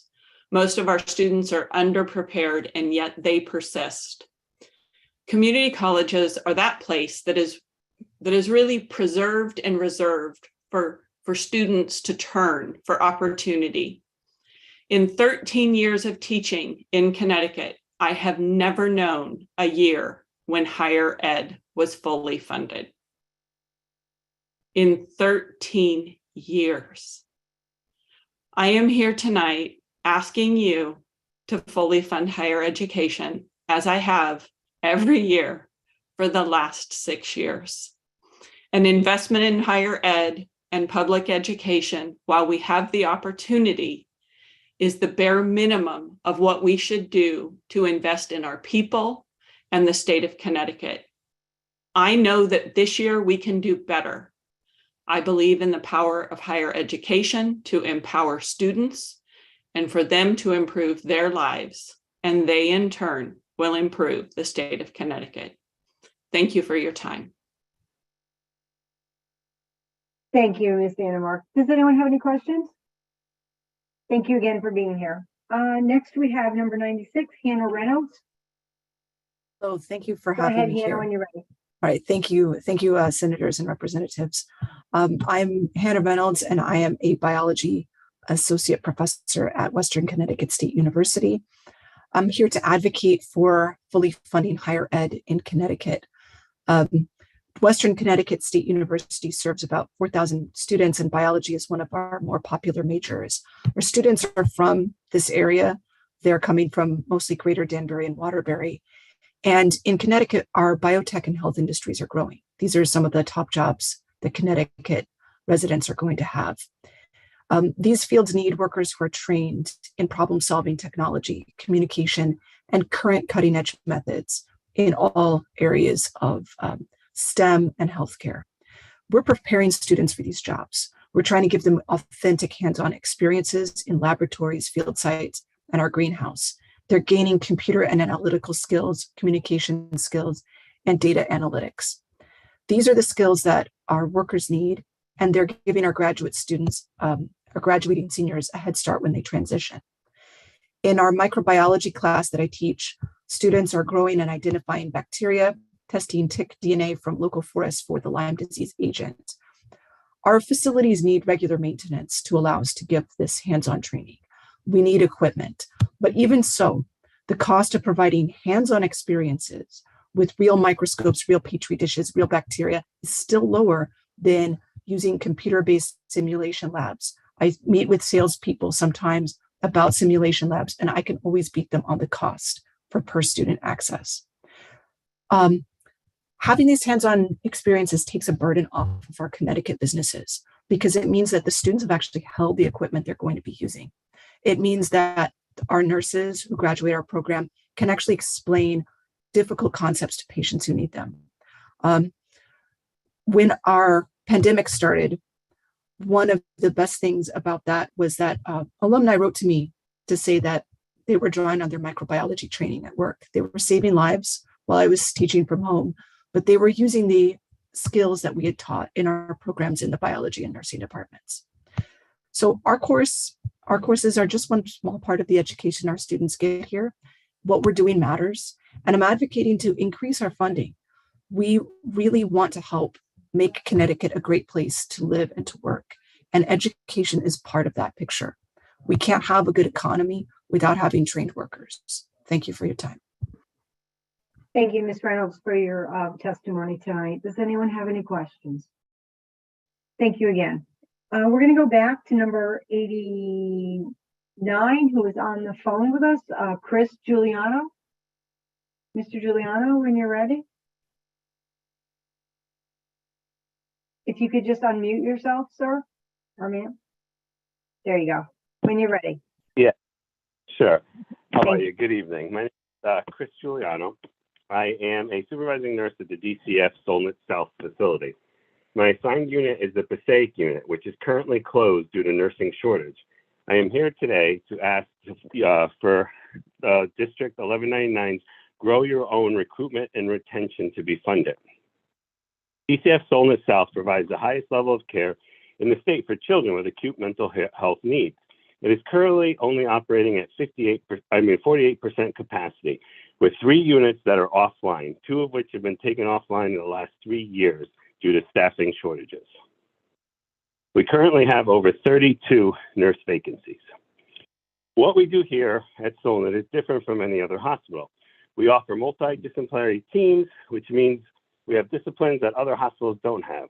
We have OT department, we have a school on campus, which most hospitals don't have, so the children can actually attend school while being involved with their treatment. We are set up for long-term care of children, which helps them to participate in a more normal activity and interactions. Since the kids are here for longer, we're able to develop relationships and treatment plans that have long-term goals. Our facility gives the kids we care for more chances for successful outcomes and that are not available anywhere else. These kids are the most vulnerable kids with the most severe mental health issues who can't function in other settings. They come to us after spending multiple admissions, multiple days in hospitals and ERs. When we close units for short staffing, every other care setting gets backed up, and these kids are waiting even longer in ERs or hospitals or community placements, waiting for a bed to open at Solnit South. This problem can be solved. District 1199 has a number of proposals that can be funded specifically to help with hiring public sector nursing staff. We are calling these proposals the Grow Our Own Recruitment and Retention Plan, reserving slots at community college nursing programs for state employees, offering loan forgiveness to staff working in the public sector, and creating preceptor programs will all create more stability and retention within the public sector. We also need to establish graduate nurse programs so nurses can be hired as they finish school before they complete their licensure exam. We need to set up a comprehensive recruitment and retention program for nurses within the state. Most nurses who are currently working here at Solnit South found out about our services because they did a clinical rotation here. Most nurses or nursing schools don't even know that we exist. We also need to get DCF RNs to nursing classrooms to speak passionately about the care we provide. We can utilize the existing workforce to help teach classes. These policies are all part of our Grow Our Own plan. Please fund these policies. Thank you for your time. Thank you, sir, for your testimony. Does anyone have any questions for Mr. Giuliano? Okay, moving on. I believe that Mr. John O'Connor is in person. Mr. O'Connor, when you're ready. Okay. Good evening, Senator Austin and Representative Walker and all the members of the Appropriations Committee. My name is John O'Connor and I teach in the Sociology Department at Central Connecticut State University in New Britain. I'm active in CSU AUP, the faculty union, and I am testifying before this committee tonight to urge you to amend and expand upon the governor's budget proposal for the CSCU system. As this committee knows, budgets are moral documents. They contain our priorities and our values, but budgets are also a mechanism by which we choose a future. That is what we're all doing here tonight. We are deciding on the future of our state. When it comes to the morality of the budget and the future of Connecticut, Representative Walker had it right when she said in November of last year that, quote, "This is the time to cut into the inequities that cause so many families to fall behind," unquote. She named higher education as one of the key areas where agency spending had lapsed. If the governor's budget proposal stands, it will injure students and it will injure our state. Budget guardrails make no sense if there are no education on-ramps. Middle-class cuts make no sense if you're increasing the cost of higher education.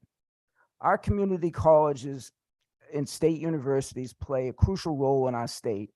We all know the story. Our students come from Connecticut and they remain here. CSCU institutions contribute to our economy.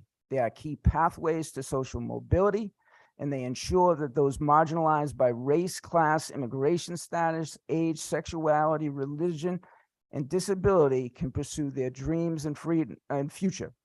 One of the paradoxes of the COVID-19 pandemic is that it enabled our state to move beyond its chronic fiscal crisis. But the existence of budget surpluses is not the end game.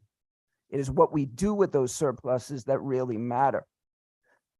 The economic return on investment in public higher education is clear. Higher rates of productivity, an informed citizenry, increased health and happiness. Cuts and flat funding of our institutions is not the way forward. The governor's proposal will result in more tuition hikes and it will actually decrease access to higher education. Yes, the colleges and universities have enrollment challenges right now, but increased public spending today is the key to enrolling more students tomorrow. Common sense dictates and econometric studies confirm that when the price is lower, more people will attend institutions of higher education. I've been teaching at CCSU for close to 20 years. I've encountered far too many students who have suffered from the tuition fade. All right, that is those students who cannot afford the deferred wages and upfront costs of attendance and drop out. Far too many students in the CSCU system have been priced out. All right, we have a large pool of higher ed disappeared in this state. Students who vanish without a trace, students that vanish without a degree. The decisions that this committee makes are not really about a system or institutions. These decisions impact the lives of people who are trying to educate and better themselves. This committee can open doors, but this committee can also close doors. I hope that you keep the doors to higher education open to all the residents of our state. Thank you for the opportunity to testify tonight.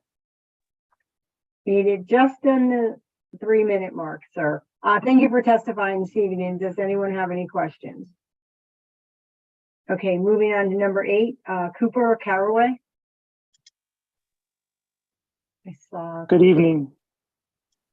Good evening. My name is Cooper Caraway. I'm the Executive Director of the SEIU Connecticut State Council. We're in a unique position to represent over 60,000 union members in every community across the state. We represent community college faculty as well as their students. And because of this, we oppose raising tuition on these students. Our colleges serve poor and working class families who are already struggling to survive in this economy. Our tuition hikes would hurt our students, they would hurt enrollment, and eventually they would hurt our state. Right now, our students need more support. Given the pandemic, rising inflation, growing inequalities, we need more funding for mental health resources, smaller class sizes, so professors can notice when problems arise, and more resources for students who are struggling with their basic needs, like housing and food resources. The steep decline of the state funding and the shift of the responsibility for keeping public higher education afloat onto students coincides, not coincidentally, with a historic increase of Black and Brown students into the system. Today, more than 50% of Connecticut's community college students identify as non-white. Connecticut's public higher education system has far too long displayed racialized austerity, with reliance on a contingent of workers increasing as the percentage of minority students increases. This can be seen across the sectors of public higher education.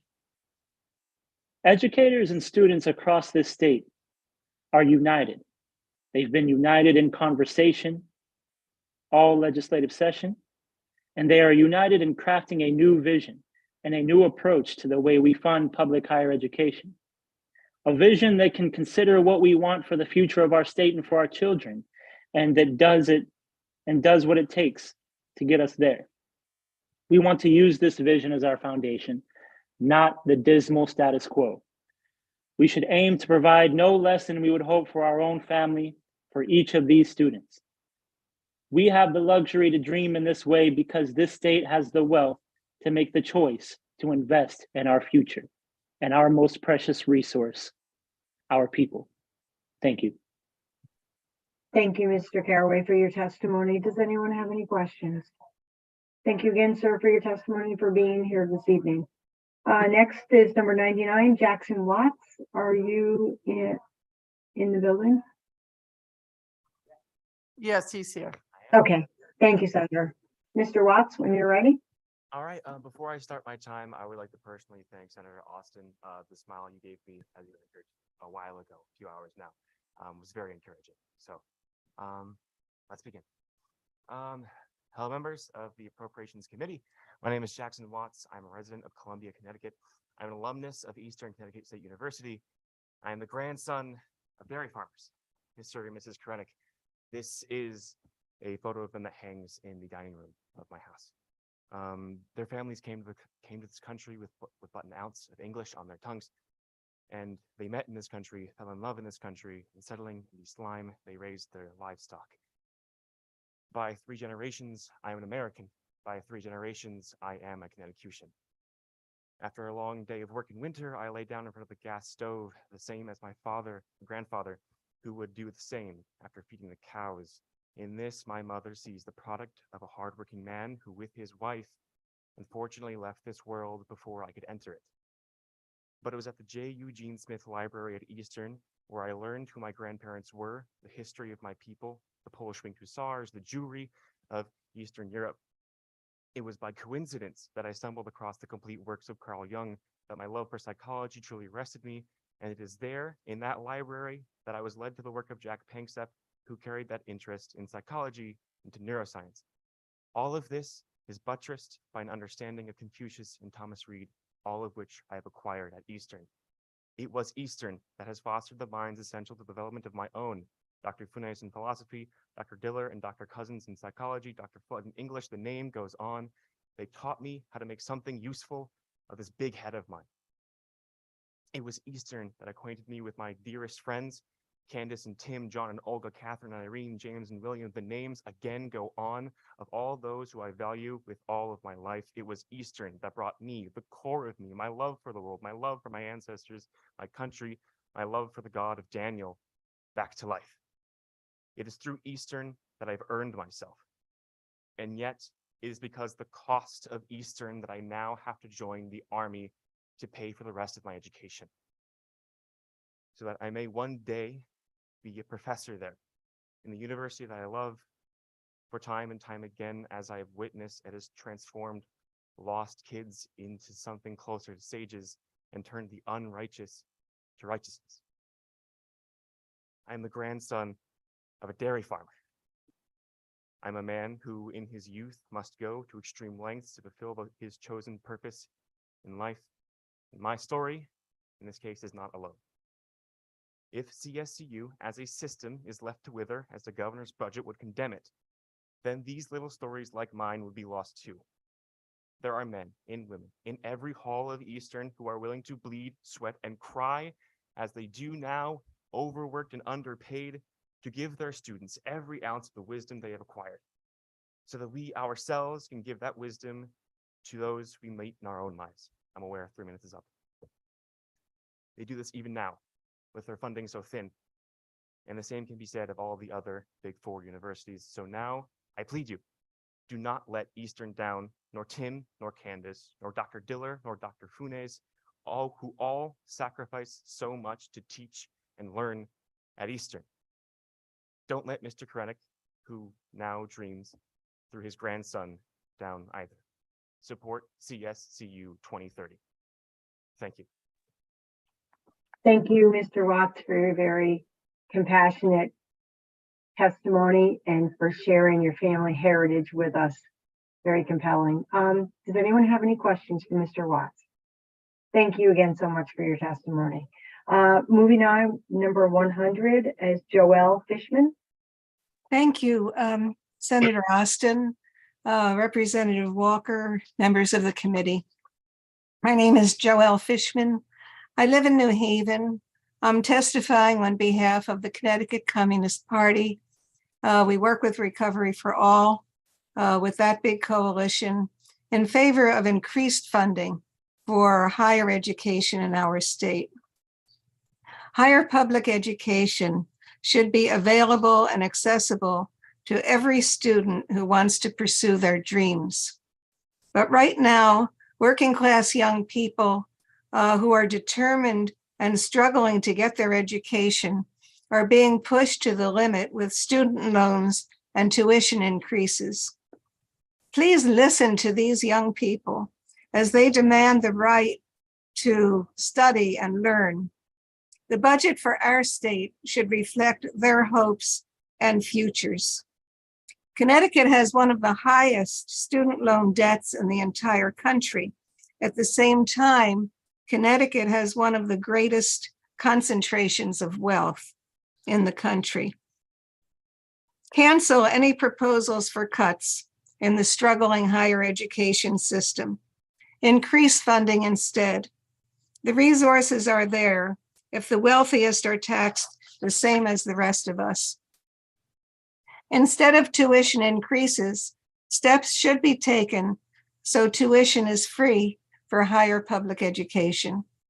The right to higher public education should not depend on personal wealth or where you live.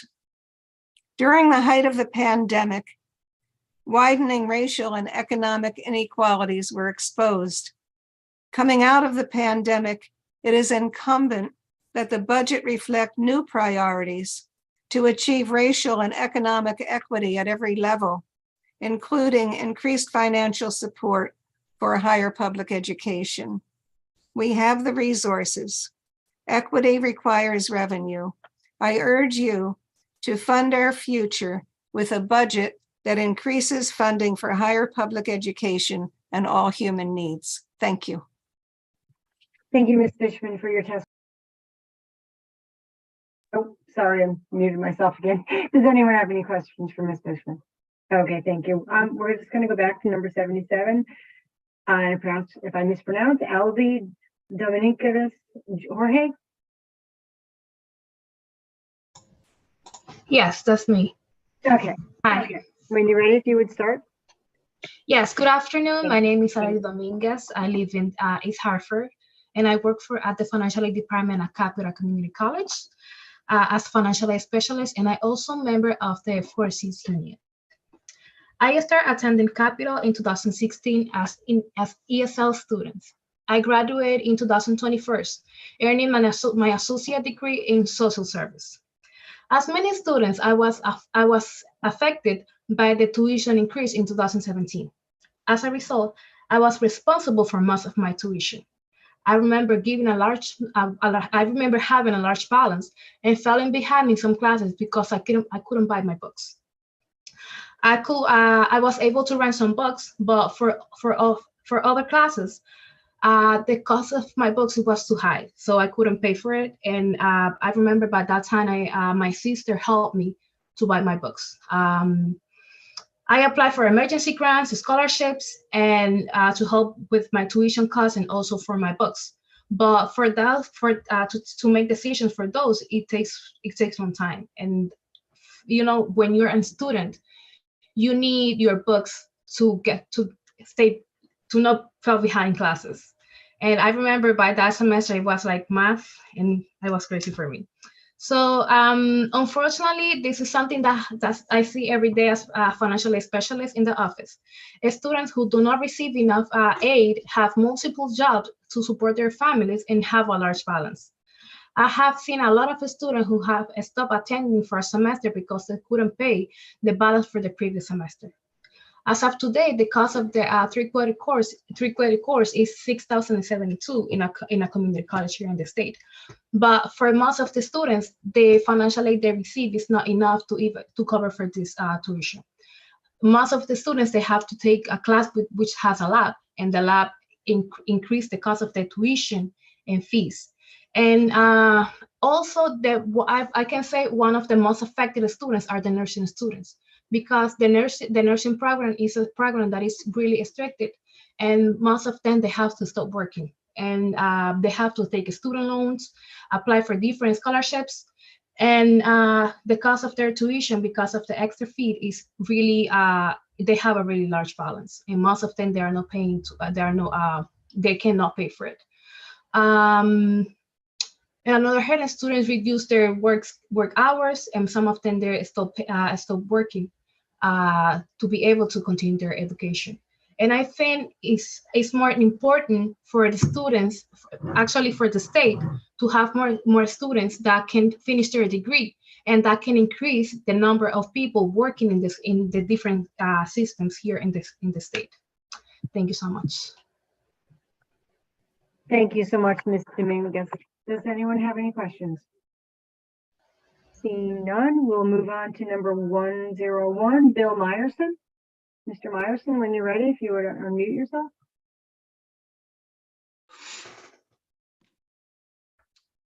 Good evening, Representative Kennedy, Senator Austin, Representative Walker, and members of the Appropriations Committee. My name is Bill Meyerson, and I live in Hamden. I'm an adjunct history professor at Middlesex Community College. I'm a member of 4Cs and the Recovery for All Coalition. I'm testifying tonight to urge you to increase the block grants to the CSCU system to improve educational services for our students and address longstanding inequities in our CSCU workforce. Among those inequities are the conditions faced by adjunct faculty and the impact of those conditions on our students. There are numerous challenges facing adjuncts, which at community college represents a full 75% of the faculty.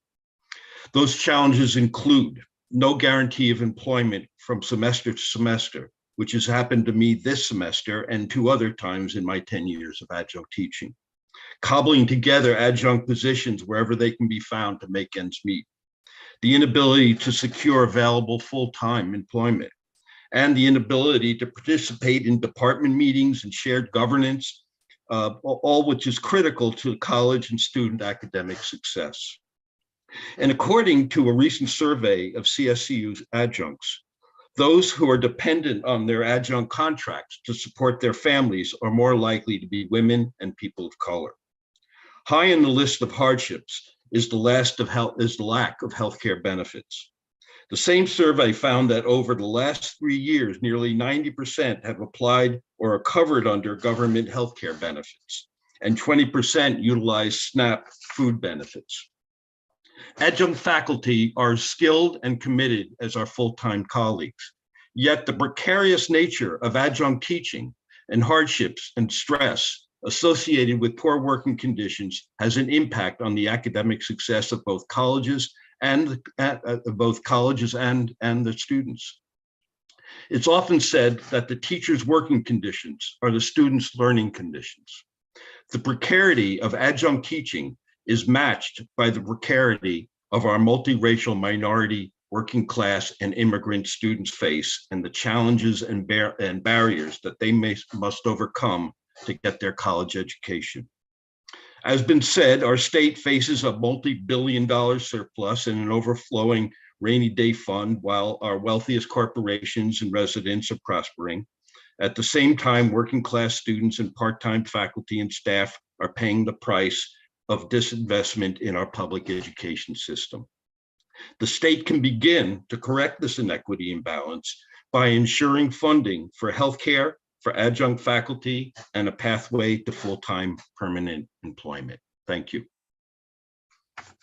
Thank you, Mr. Meyerson. Does anyone have any questions for Mr. Meyerson? Okay, moving on, we have Karina Bandhauer, number 102. Hi, can you hear me? Yes.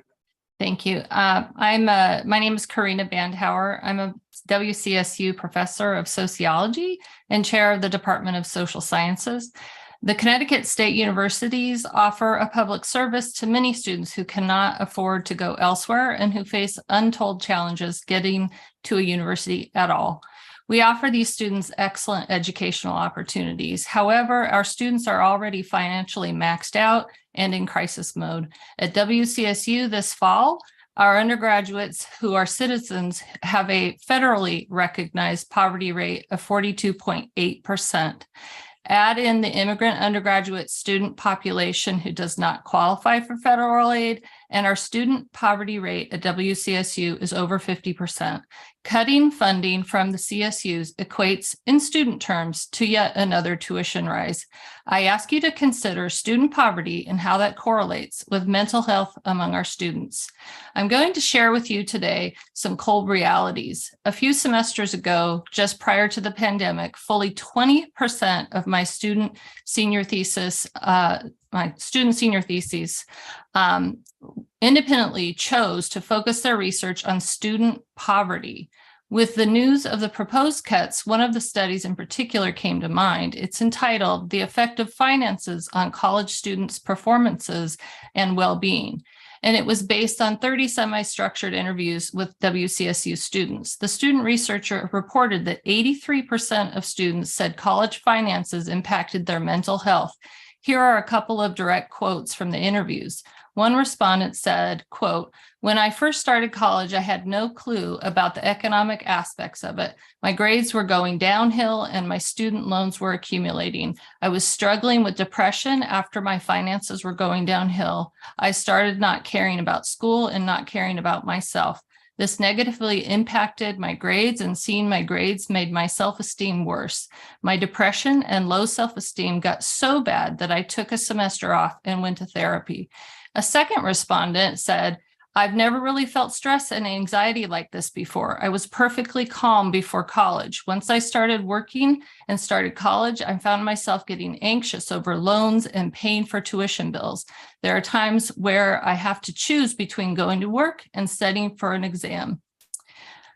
Finally, there are many more, but those are just a couple. Finally, as a result of the pandemic, WCSU has seen a 49% increase in demand of urgent counseling sessions from the fall of 2019, when students did that research, and the current fall 22 just past semester. It does not take much to connect the dots that putting additional financial stressors on these students is going to further worsen the viability of our students and the public education as a whole. This is about the very real mental health impacts on our already financially stressed students. I ask you to strengthen fiscal support for all of our state universities by supporting President Chang's CSCU 2030 plan. Our students are our future. Thank you. Thank you, Ms. Bandhauer, for your testimony this evening. Does anyone have any questions? Seeing none, we can move on to number 103, Christopher Trumbley. Mr. Trumbley, when you're ready. Good evening. It is my privilege to prepare emerging school leaders at Southern. I also have the distinct honor of co-chairing the task force to study the comprehensive needs of children in the state, which the General Assembly impaneled 2 years ago and which it reauthorized last year. The task force's report includes 30 substantive recommendations, all focused on the tenets of the whole child framework, which makes plain that if children are to be engaged and to be receptive to support and challenge at school, they must first be genuinely healthy and safe, both physically and emotionally. And by extension, that their families must enjoy access to healthcare, food security, economic security, and affordable housing in safe neighborhoods. In light of the budget proposal that Governor Lamont unveiled last week, a budget ostensibly intended to promote equity, I appealed to the General Assembly to go much further than the administration has done, to boldly address the causes of the inequities that have plagued our state for decades. I point you specifically to several of the task force's recommendations. The first of these is that you create or continue a Connecticut child tax credit over and above the earned income tax credit that the governor included in his proposal. Next is that you increase families' access to safe, affordable housing by increasing the stock of affordable housing, increasing housing subsidies, and in order that families with low incomes may no longer have little choice but to be concentrated in urban settings whose schools and other services are greatly overburdened by such concentrations, that you enact zoning reform to ensure that families have access to safe, affordable housing in all communities. In light of the concentration of students with high needs in certain schools and districts, the next recommendation is that the General Assembly now fully fund the education cost-sharing formula passed in 2017. The governor cites his adherence to the planned rollout as promoting equity. I remind you all and the governor that justice deferred is justice denied. Germane to this hearing is our recommendation that you return Connecticut's funding for state colleges and universities to pre-recession levels in order to ensure access for young people who may not otherwise be able to pursue post-secondary study. Public higher education, including especially the community colleges and the 4 regional universities, exists to ensure that those with limited means and those who need to complete their degrees on a part-time basis are able to do so without having to take on unsustainable debt. Our students, many of whom hail from the historically under-resourced Connecticut school districts mentioned before, are every bit as worthy of the state's investment as were previous generations of students whose college educations were generously subsidized by the state. Thank you very much for your time. Thank you, Mr. Tremblay, for your testimony this evening. Does anyone have any questions for Mr. Tremblay? And at this point in the hearing, I'm going to turn the meeting over to Representative Hoxa. Thank you very much. Thank you, Representative Kennedy, and thank you, Madam Chair, Senator Austin, and Representative Walker. And thank you to everybody that's on this call and hearing today, including our speakers. So to keep the show going, Mr. Brian Lewis, it is your turn, number 104, to speak. Thank you so much. Good evening. My name is Dr. Brian Lewis, and for the past 20 years, I've had the privilege of serving as Associate Director of Financial Aid at Capital Community College in downtown Hartford. During this time, I've witnessed countless students transform their lives through the education they acquire at our institutions. I'd like to begin by thanking the Appropriations Committee for the opportunity to provide testimony this evening and advocate on behalf of the community college students whom I serve. I'd also like to mention that I too am a proud alumnus of Naugatuck Valley Community College, where I attended back in the late 1990s. Connecticut community colleges have long served as the bedrock of our state's higher education system, providing access and affordability to tens of thousands of students each year. Our community colleges are a gateway for providing Connecticut residents with the skills needed to successfully enter the state's workforce and serve as an affordable pathway by which students become well prepared for the pursuit of more advanced degrees. As Associate Director of Financial Aid, I am well acquainted with the financial challenges of our students. I currently serve as a member of Capital's Satisfactory Academic Progress Appeals Committee. Our committee is charged with reviewing appeal applications for students who've experienced extenuating circumstances that have led to them no longer meeting the academic requirements needed for continued financial aid eligibility. While the circumstances of each appeal are as unique as the students who submit them, financial challenges remain a common barrier to degree completion.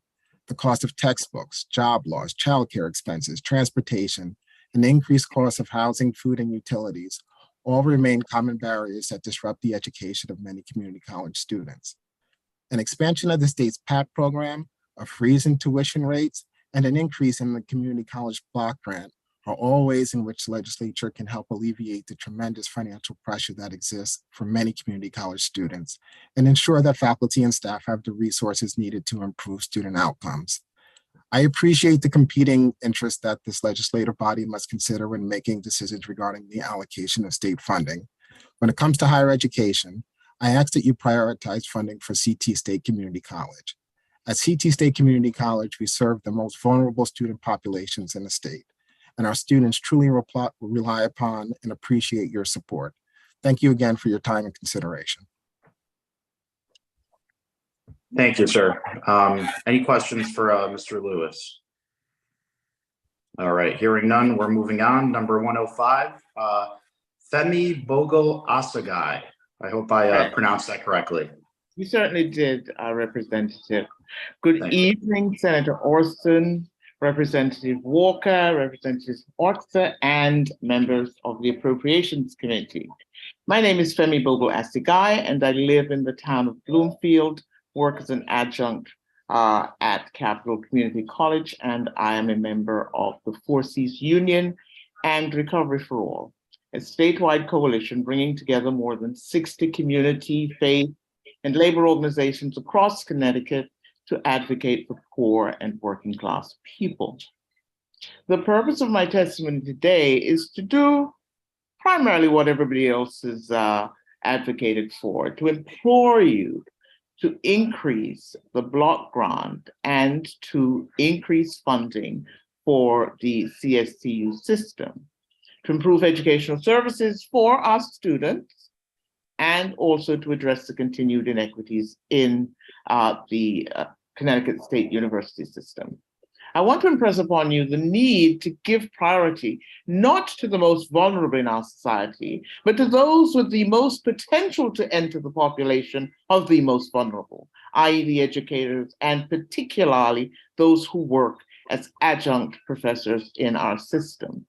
If COVID-19 did nothing else, it shone a light on those humans who keep the engines in our society well-oiled and functioning. Those who work in human services areas, predominantly women, of course, they are critical, they are vital, they are imperative to the optimum functioning of our Connecticut society. I'm here to invite you, as you deliberate, to ask yourselves, what kind of society do we want Connecticut to be going forward post-COVID? We can no longer claim lack of knowledge about the socioeconomic conditions of poor and working class people. We now know what happens to those people.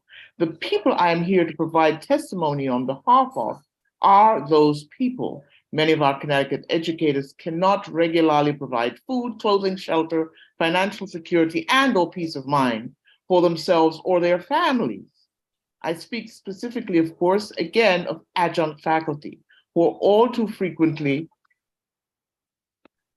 one paycheck away from abject poverty themselves. Adjunct faculty need a pathway to full-time work and medical coverage. Our community college system should not rest on the back of adjunct faculty. Poor and working class children also need the stability of full-time faculty. Again, I ask you to give serious thought, serious consideration to the fact that you all are in a position to create the nature of the society that we live in, and that we all here in Connecticut would like a society where we produce young people who are competitive, not merely in Connecticut or the United States, but globally, as you deliberate which priority you will choose to fund. Thank you very much for your time. Thank you. Thank you, ma'am. We appreciate your comments. Any questions for Ms. Bogle Asagai? Okay, hearing none, we are moving on to number 106, Daniela Ragusa. The floor is yours, ma'am. Hello. Can you hear me? Yes. Okay, thank you. Good evening, and thank you for the opportunity to testify. I'm Daniela Ragusa, Professor of English and Humanities Chair at Capital Community College. I have been full-time since 2010, but before that, I was an adjunct faculty member at multiple colleges and universities. From years of experience, I know firsthand how difficult it is to be a part-time lecturer at multiple institutions. And I also know how much better life is as a full-time tenured full professor who has the luxury of being invested in the institution that employs me. For this fact, I am much more available to students at one school instead of dividing my time among multiple schools, trying to serve many more students while piecing together a living wage. As an adjunct, I had one particularly difficult year teaching 6 classes at 4 schools just to get by. If I had not been lucky enough to be hired full-time at Capital, I doubt I would have been able to continue as an adjunct at so many different schools for so long. The part-time faculty who work beside me at Capital live this kind of work life. Every semester, they are unable to secure permanent employment as college professors. Even though they are highly skilled scholars published in prestigious academic journals and presenters at national conferences, if they cannot secure the full-time employment my fellow full-time colleagues and I enjoy, these adjuncts will continue to toil as underpaid and underappreciated part-timers. Given the opportunity to teach full-time, I know my part-time colleagues would be able to invest themselves in our institution to give students the time and attention they deserve. But it's hard to be fully committed to an institution that can't be fully committed to you. It's nerve-wracking not knowing if a course will be taken away at the last minute or hoping that a last-minute course will be added to the schedule. Last fall, I hired 4 new adjuncts when enrollment was surging upward. I interviewed, onboarded, trained them in our pedagogy, and observed them their first semester to ensure their ability to be brought back in the spring. And this spring, all of their courses were canceled. With 1 additional full-time tenure line, all this inefficiency would be eliminated, and the life of one part-timer turned full-timer would be changed for the better a million times over. She'd have a living wage, health insurance, a pension, and the time and energy to give to her students in ways only a full-timer can. Students with better access to their professors have more of a chance of success. We know that positive, consistent, and quality student-teacher relationships are foundational to better enrollment, retention, and graduation rates. Full-time professors are better able to form relationships with students because they have the time and support to do so. Both our adjunct faculty and our students deserve better treatment from our Connecticut State colleges and universities. I misspoke when I said our adjuncts were underappreciated. We appreciate them. The students appreciate them too, but we need to back that appreciation up with the security of full-time tenure track employment. Thank you for your time and attention. Thank you for the comments, ma'am. Does anyone have any questions for Ms. Ragusa? All right, hearing none. We are moving on to 107, Natalie Starling. Thank you. Members of the Appropriations Committee, thank you for the opportunity to speak to you today. My name is Dr. Natalie Starling, President of the Faculty Senate of Southern Connecticut State University, Associate Professor of Counseling and School Psychology. I'm a nationally certified school psychologist and board certified behavior analyst, also a service provider to children, youth, and families of Connecticut, speaking today on behalf of the faculty of Southern Connecticut State University and myself. I speak today as a 2-time alum of both the University of Connecticut and of Southern. Connecticut is my home. I was born here and raised here. Connecticut public higher education is my education. I'm here also as an advocate for children, families, K-12 public schools, and my university community, the faculty, our students, staff, and administration. The theme of my work is to give back to these communities, my communities, as these are the communities that gave to me. My training, my leadership, my efforts are all a direct result of Connecticut public higher education. In my daily life at Southern, I'm witness to the extraordinary talent and efforts of our faculty. At the core of what we do, we serve our students. Our efforts, our teaching, our governance all have the central goal to serve our students. We supported our students through the pandemic and recognize our future students will arrive to us with many aspirations and needs. Connecticut K-12 students have had their education disrupted by the COVID-19 pandemic. We, the faculty, stand ready to support them, and our institutions need the funding to support us. While I'm immersed in the higher ed world, I'm also privy to the individual struggles of children and families. Educational needs are front and center for so many families. Higher education is seen as a critical next step for high school graduates who are relying on us to support their growth and their community's growth. Public higher education keeps society going. Yes, higher ed includes career preparation and job readiness. It also offers students the opportunity to learn that as people, they are more than the labor that they can produce or might produce in the future. We prepare future professionals and activists. We challenge ideas, engage in creative activity that builds upon our collective body of knowledge, and fulfill our duty to share that knowledge. When I earned my bachelor's degree from the University of Connecticut, I received a letter in the mail from then Governor Jody Rell, a letter many graduates received. This congratulations included encouragement to remain here in Connecticut, a formal written encouragement some might interpret as an ask from our state government. And while there's privilege in an ability to relocate that ranges for many, the letter's emphasis was clear, and the spirit of this letter has stayed with me. Remain here and put my skills to use here, have an impact here for the future of our state.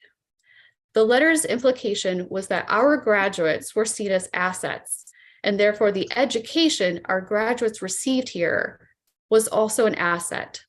I'm hopeful to see that this acknowledged asset be a continued investment because so many of us are here, still here, fulfilling the ask that was made of us.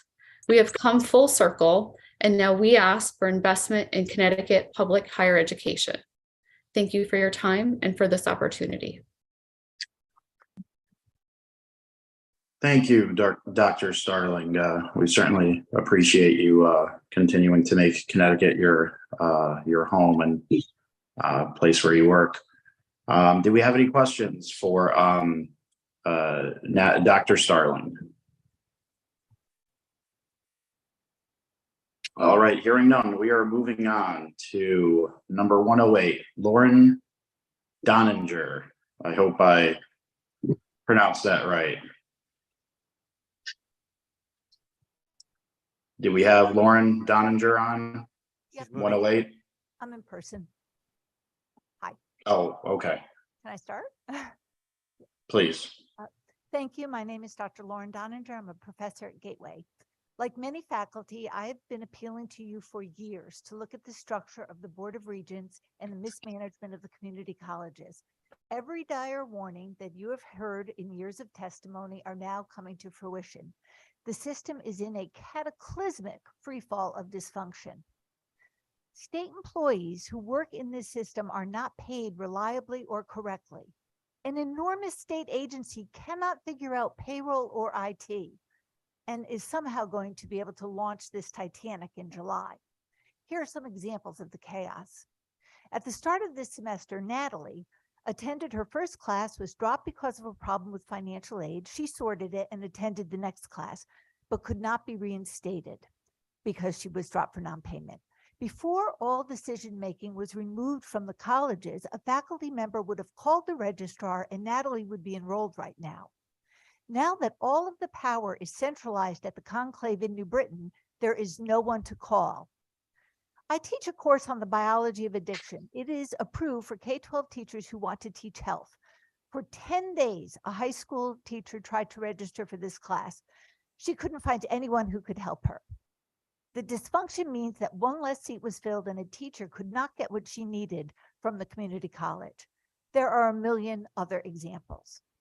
My dilemma is that I want to implore you to fully fund the community college because it is in the best interest of our students and the state.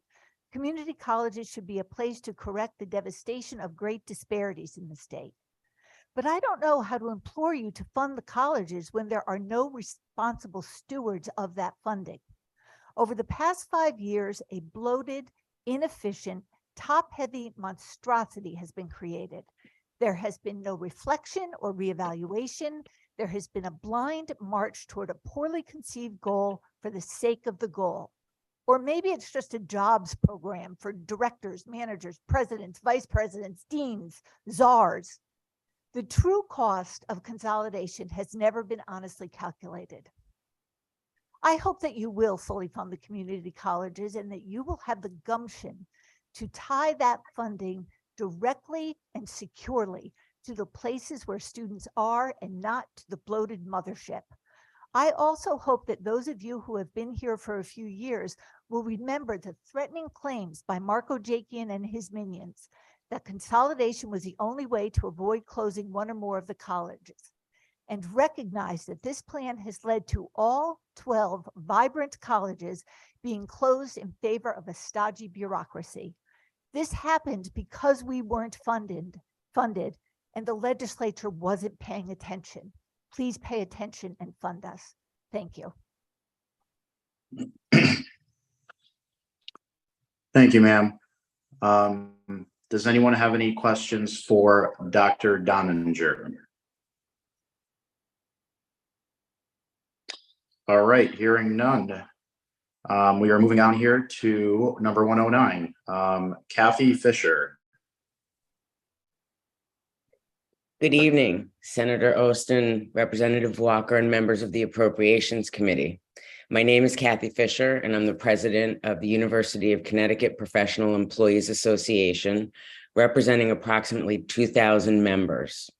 I am also the associate director of the UConn Women's Center on the Storrs campus, and have been a proud member of the UConn Nation for more than 2 decades. I'm here today to share our serious concerns with the budget that's been proposed by the governor. Many of those concerns have already been shared, and to ask that you adequately fund UConn, UConn Health, and all of our institutions of higher education across the state. I represent the dedicated professional staff at UConn who are integral to every aspect of our students' experience, from recruiting and admissions to welcoming new Huskies to campus, to sending them off at graduation, where the majority will live and work in Connecticut. We work with our students every day in the classrooms, housing, food services, healthcare, admissions, cultural centers, advising, technology, the list goes on. We provide direct support for the students through mentoring, counseling, and support services, working to ensure students' educational success, all while keeping our institution running.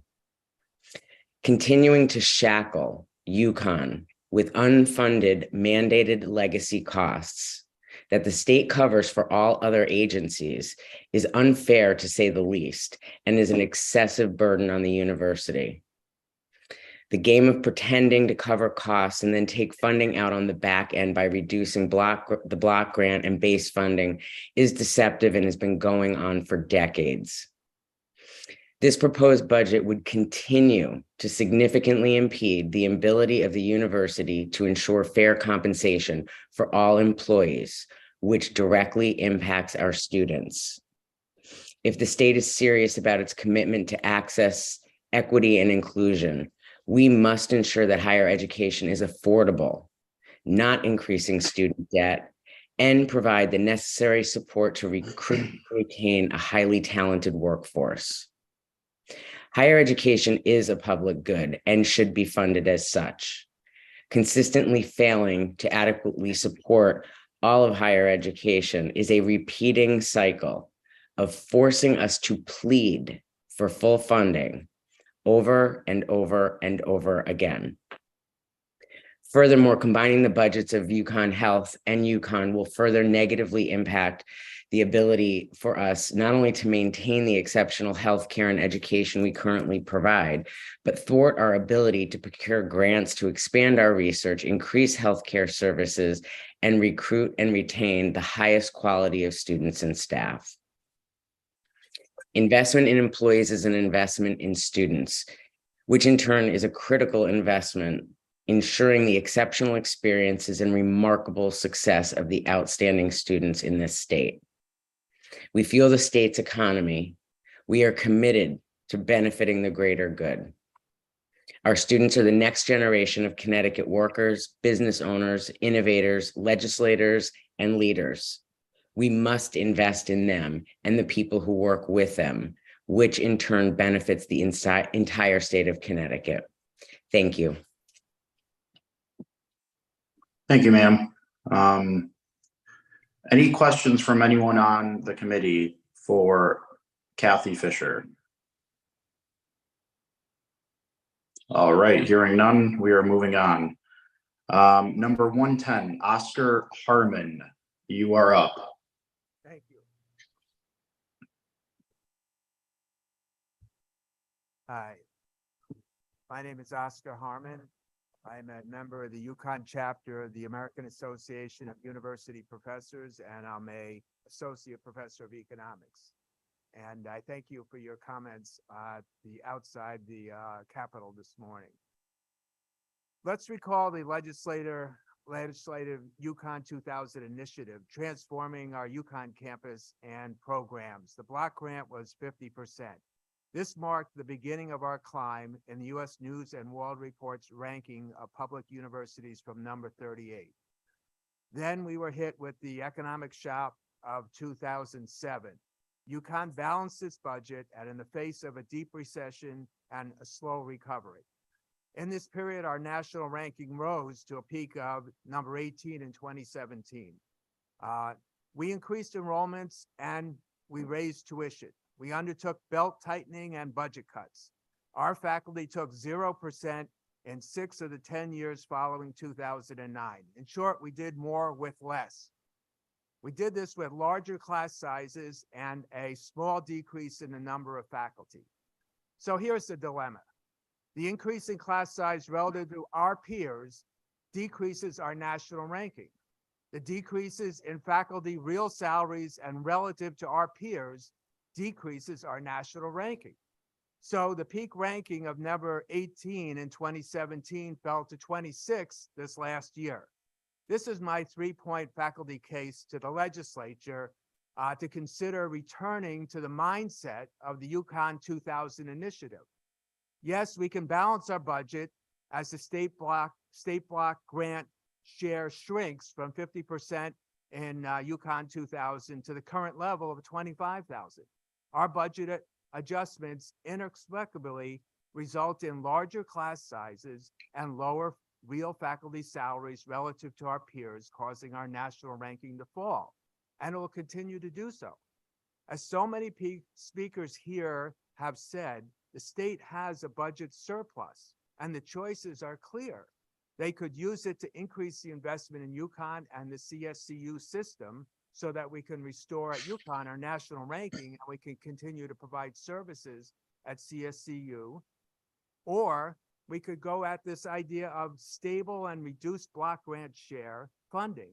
And of course, the national ranking is going to shrink. And of course, the provision of services at CSCU is going to shrink.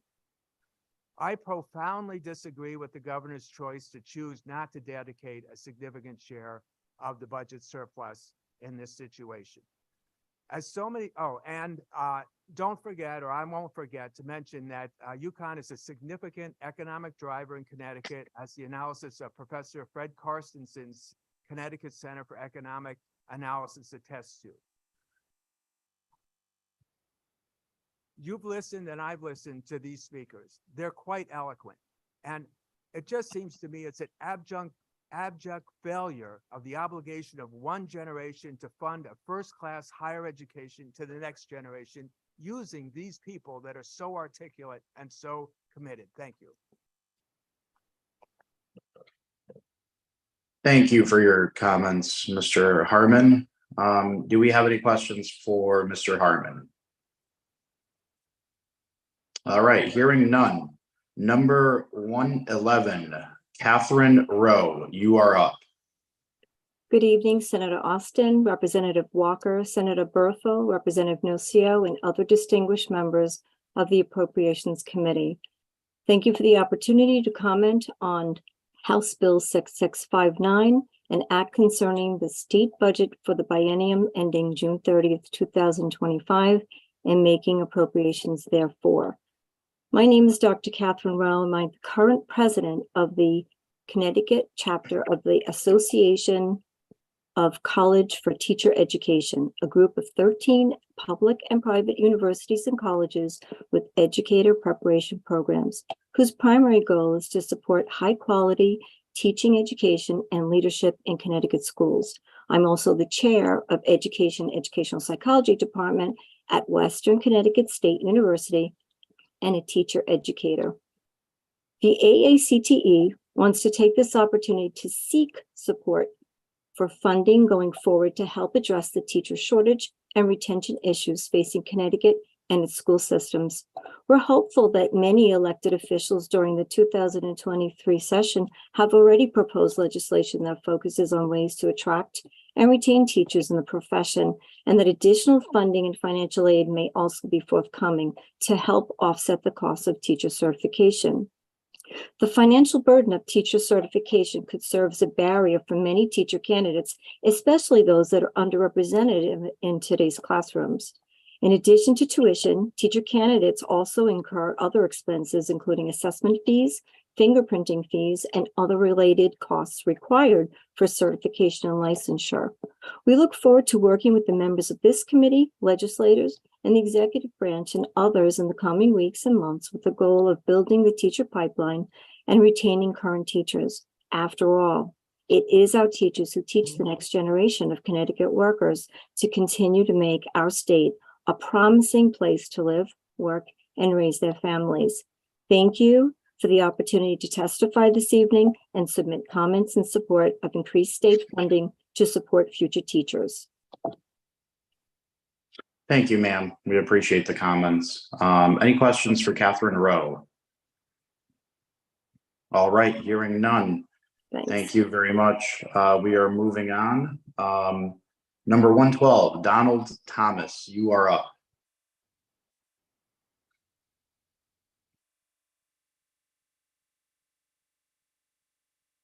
Is Donald Thomas on the call? Nope. Okay.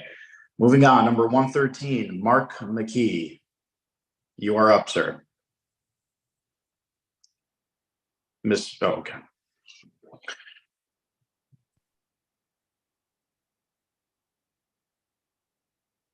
Good evening, and thank you for the privilege of addressing this assembly. I'm an adjunct professor at Eastern Connecticut State University. I am also a practicing artist, a veteran, and have had a parallel career in healthcare. Let me begin by declaring that I fully support generously increasing the budget for our public institutions of higher learning. Furthermore, I am of the firm conviction that the arts are no less a critical component of that education than any other area of study. Thus, the arts should be treated as a vital infrastructure and appropriately funded or supported as such. I do not presume to speak on behalf of the Connecticut State University and College system. However, as an artist, as a teacher, and as a parent of my share of experience, I think that I can speak with an expansive degree of authority on the subject of art in higher education. Let us ponder this. What do the U.S. Army, the U.S. Naval Institute, Yale University School of Medicine, Harvard Medical School, Penn State School of Medicine, Boston University, Boston Medical Center, the Polaroid Corporation, Apple, and IDEO have in common? All include the arts either into their operations, corporate model, or arts education as a significant part of their curriculums. My first experience in art as a professional was of all places, as a 19-year-old illustrator in the United States Army. Yes, the Army has artists. At the time, I too could not afford college, so I enlisted in the Army to pursue my dreams that way. Likewise, the U.S. Naval Institute works very closely with concept artists whose works help the armed services envision the battlefields of the future, as well as the innovative technologies needed to negotiate those hypothetical war zones of tomorrow. But this is not the only area where art is an increasingly critical component.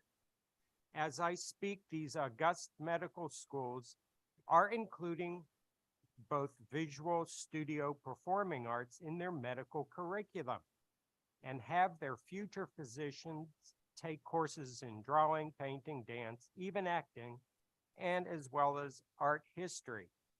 It has been found that learning about art hones their skills of observation, their manual dexterity, while also instilling perhaps an even more important skill, that of empathy.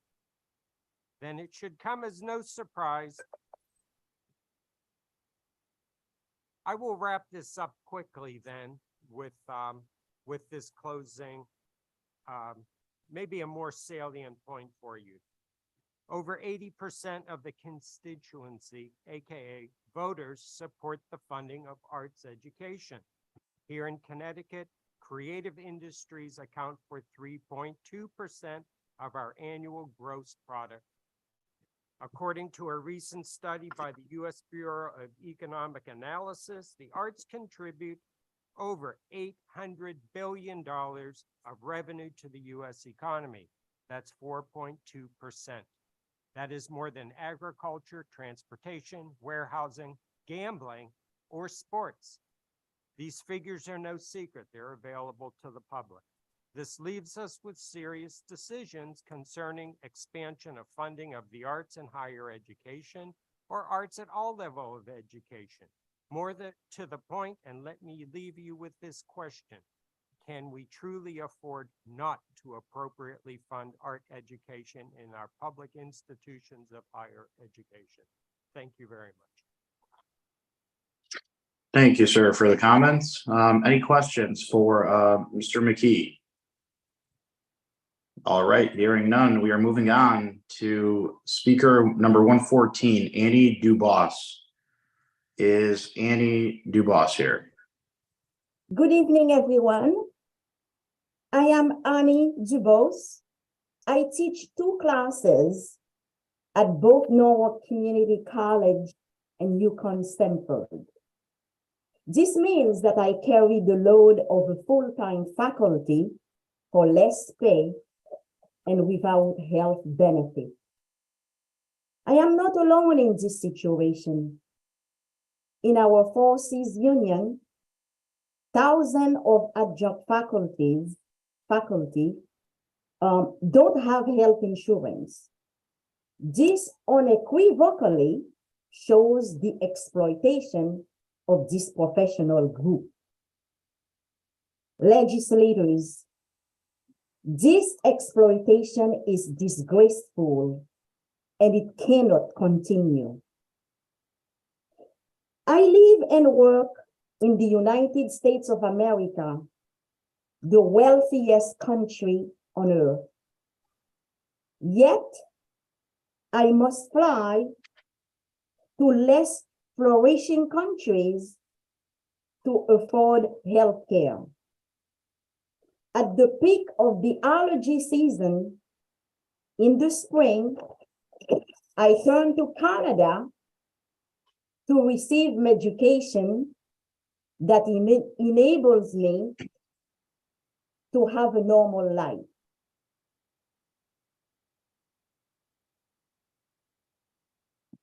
I have 20 years of experience in higher education, educating the future workforce of Connecticut.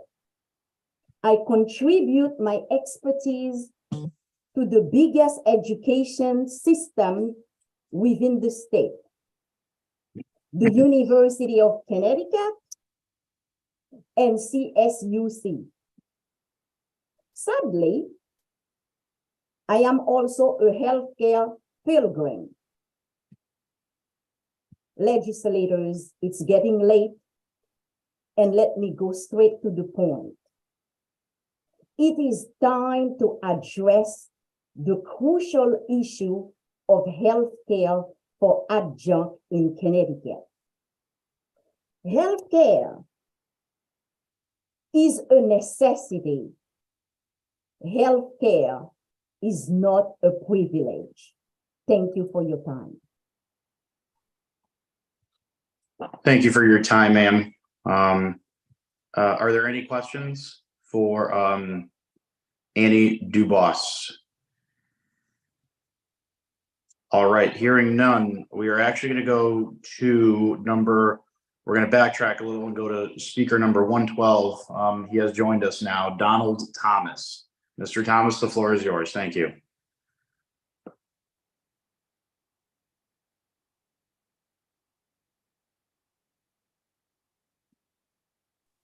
For healthcare at UConn Health.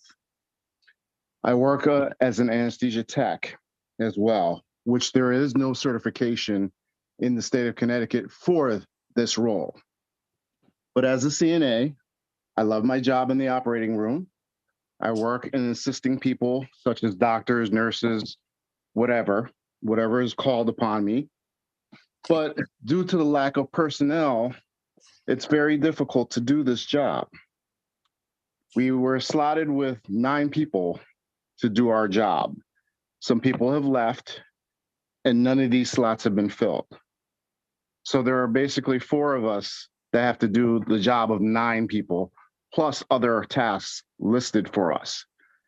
In the operating room, we are responsible to help turn over rooms, get the patients in, transport the patients, transport specimens to various parts of the hospital, support anesthesia in various parts of the hospital. But the 9 people have been shrunk down to 4, which makes us run throughout the whole hospital, which cuts back on the healthcare and doing the proper job that we're supposed to do within the operating room. We clean, we sterilize, we do all kinds of things, but the work is putting us at risk. We're exposed to biohazards every day. We're dealing with COVID, we're dealing with whatever comes in, and it's part of the job, and I understand that. But not having the personnel to do this is, in my own opinion, a safety hazard. Most of our staff, our permanent staff, which there is very little of, are more travelers than anything. We have no permanent staff there. We've been asking for help. We can't get the help. At UConn, 1199 represents CNAs, phlebotomists, laboratory techs, respiratory therapists, dental assistants, and transport staff. We worked through COVID. We're very tired. We're trying to do everything that we can possibly do, but it's hard to do if we don't have the people to do it with. So what I'm asking for, as the only public hospital in the state, we are committed to provide care for everyone who needs it. Now we need the governor to support and provide funds to ensure that we get the help that we need so we can fix this. That's it from me. Thank you very much for your time and have a good night. Thank you, Mr. Thomas. Any questions for Donald Thomas? All right, hearing none, we are moving on to speaker number 115, Sarah Riley. Good evening. My name is Sarah Riley, but if you're one of my students, I'm Professor Riley. I'm an adjunct at sociology at CCSU and Tungus Community College. I've been teaching for about 3 years now. However, I've been deeply ingrained in the CSU system for all of my college career. I got my associates in 2015 from Tungus Community College, and I graduated from CCSU with my bachelor's in 2017. This is actually my graduation cap, pretty relevant message as to what we're all speaking about tonight, and this is from 2017. But instead of talking about me and my accomplishments and everything I've done in my academic career and teaching career, I really wanted to offer you my unique perspective now as a professor, instead of relaying to you everything I did back in 2018 when I was here once again, this night, actually 5 years ago. In my long form testimony, my written testimony is on the state's website. I have the syllabus that I created, required reading for all of elected officials. For the next 3 minutes or so, you are my students and I'm your professor. Welcome to class. Tonight, I'll be doing what I do in my classes, talking about both quantitative and qualitative data. What we see here in Connecticut is we do a lot of things well. We spend high amounts on education. We have well-performing students, well-performing schools. We have huge amounts of diversity, especially at our state universities and our community colleges. State universities with these diverse populations, we see that studies show that these diverse population student bodies correlate with better education outcomes. This system is educating, our professors are educating, forming the future of the state and providing for a place for dreams to become futures. But what data also shows us are other things that Connecticut lags behind in doing. Funding is not dispersed equally among all public schools. There are education gaps between Black and white students. We see a growth in our economic inequality, something we talk about in my class called the Gini coefficient, has increased in Connecticut, much higher than our national average. We continue to see divides between the rich and the poor. We see that this state prioritizes 14 or so billionaires over 50,000 plus enrolled students in our CSU system, a state where we have middle and working class tax burdens on our populations. The argument is that if we raise taxes on the wealthy, they'll leave our state. But actually in my syllabus, I've provided a great resource, a book, if you have time to read, right? That actually the rich don't leave when we raise taxes. It's a myth, right? Surprising there is more that the rich care about than raising taxes. But I want to talk more about what numbers don't show, and that is the qualitative experiences of our students, my students in particular. So take, for example, my student Jay, an almost senior going to be graduating the next semester or so. Jay works a third shift job and is a full-time student, and as of last semester, picked up a part-time job to make a little bit more money. They take morning classes after the third shift job ends and sleep intermittently throughout the day when they have time.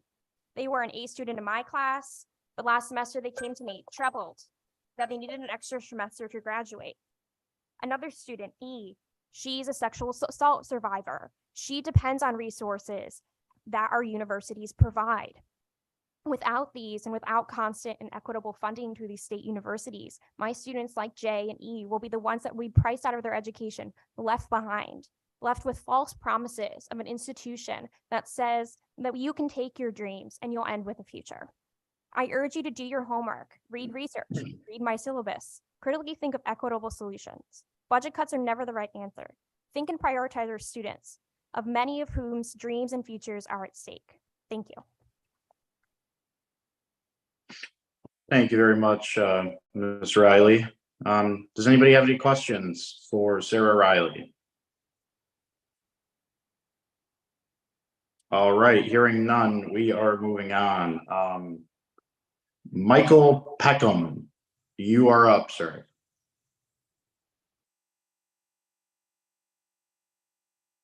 No, Mr. Peckham. Okay. All right, number 117, Thomas Gilberti. Thomas Gilberti. Hello. Before I begin my time, I would just like to quickly thank Chairman Tony Walker and Senator Gary Winfield for their leadership on this issue, and as well to Professor Stretch, who has helped me throughout all this process, as this is my first testimony. So I would just like to thank them quickly. And yeah, here's my testimony. Hello, my name is Thomas Gilberti, and I'm a recent transfer student here at Southern Connecticut State University. And I am one of your constituents here in Middlebury, Connecticut.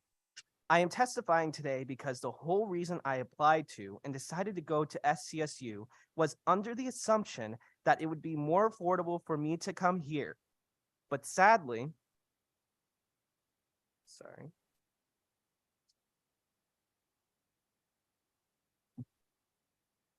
I was wrong. On average, over the last 3 years at my previous institution, I was paying 20 grand a year with room and board. Here at Southern Connecticut State, I am paying 26 grand a year with room and board. The fact that I am paying more than I was for an out-of-state private college is honestly insane to me. Now I know why, now I get why my parents and relatives did not want me to go and stay here, because the fact of the matter is it is not affordable for students in state to go here, and cutting funding to CSCU schools would only exacerbate that problem. And it's honestly mind-blowing that the governor of this state wants to cut funding for CSCU schools. And when just a week or so ago, this same body voted to extend, my apologies, the free and reduced lunch program with bipartisan support. And the reason that this is mind-blowing is because if you think about it, those same students are most likely going to CSCU schools right now. So the fact that you are even considering cutting funding for the students who need it most is frankly unacceptable, especially when you consider that at the moment, the state has a large surplus. So logically, the state would use that funding to provide citizens of this state with a more affordable and quality education, the very thing that we pride our state on. But instead, for some reason, the governor is not focusing on that and is instead focusing elsewhere. As someone who comes from a proud working class family, these cuts will hit home to me. But not only that, these cuts will affect my peers, my professors, my friends.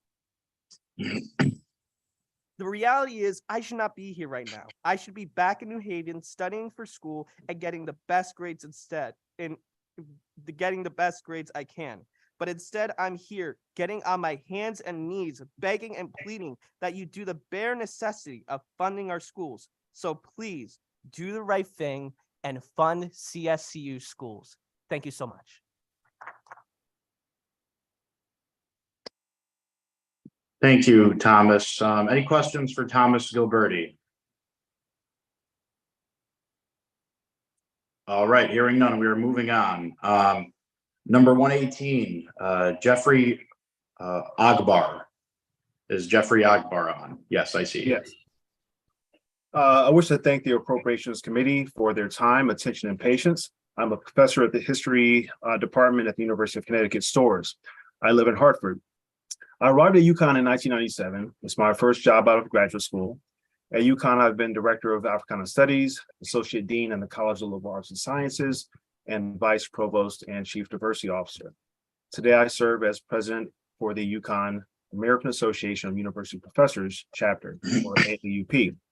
You've tonight heard very powerful testimonies from students, staff, faculty, administrators, and parents. I hope to bring something that resonates with all of the above. As a first-generation college graduate, I have witnessed the transformative power of education. To quote a good friend of mine, it's a great disruptor to intergenerational poverty. It broadens horizons, it's good for individuals, but also good for society. It reduces poverty, increases innovation, and advances science, research, and enriches our world in discursive ways. I've been here long enough to have managed units ordered to impose a 3.5% rescission more than once. I've witnessed the belt tightening of salary freezes, not once or twice, but 6 times between 2008 and 2019. UConn AEP and others across the state agreed that the Great Recession brought to bear devastating financial exigencies. We agreed to cutbacks in multiple times of economic crisis. In 2022, however, the governor boasted how the state enjoyed a record surplus of over $4 billion. Quote, Connecticut's fiscal health is stronger than it's been in decades, unquote. We achieved a moment of historical surplus, and I fully understand the outrage at the proposed budget shortfalls. Student testimonies have been incredibly powerful. They resonate. Their impact is both emotional and straightforward with the basic logics of good public policy.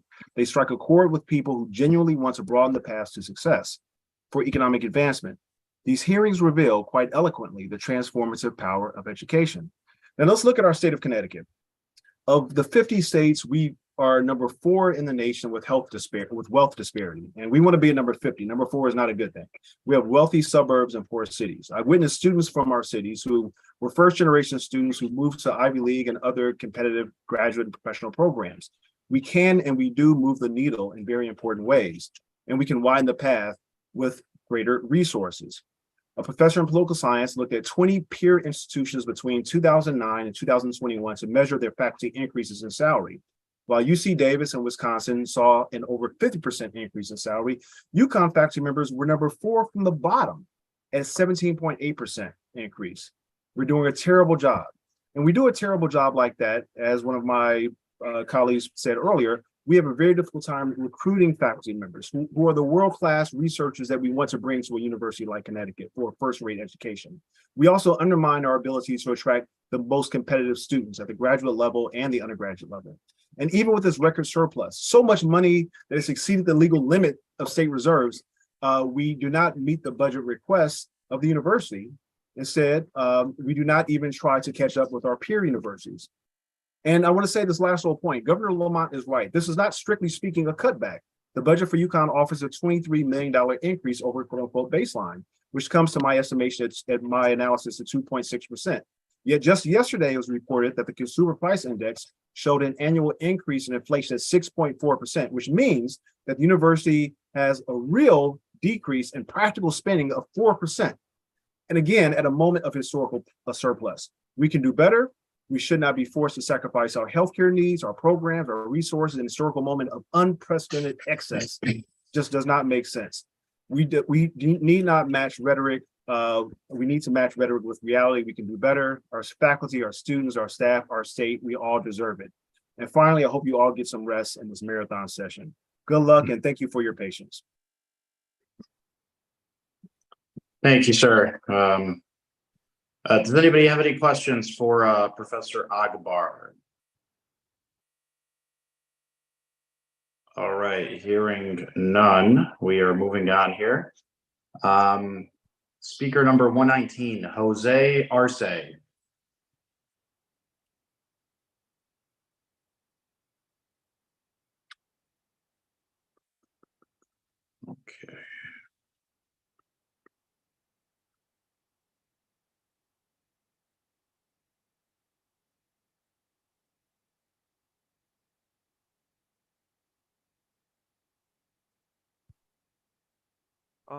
Hello everyone here. I don't know the names of the officials that are on today and at this long night. I'm here to speak on behalf of Capital Community College tutor. I am a tutor. I'm kind of those successful stories to people who migrated to this country and Mr. Arce, I'm sorry, not to cut you off, but can you please speak closer to the microphone? Okay, can you hear me now? Thank you, sir. That's a lot better. Thank you. Okay, so I am kind of those successful stories that people who migrated to this country, pursue education, and I began a Capital Community College. I got an associate's degree, and I was lucky to be accepted at Trinity College, and I got a bachelor's degree in biology. But I was trying to pursue a master's degree, but I couldn't because it was too expensive, and my budget could not help me to pay for a master's degree. So I spent 20 years working here and there, and finally got a job as a tutor. But I realized that as a tutor, sometimes I had to sign 5 contracts a year for the spring, for the summer, first session, summer, second session, for the fall, and for the winter. I mean, that is not right. That is not right. And also, we don't get health benefits. So it's like I'm getting, a 5-year, full year job, but in stages. And I come from a poor country, Peru, where higher education is free. You go to the university, it's very competitive, but if you go to university, you can go to university for free. Why Connecticut cannot provide, free education? It's the wealthiest state in the country. Why are doing so bad? That is sadly, that is so sad that in the wealthiest state we are doing so bad in providing higher education. I have the story of 2 co-workers who work one of them worked as a tutor for 20 years. she got sick and she doesn't have a primary care physician. She goes to a clinic to be get a medical care, and then then there's no record of her, and she's doing that for more than 20 years that she works as a tutor. And then there is another co-worker of mine at the Academic Success Center where I work at Capital Community College who has the same problem. I mean, that is not fair. If these words and all the words of people who have spoke here with, all these statistics, all these numbers, with all these facts, and still we are not being heard, what can we do? What can we touch your hearts to tell you that having a third class and not spending that money in education is wrong? How can we touch your hearts? That is really, really sad. I'm sorry, but I got to tell you, if the budget is not rejected and the increase of the budget for the higher education is increased, that is wrong. Thank you very much, and I'm finished. Thank you, sir. We appreciate the comments. Does anybody have any questions for Mr. Arce? All right, hearing none. We are moving on here. It looks like my hour is over. Representative and Madam Chair Walker, would you like to take over, or do we have somebody else in line? I believe it's me. Yep, it's Representative Nuccio, and then after that, I guess Representative Haddad. Thank you. I know, I'm optimistic. We're on 120. We're going to get through it in my hour. Greg's shaking his head. Yep. Thank you, everybody. I'll be taking over for the next hour. I'm ranking member, Representative Tammy Nuccio, and we're going to go on to number 120, Olivia Micah. Yes, good evening, Senator Austin, Representative Walker, Senator Berthel, Representative Nuccio, and distinguished members of the Appropriations Committee. My name is Olivia Mika, and I am the Executive Assistant and Program Manager, and also a two-time past AmeriCorps member at Central Connecticut Area Health Education Center. As an AmeriCorps member who served for 2 years, I can tell you firsthand about how AHECs have made an impact in the community throughout Connecticut, specifically for me, Central Connecticut. I started as an AmeriCorps member in 2019 and spent my service year going into schools and teaching about public health topics, different health careers that students wouldn't have otherwise been exposed to, college and career readiness, resume writing, and more, while also engaging them in service learning activities. When the COVID-19 pandemic hit, although we couldn't be in person at the schools, we continued the program online, which not only increased their health career knowledge, but it also gave them an outlet to discuss what they were feeling during lockdown and ask any questions they wanted to about the pandemic. This program is called Youth Health Service Corps, and the goal is to expose students from underrepresented communities to different health careers with the goal of them enrolling in a health profession program in college, and we did just that.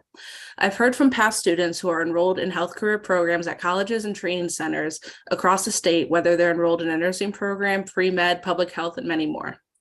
At Central, we also offer a totally free CNA training called CNA Pathways to College, which is an approved program by the Department of Public Health, where in the last 3 years, we've had over 38 students graduate. More than half of those students have already passed the state exam and has either gone on to working as a CNA, or while they're working as a CNA have gone on to pursuing higher nursing degrees because the program gave them their foot in the door. We partner with a healthcare facility that hires our students and allows them the time to schedule and pass their state certification with a job waiting for them when they do.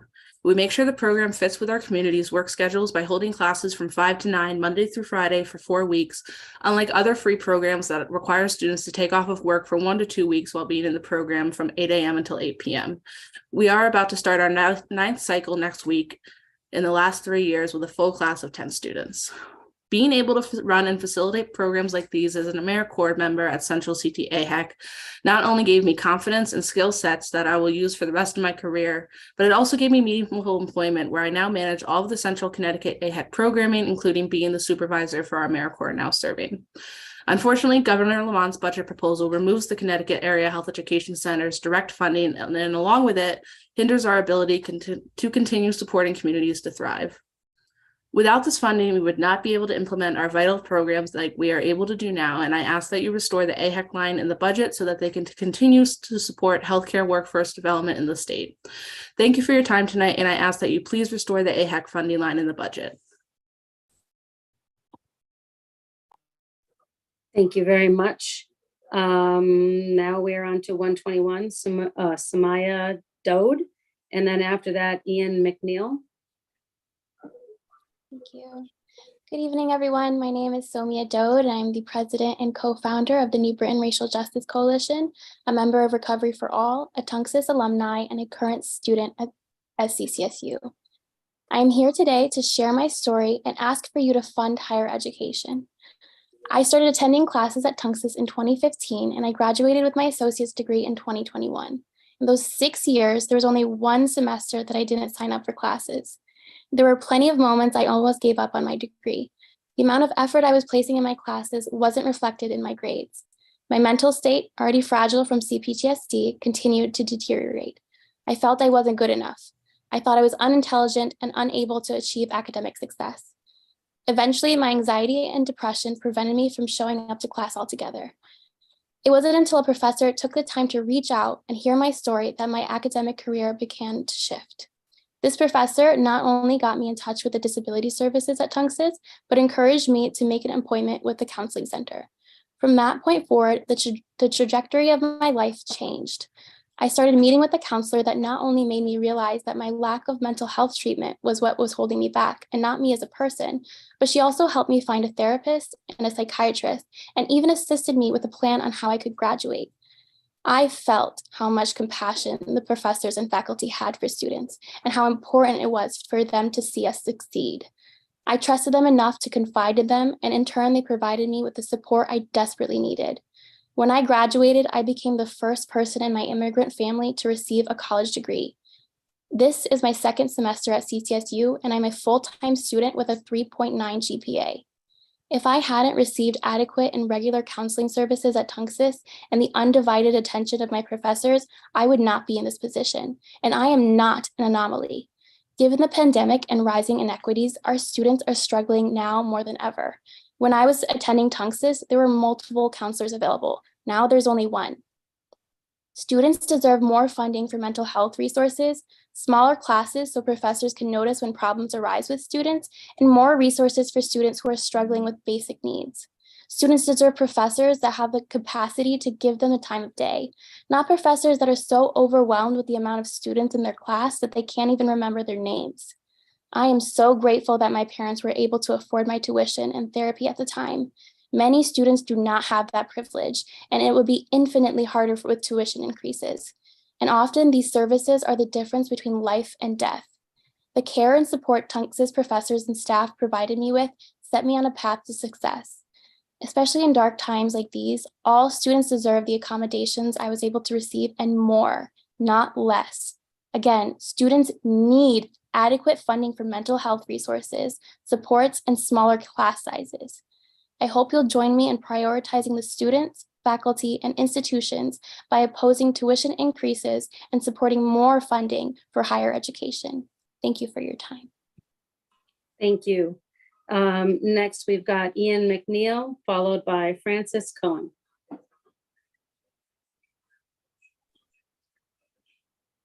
Thank you. Good evening.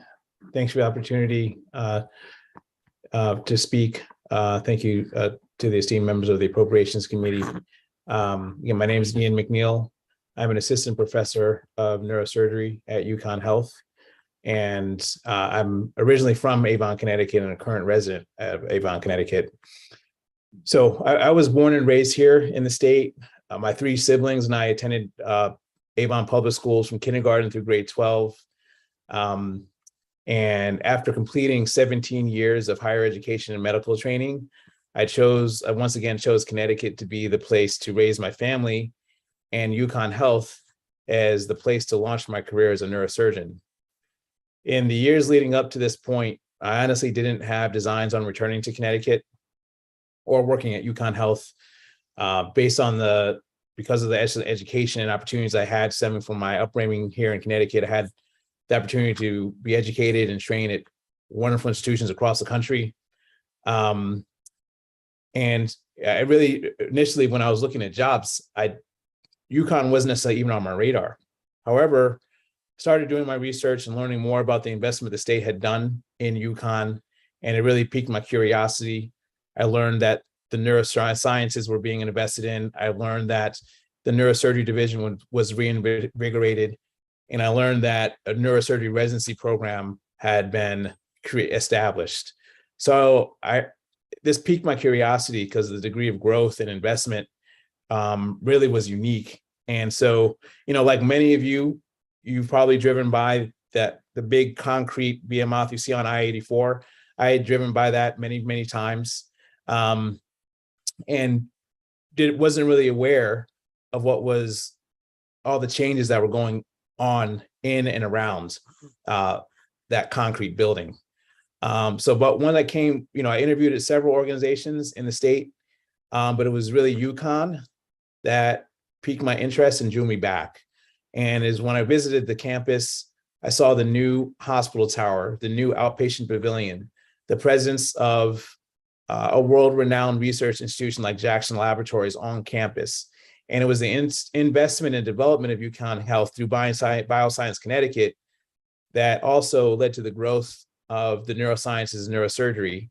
And that's what led me to come back to Connecticut to live, work, and raise my family. One could say that I could live in Connecticut and work at one of the other healthcare organizations, but truly UConn is unique. There are so many great things happening at UConn Health. It is an institution that represents so much of what is right in healthcare today. I say that not just as a physician, but prior to going back to med school, I worked for 5 years as a hospital consultant. I traveled across the country and worked with 50 healthcare organizations, helping them with business practices. And so I speak from that experience as well. UConn Health places the patient Mr. first. McNeil, if you could Sure. just wrap up, please. Sure. Thank you. UConn Health places the patient first, not the patient's insurance type first. We serve everyone. We never turn away, even for specialty care. Many of my patients that I see are Husky or Medicaid patients and struggle to find a neurosurgeon or a spine surgeon that will accept their insurance. We take pride in serving those patients, but we do more than just serving the most vulnerable. We provide excellence to anyone who steps through our doors. We're training the next generation of physicians. There are clinician scientists that are finding treatments for cure disease that will take care of your family in the future. So ultimately, we need to continue the investment, continue the growth, but unfortunately, the reputation of UConn is overshadowed by this biennial request for state funding that mischaracterizes UConn as a burden on state finances. This hurts the reputation among citizens, politicians, and at times our patients. And frankly, when patients come, many of my patients are surprised at the quality of care they get here.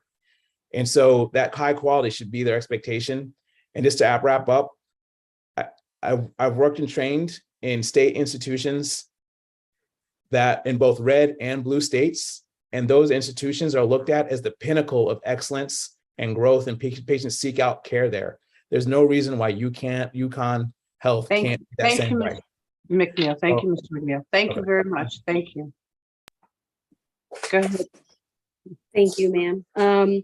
Next is Francis Cohen, and after that is Cynthia Stretch.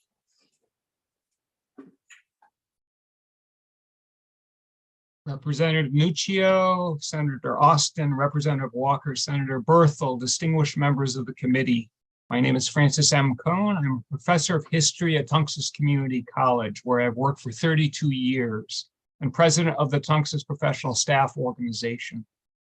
CSU managers have requested funding far in excess of the amount proposed by the governor. I ask you to support this request, but with an important caveat. Only if every penny is encumbered so that it must be spent to directly assist students or hire more full-time faculty and staff at the colleges and universities. Since 2012, the number of full-time faculty in the CSU system has declined nearly 10%, and the number of full-time classified staff by well over 20%, including over 40% in the community college system. Please see my written testimony for documentation of these figures. These professionals educate, advise, mentor, and provide key support services to students. They are your most effective student retention, recruitment, and success tools. Without them, students, especially the most disadvantaged, who increase in number every year, are harmed. Conversely, since 2012, the number of full-time managers has increased over 12%, including 39.9% in the community college system. The number of full-time administrators has risen over 12%. These people, many of whom work in an office in Hartford or New Britain, not at a college or university, do not teach, do not provide direct services to students, and indeed seldom, if ever, see students. Our students are disproportionately and increasingly working class or poor, young, and of color. Many come to us academically underprepared and facing many other challenges and obstacles. While they enter college or university disadvantaged, they are as deserving of an opportunity to succeed as their socioeconomically more fortunate peers. If they are denied this opportunity, they are being denied a fair shot at pursuing and achieving their version of the American dream. Accordingly, yes to more grants and scholarships for our students, especially the poorest and neediest. Yes to more full-time faculty, librarians, counselors, financial aid, admissions and records staff, information technology and educational technology specialists, professional tutors and personnel in writing, math, and science labs on every college and university campus. No to more managers and administrators. No Sir, to moving you more could just, personnel. You've reached the 3 minutes. If you could just wrap up, please. Just about done. Thank you. Thank you. No to more personnel from the college. No to moving more personnel from the colleges and universities where the students are to the system offices where the students are not. Thank you for your time. Thank you, sir. If we can go on now to Cynthia Stretch and then Olin Rawaju. Good I evening, think Cynthia. Representative Walker, Senator Austin, and members of the Appropriations Committee. I really appreciate you all sticking around on Zoom, or Representative Haddad here in the room. Many of us have been here since this morning, and for you, this might just be another public hearing. For us, it's so important for us to show up for ourselves and for our students, because given the threats posed by the governor's budget, this feels like a matter of survival. So I appreciate the opportunity to speak to you about the pressing need to fully fund the Connecticut State Universities. I've been a professor in the English department at Southern and a proud member of CSU AUP, my faculty union, since 1998. The work is fulfilling. My colleagues are amazing teachers and scholars with active research agendas and community outreach projects in spite of a teaching load twice that of UConn's faculty. Our work has never been harder or more important. It is a point of pride among faculty and staff at the CSUs that over 90% of our students are from Connecticut and will stay in Connecticut. You've heard that a lot tonight. Those who finish stay in Connecticut, not because they don't have options, not because they couldn't go anywhere they want to with their drive and their degrees. They overwhelmingly stay in Connecticut because they want to be close to family. They want to build their lives here. They want to give back to their own communities. But too many of our students struggle to finish, not because they don't have the brain power to succeed in college, but because the expectation that they will bear an increasing portion of the cost creates a death spiral in which their academic, personal, and financial needs increase while the resources available to support them decrease.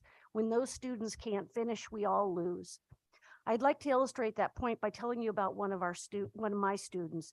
Julia is, as she will tell you, poor. She's been putting herself through college for years. She is a voracious reader, a skilled problem solver who could be using her excellent reading and critical writing skills, her ability to contend with multiple perspectives and ambiguities, and her empathy for others unlike herself.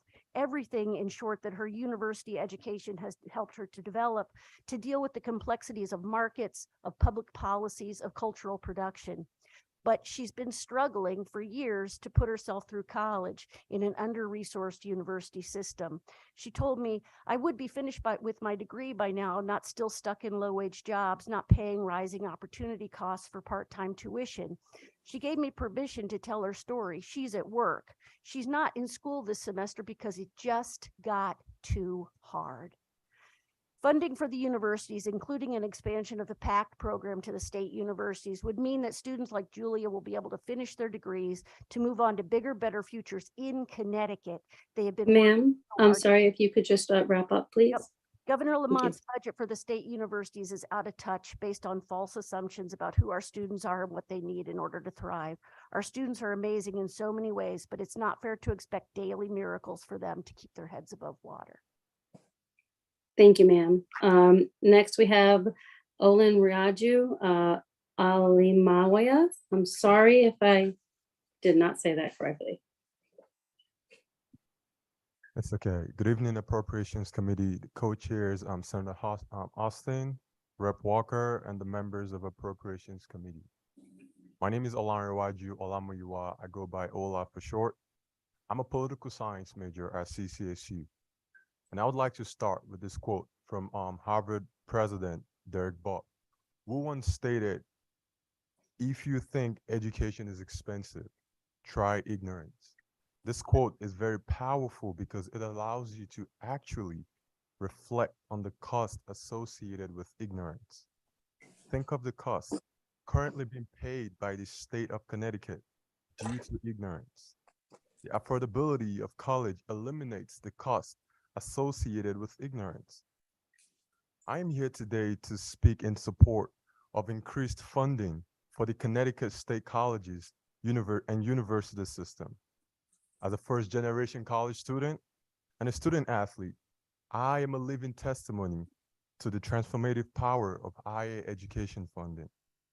Thanks to the athletic scholarship that I currently receive, I am able to attend college and in the process of completing my degree in May 2023. I have acquired values, expanded my mind. My confidence has been built and shaped by education. This opportunity has not only changed my life, but it has also allowed me to give back to my community in numerous ways I never thought possible.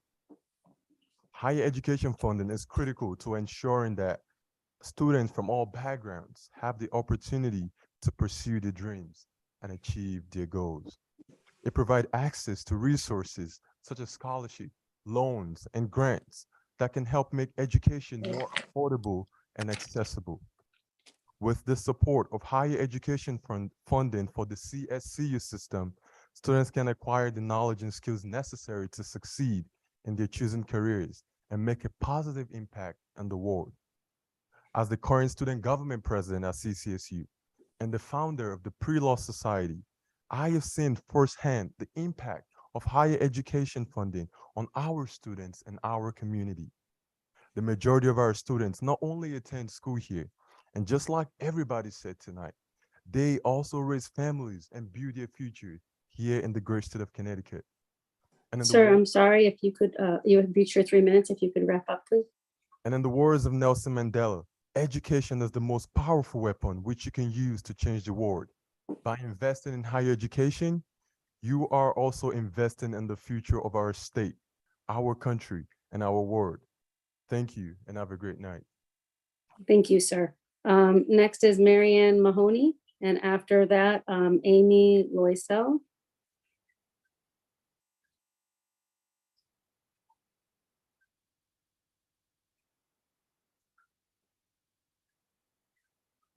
Are we ready? Go right ahead. Okay, thank you. Buenas noches, buenas noches, good evening. Members of the Appropriation Committee, thank you for the opportunity to testify. My name is Marianne Mahoney. I live in Canton. I'm the professor of Latin American history at Central Connecticut State University, where I also direct the Latin American, Latino, and Caribbean Center.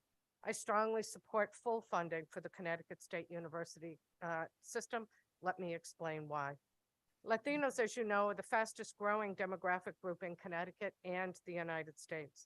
Latino children are rapidly emerging as the majority in Connecticut's K-12 schools. At CCSU this year, 20% of our students are Latino. Many Connecticut businesses, including Travelers and United Healthcare, have investments in Latin America.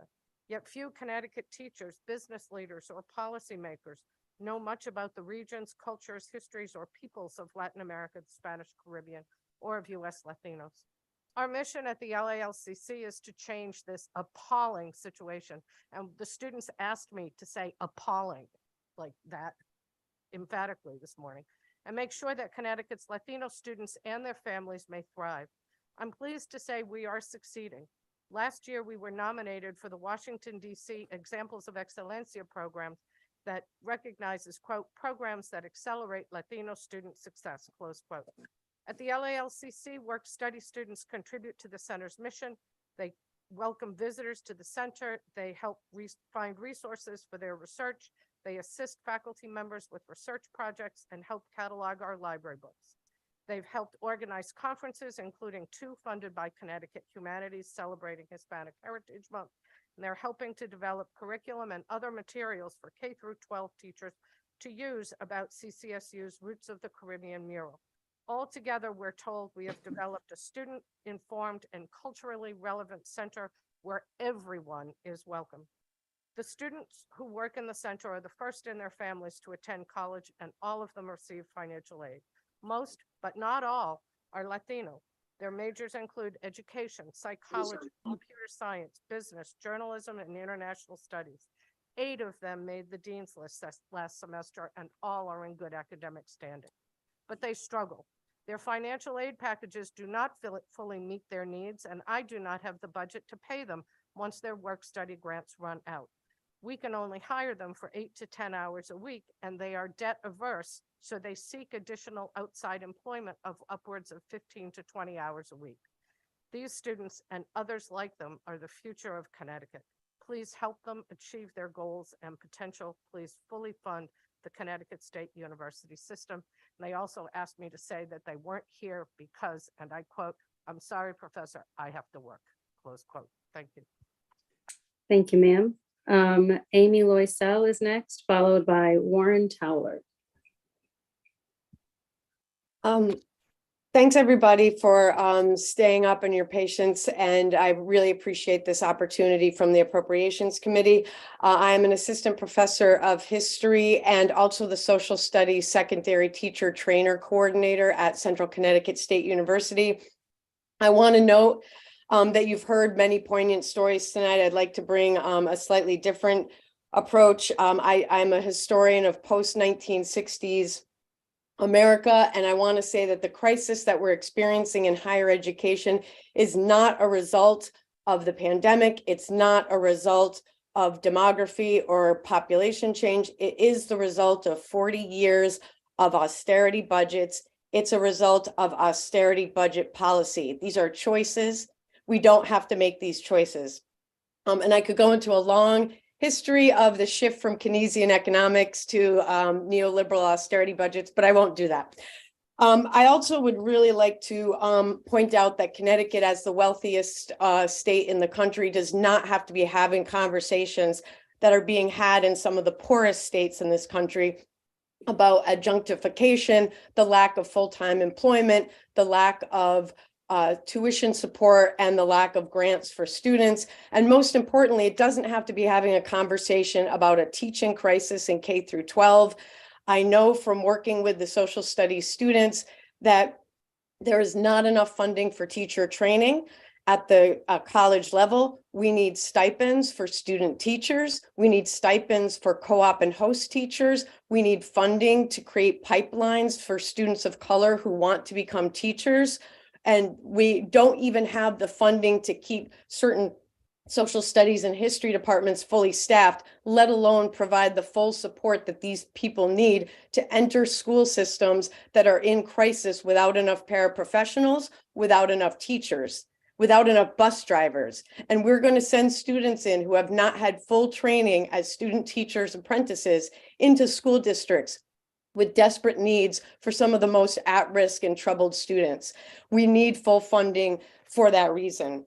I also would love to highlight the idea that we, rather than more tax cuts. What we need is to celebrate surpluses to fund public goods. What if we flipped the narrative and said, instead of surpluses leading to tax cuts and budget cuts, we said, let's get rid of that entire idea and say, you know what, surpluses, deficits, budget highs, budget lows, good economies, bad economies. Why do all of these lead to tax cuts for the last 40 years and more budget cuts? Instead, let's use this time of surplus to actually get back to where we were 40 years ago. Ma'am, if you could wrap up. Adjusted for inflation and adjusted for per capita and per student funding, we are worse off now than we were in the 1990s. That's how far behind we are as a state. So thank you for listening, and let's fund student teacher training. Thank you. Thank you, ma'am. Warren Towler is next, followed by Lou Boyce.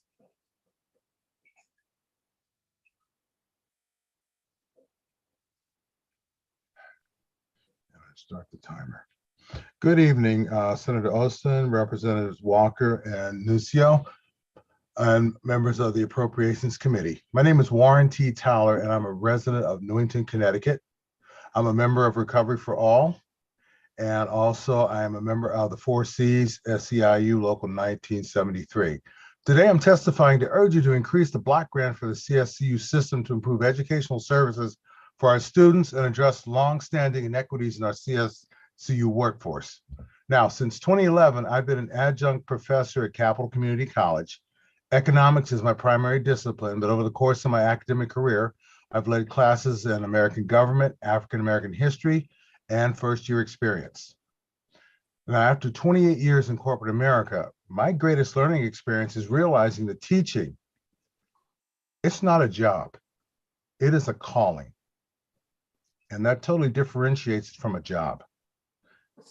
And I see us as we are instrumental in shaping the critical and creating thinking skills for the next generation. Adjunct professors comprise upwards of 70% of the teaching faculty in Connecticut's community colleges. With such a sizable majority, there are noticeable inequities. First, I've coined the phrase among my colleagues, we're called part-timers. I don't like that.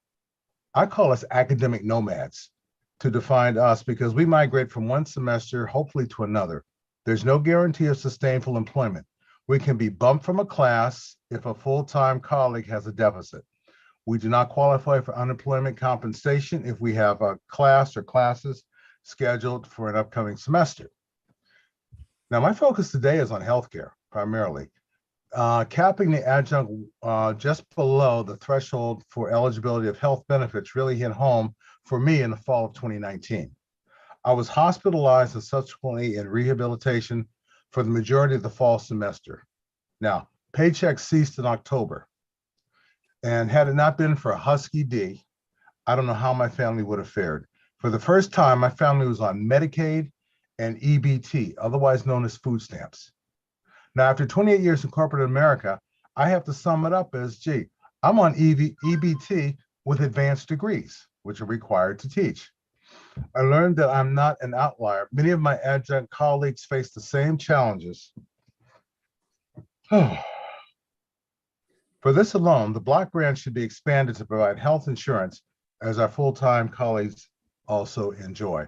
For those who also train the succeeding generations, I therefore urge you to fully fund our public higher education system this legislative session. Such a worthwhile investment in our system will lead to a real equity for our students and our workforce. I thank you for investing time to hear my story, and I hope this sheds light on an area in need of attention. Again, thank you for your time. Thank you, sir. And thank you for having your own timer. Okay. Next is Lou Boyce, please. And then after that, Bill Garrity.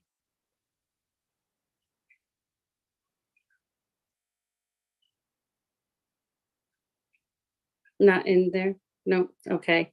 Bill Garrity, followed by Louise Williams.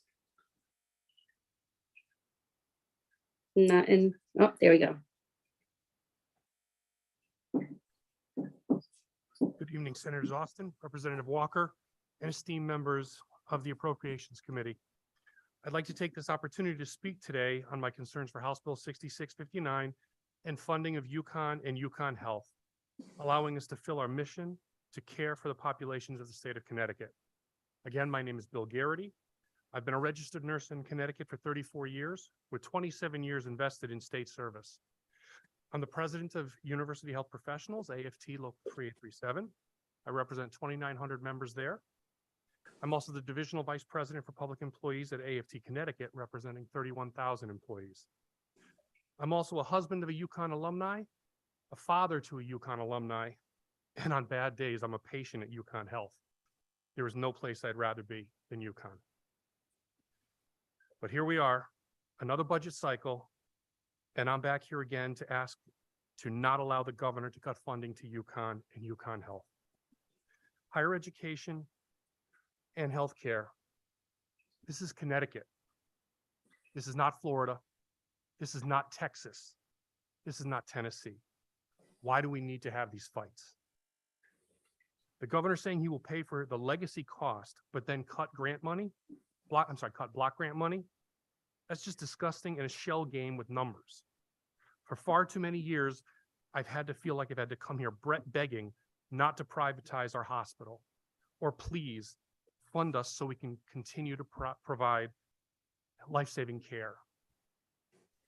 Why do we have to beg for that? To beg to be allowed to do our jobs. Our healthcare heroes, remember all that? You know, seems like some people have forgotten. Research, education, and public health care. That's what we do. We're a public institution. We need to be funded as such. UConn is Connecticut's flagship university. We must protect it. We must fund it. UConn Health needs to be the linchpin in the future of Connecticut's public health plans. One of the best things and one of the worst things about speaking so late into the night is so many really good points have already been made. So I tried to cut down some of the stuff I wanted to say. I do, however, want to add two things. I want to thank Senator Haddad for being the Iron Man that he is still in the building. And the one thing that I haven't heard today is I also want to thank the state employee staff. I have not heard anyone thank you at all today. Thank you for being here, guys. Thank you, sir. Louise Williams is next, followed by Jolie Garcia Willis.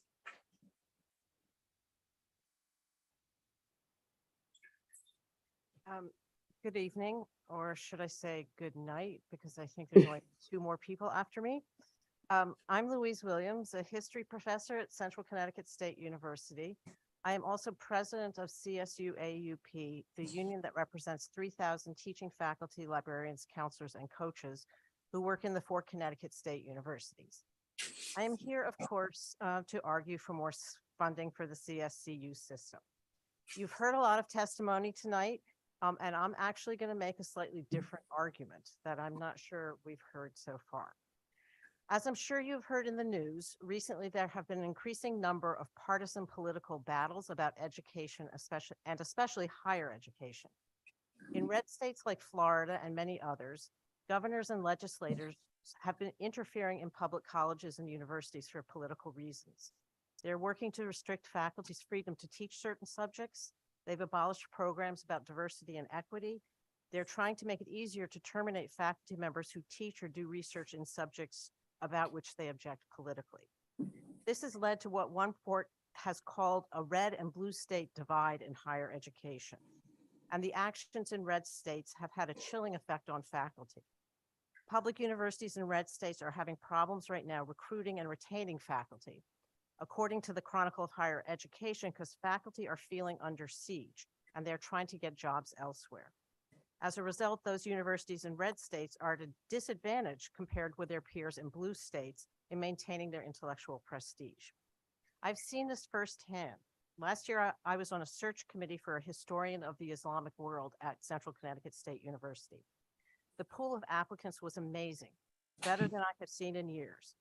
During interviews, some of our applicants told me that they would be thrilled to leave the red states in which they were currently working to come to Connecticut, and also to be protected by a faculty union like CSU AUP and our CBAC coalition. The Yale PhD we hired told me just today that his colleagues in Tennessee, where he left, kept asking him if there were any more jobs in Connecticut for them. This is yet one more reason why Connecticut must invest now in our public universities. We can take advantage of how attractive our state is to make our public education system equal to that of the best in the country. In fact, we could become like the California state, which attracts students from across the country, not just from their state. It can do this because of the state's commitment to adequate funding. This year, for example, the governor of California promised to increase funding for the state system despite a budget deficit, as opposed to our governor who wants to cut funding during a budget surplus. We should learn from California and make Connecticut the education destination of the East Coast. In addition, with increased funding, we may be able to attract more diverse faculty. This is essential to make our universities more appealing to underserved and minority students, who are the pool from which we must draw in the future to increase our enrollments. And it's necessary right now because there have been a steady stream of minority faculty who have left our system for better jobs at universities with more funding. This will only get worse because a fairly large cohort of minority faculty who were hired before our recent economic problems. Ma'am, I'm sorry, if you could wrap up, please. At a period when a faculty job in Connecticut is especially attractive, when we have a budget surplus, and at the same time, we still have a serious problem with inequality and inequity in the state, we must do everything to provide the best education for all of our residents. Increased funding will do this. Now is the time it will really pay off. We can turn an already fine system into an excellent one and make Connecticut a place to move, not just for faculty, but for families and families alike. Thank you. Thank you, ma'am. Next, we have Jolie Garcia Willis, and last of the night, we have Jessica Summers. Hello, good evening, the Appropriations Committee. I'm here on the behalf of Central AHEC. Want to thank you for letting us testify. My name is Jolie, and I had the opportunity to take the CNA course. It was in Hartford, and this was also introduced by Olivia Mecca. When I first found out about the program, I had just graduated. I went to Eastern for my undergrad for biology, and my main goal is to apply to medical school in May. So I was a little bit discouraged when I had first graduated because a lot of the jobs for patient care require certifications, and I knew I wanted to work in the day-to-day life of patients.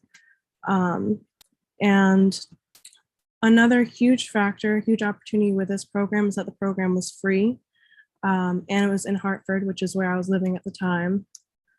So I had wanted to be in a CNA program prior to this, but the cost of them are like $1,200, which I could not afford. So this was a huge opportunity, and I'm sure many of the same students had a similar experience. There were PAs, nurses, dental hygienists, a lot of people wanting to get their foot in the door in healthcare. And working with the AHEC company itself was great because they're very supportive. They listen and they care about their students, and they're always asking for feedback, and they're constantly evolving. Something that our instructor of the program would tell us is that you're not just a CNA, because seeing that CNA is seen as like an entry-level job into nursing, it's still a huge foundation of the patient care because we're doing the day-to-day. We're interacting with the patients, listening to them. We're helping them get ready for the day. It's very impactful into the patients. And the class and the clinical were also great with AHEC. So during the class, we went over the content for the CNA exam, and our instructor told us a lot about her firsthand experiences working in long-term care. And we were paired with a CNA, and we helped with our nightly patient routine in Avon. So today I'm now working in— Ma'am, I'm sorry, you've reached your 3 minutes. If you could just wrap up, please. Okay. Thank you. So I'm working in memory care now, and I just really enjoy it. So I just wanted to thank you for your time, and we're hoping that you restore the AHEC funding in the budget so future CPAs can have the same opportunity that I did. Thank you. Thank you, ma'am. And last speaker for the evening, thank you both for sticking in as long as you did, is Jessica Summers, please. Good evening, members of the Appropriations Committee. My name is Jessica Summers. I'm a member of the Four Cs Union and an adjunct instructor of photography at Tungus Community College. I am testifying to urge you to increase funding to the Connecticut community colleges to improve educational services for our students and address longstanding inequities in our workforce. I have been an adjunct at Tungus for 23 years. In that time, there has yet to be a single full-time job opening in the discipline I teach. In fact, there is only one full-time appointment in my discipline across the entire community college system, despite there being a degree and certificate offered in this discipline. I have always been told that there simply isn't enough money to add a new full-time position in my discipline. So I'm urging you to increase the funds so that adjunct faculty like me, who make up nearly 75% of faculty at the community colleges, can have the option to move into full-time employment. Due to the low percentage of full-time faculty, adjuncts have no choice but to fill in the gaps in resources for our students by putting in countless volunteer hours to support and guide students in their studies. Not all adjuncts have the availability to volunteer their time, nor should they, when these are normally the paid duties of full-time employees. And in addition to fulfilling the responsibilities of my semester-by-semester teaching contracts, I must hold supplemental employment to pay my bills which include the exorbitant student loans I took on to complete the degree required for teaching at the college level. The weight of this additional employment and voluntary work is exhausting. I've experienced burnout, which means I cannot always give my students the quality of education they deserve and pay for. When I do get a moment to care for myself and my family, I'm not provided with the resources to do so. Adjunct faculty do not receive medical benefits or personal or sick leave. They do not receive the family medical leave of their full-time counterparts, nor are they eligible for the Federal Family and Medical Leave Act. We need full-time permanent workers to staff our student service offices and our classrooms. The path towards improvement begins with increasing our resources, leading to real equity for our students and for our workforce. Thank you for your time. You were right on target too. I was just getting ready to tell you to wrap up. You had that down. You were the last speaker for the night, so I don't know, Madam Chairs, if either of you want to say anything, or if I can just say thank you all for contributing today. It's been a long day. We'll see you next time. Thank you, everybody, for participating. Have Just a great evening. Just ask Sue if there's anybody else there that we missed out on, Tammy. Did we miss anyone, Sue? Good night. Good night. Good night. Bye. Good night. Good night. Bye, guys. Have a good night, everyone.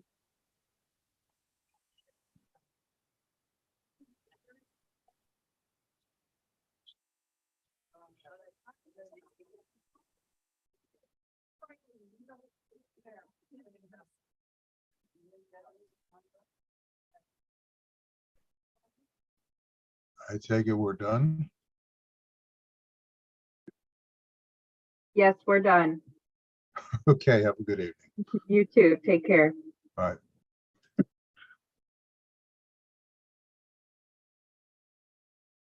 Good rest of your night.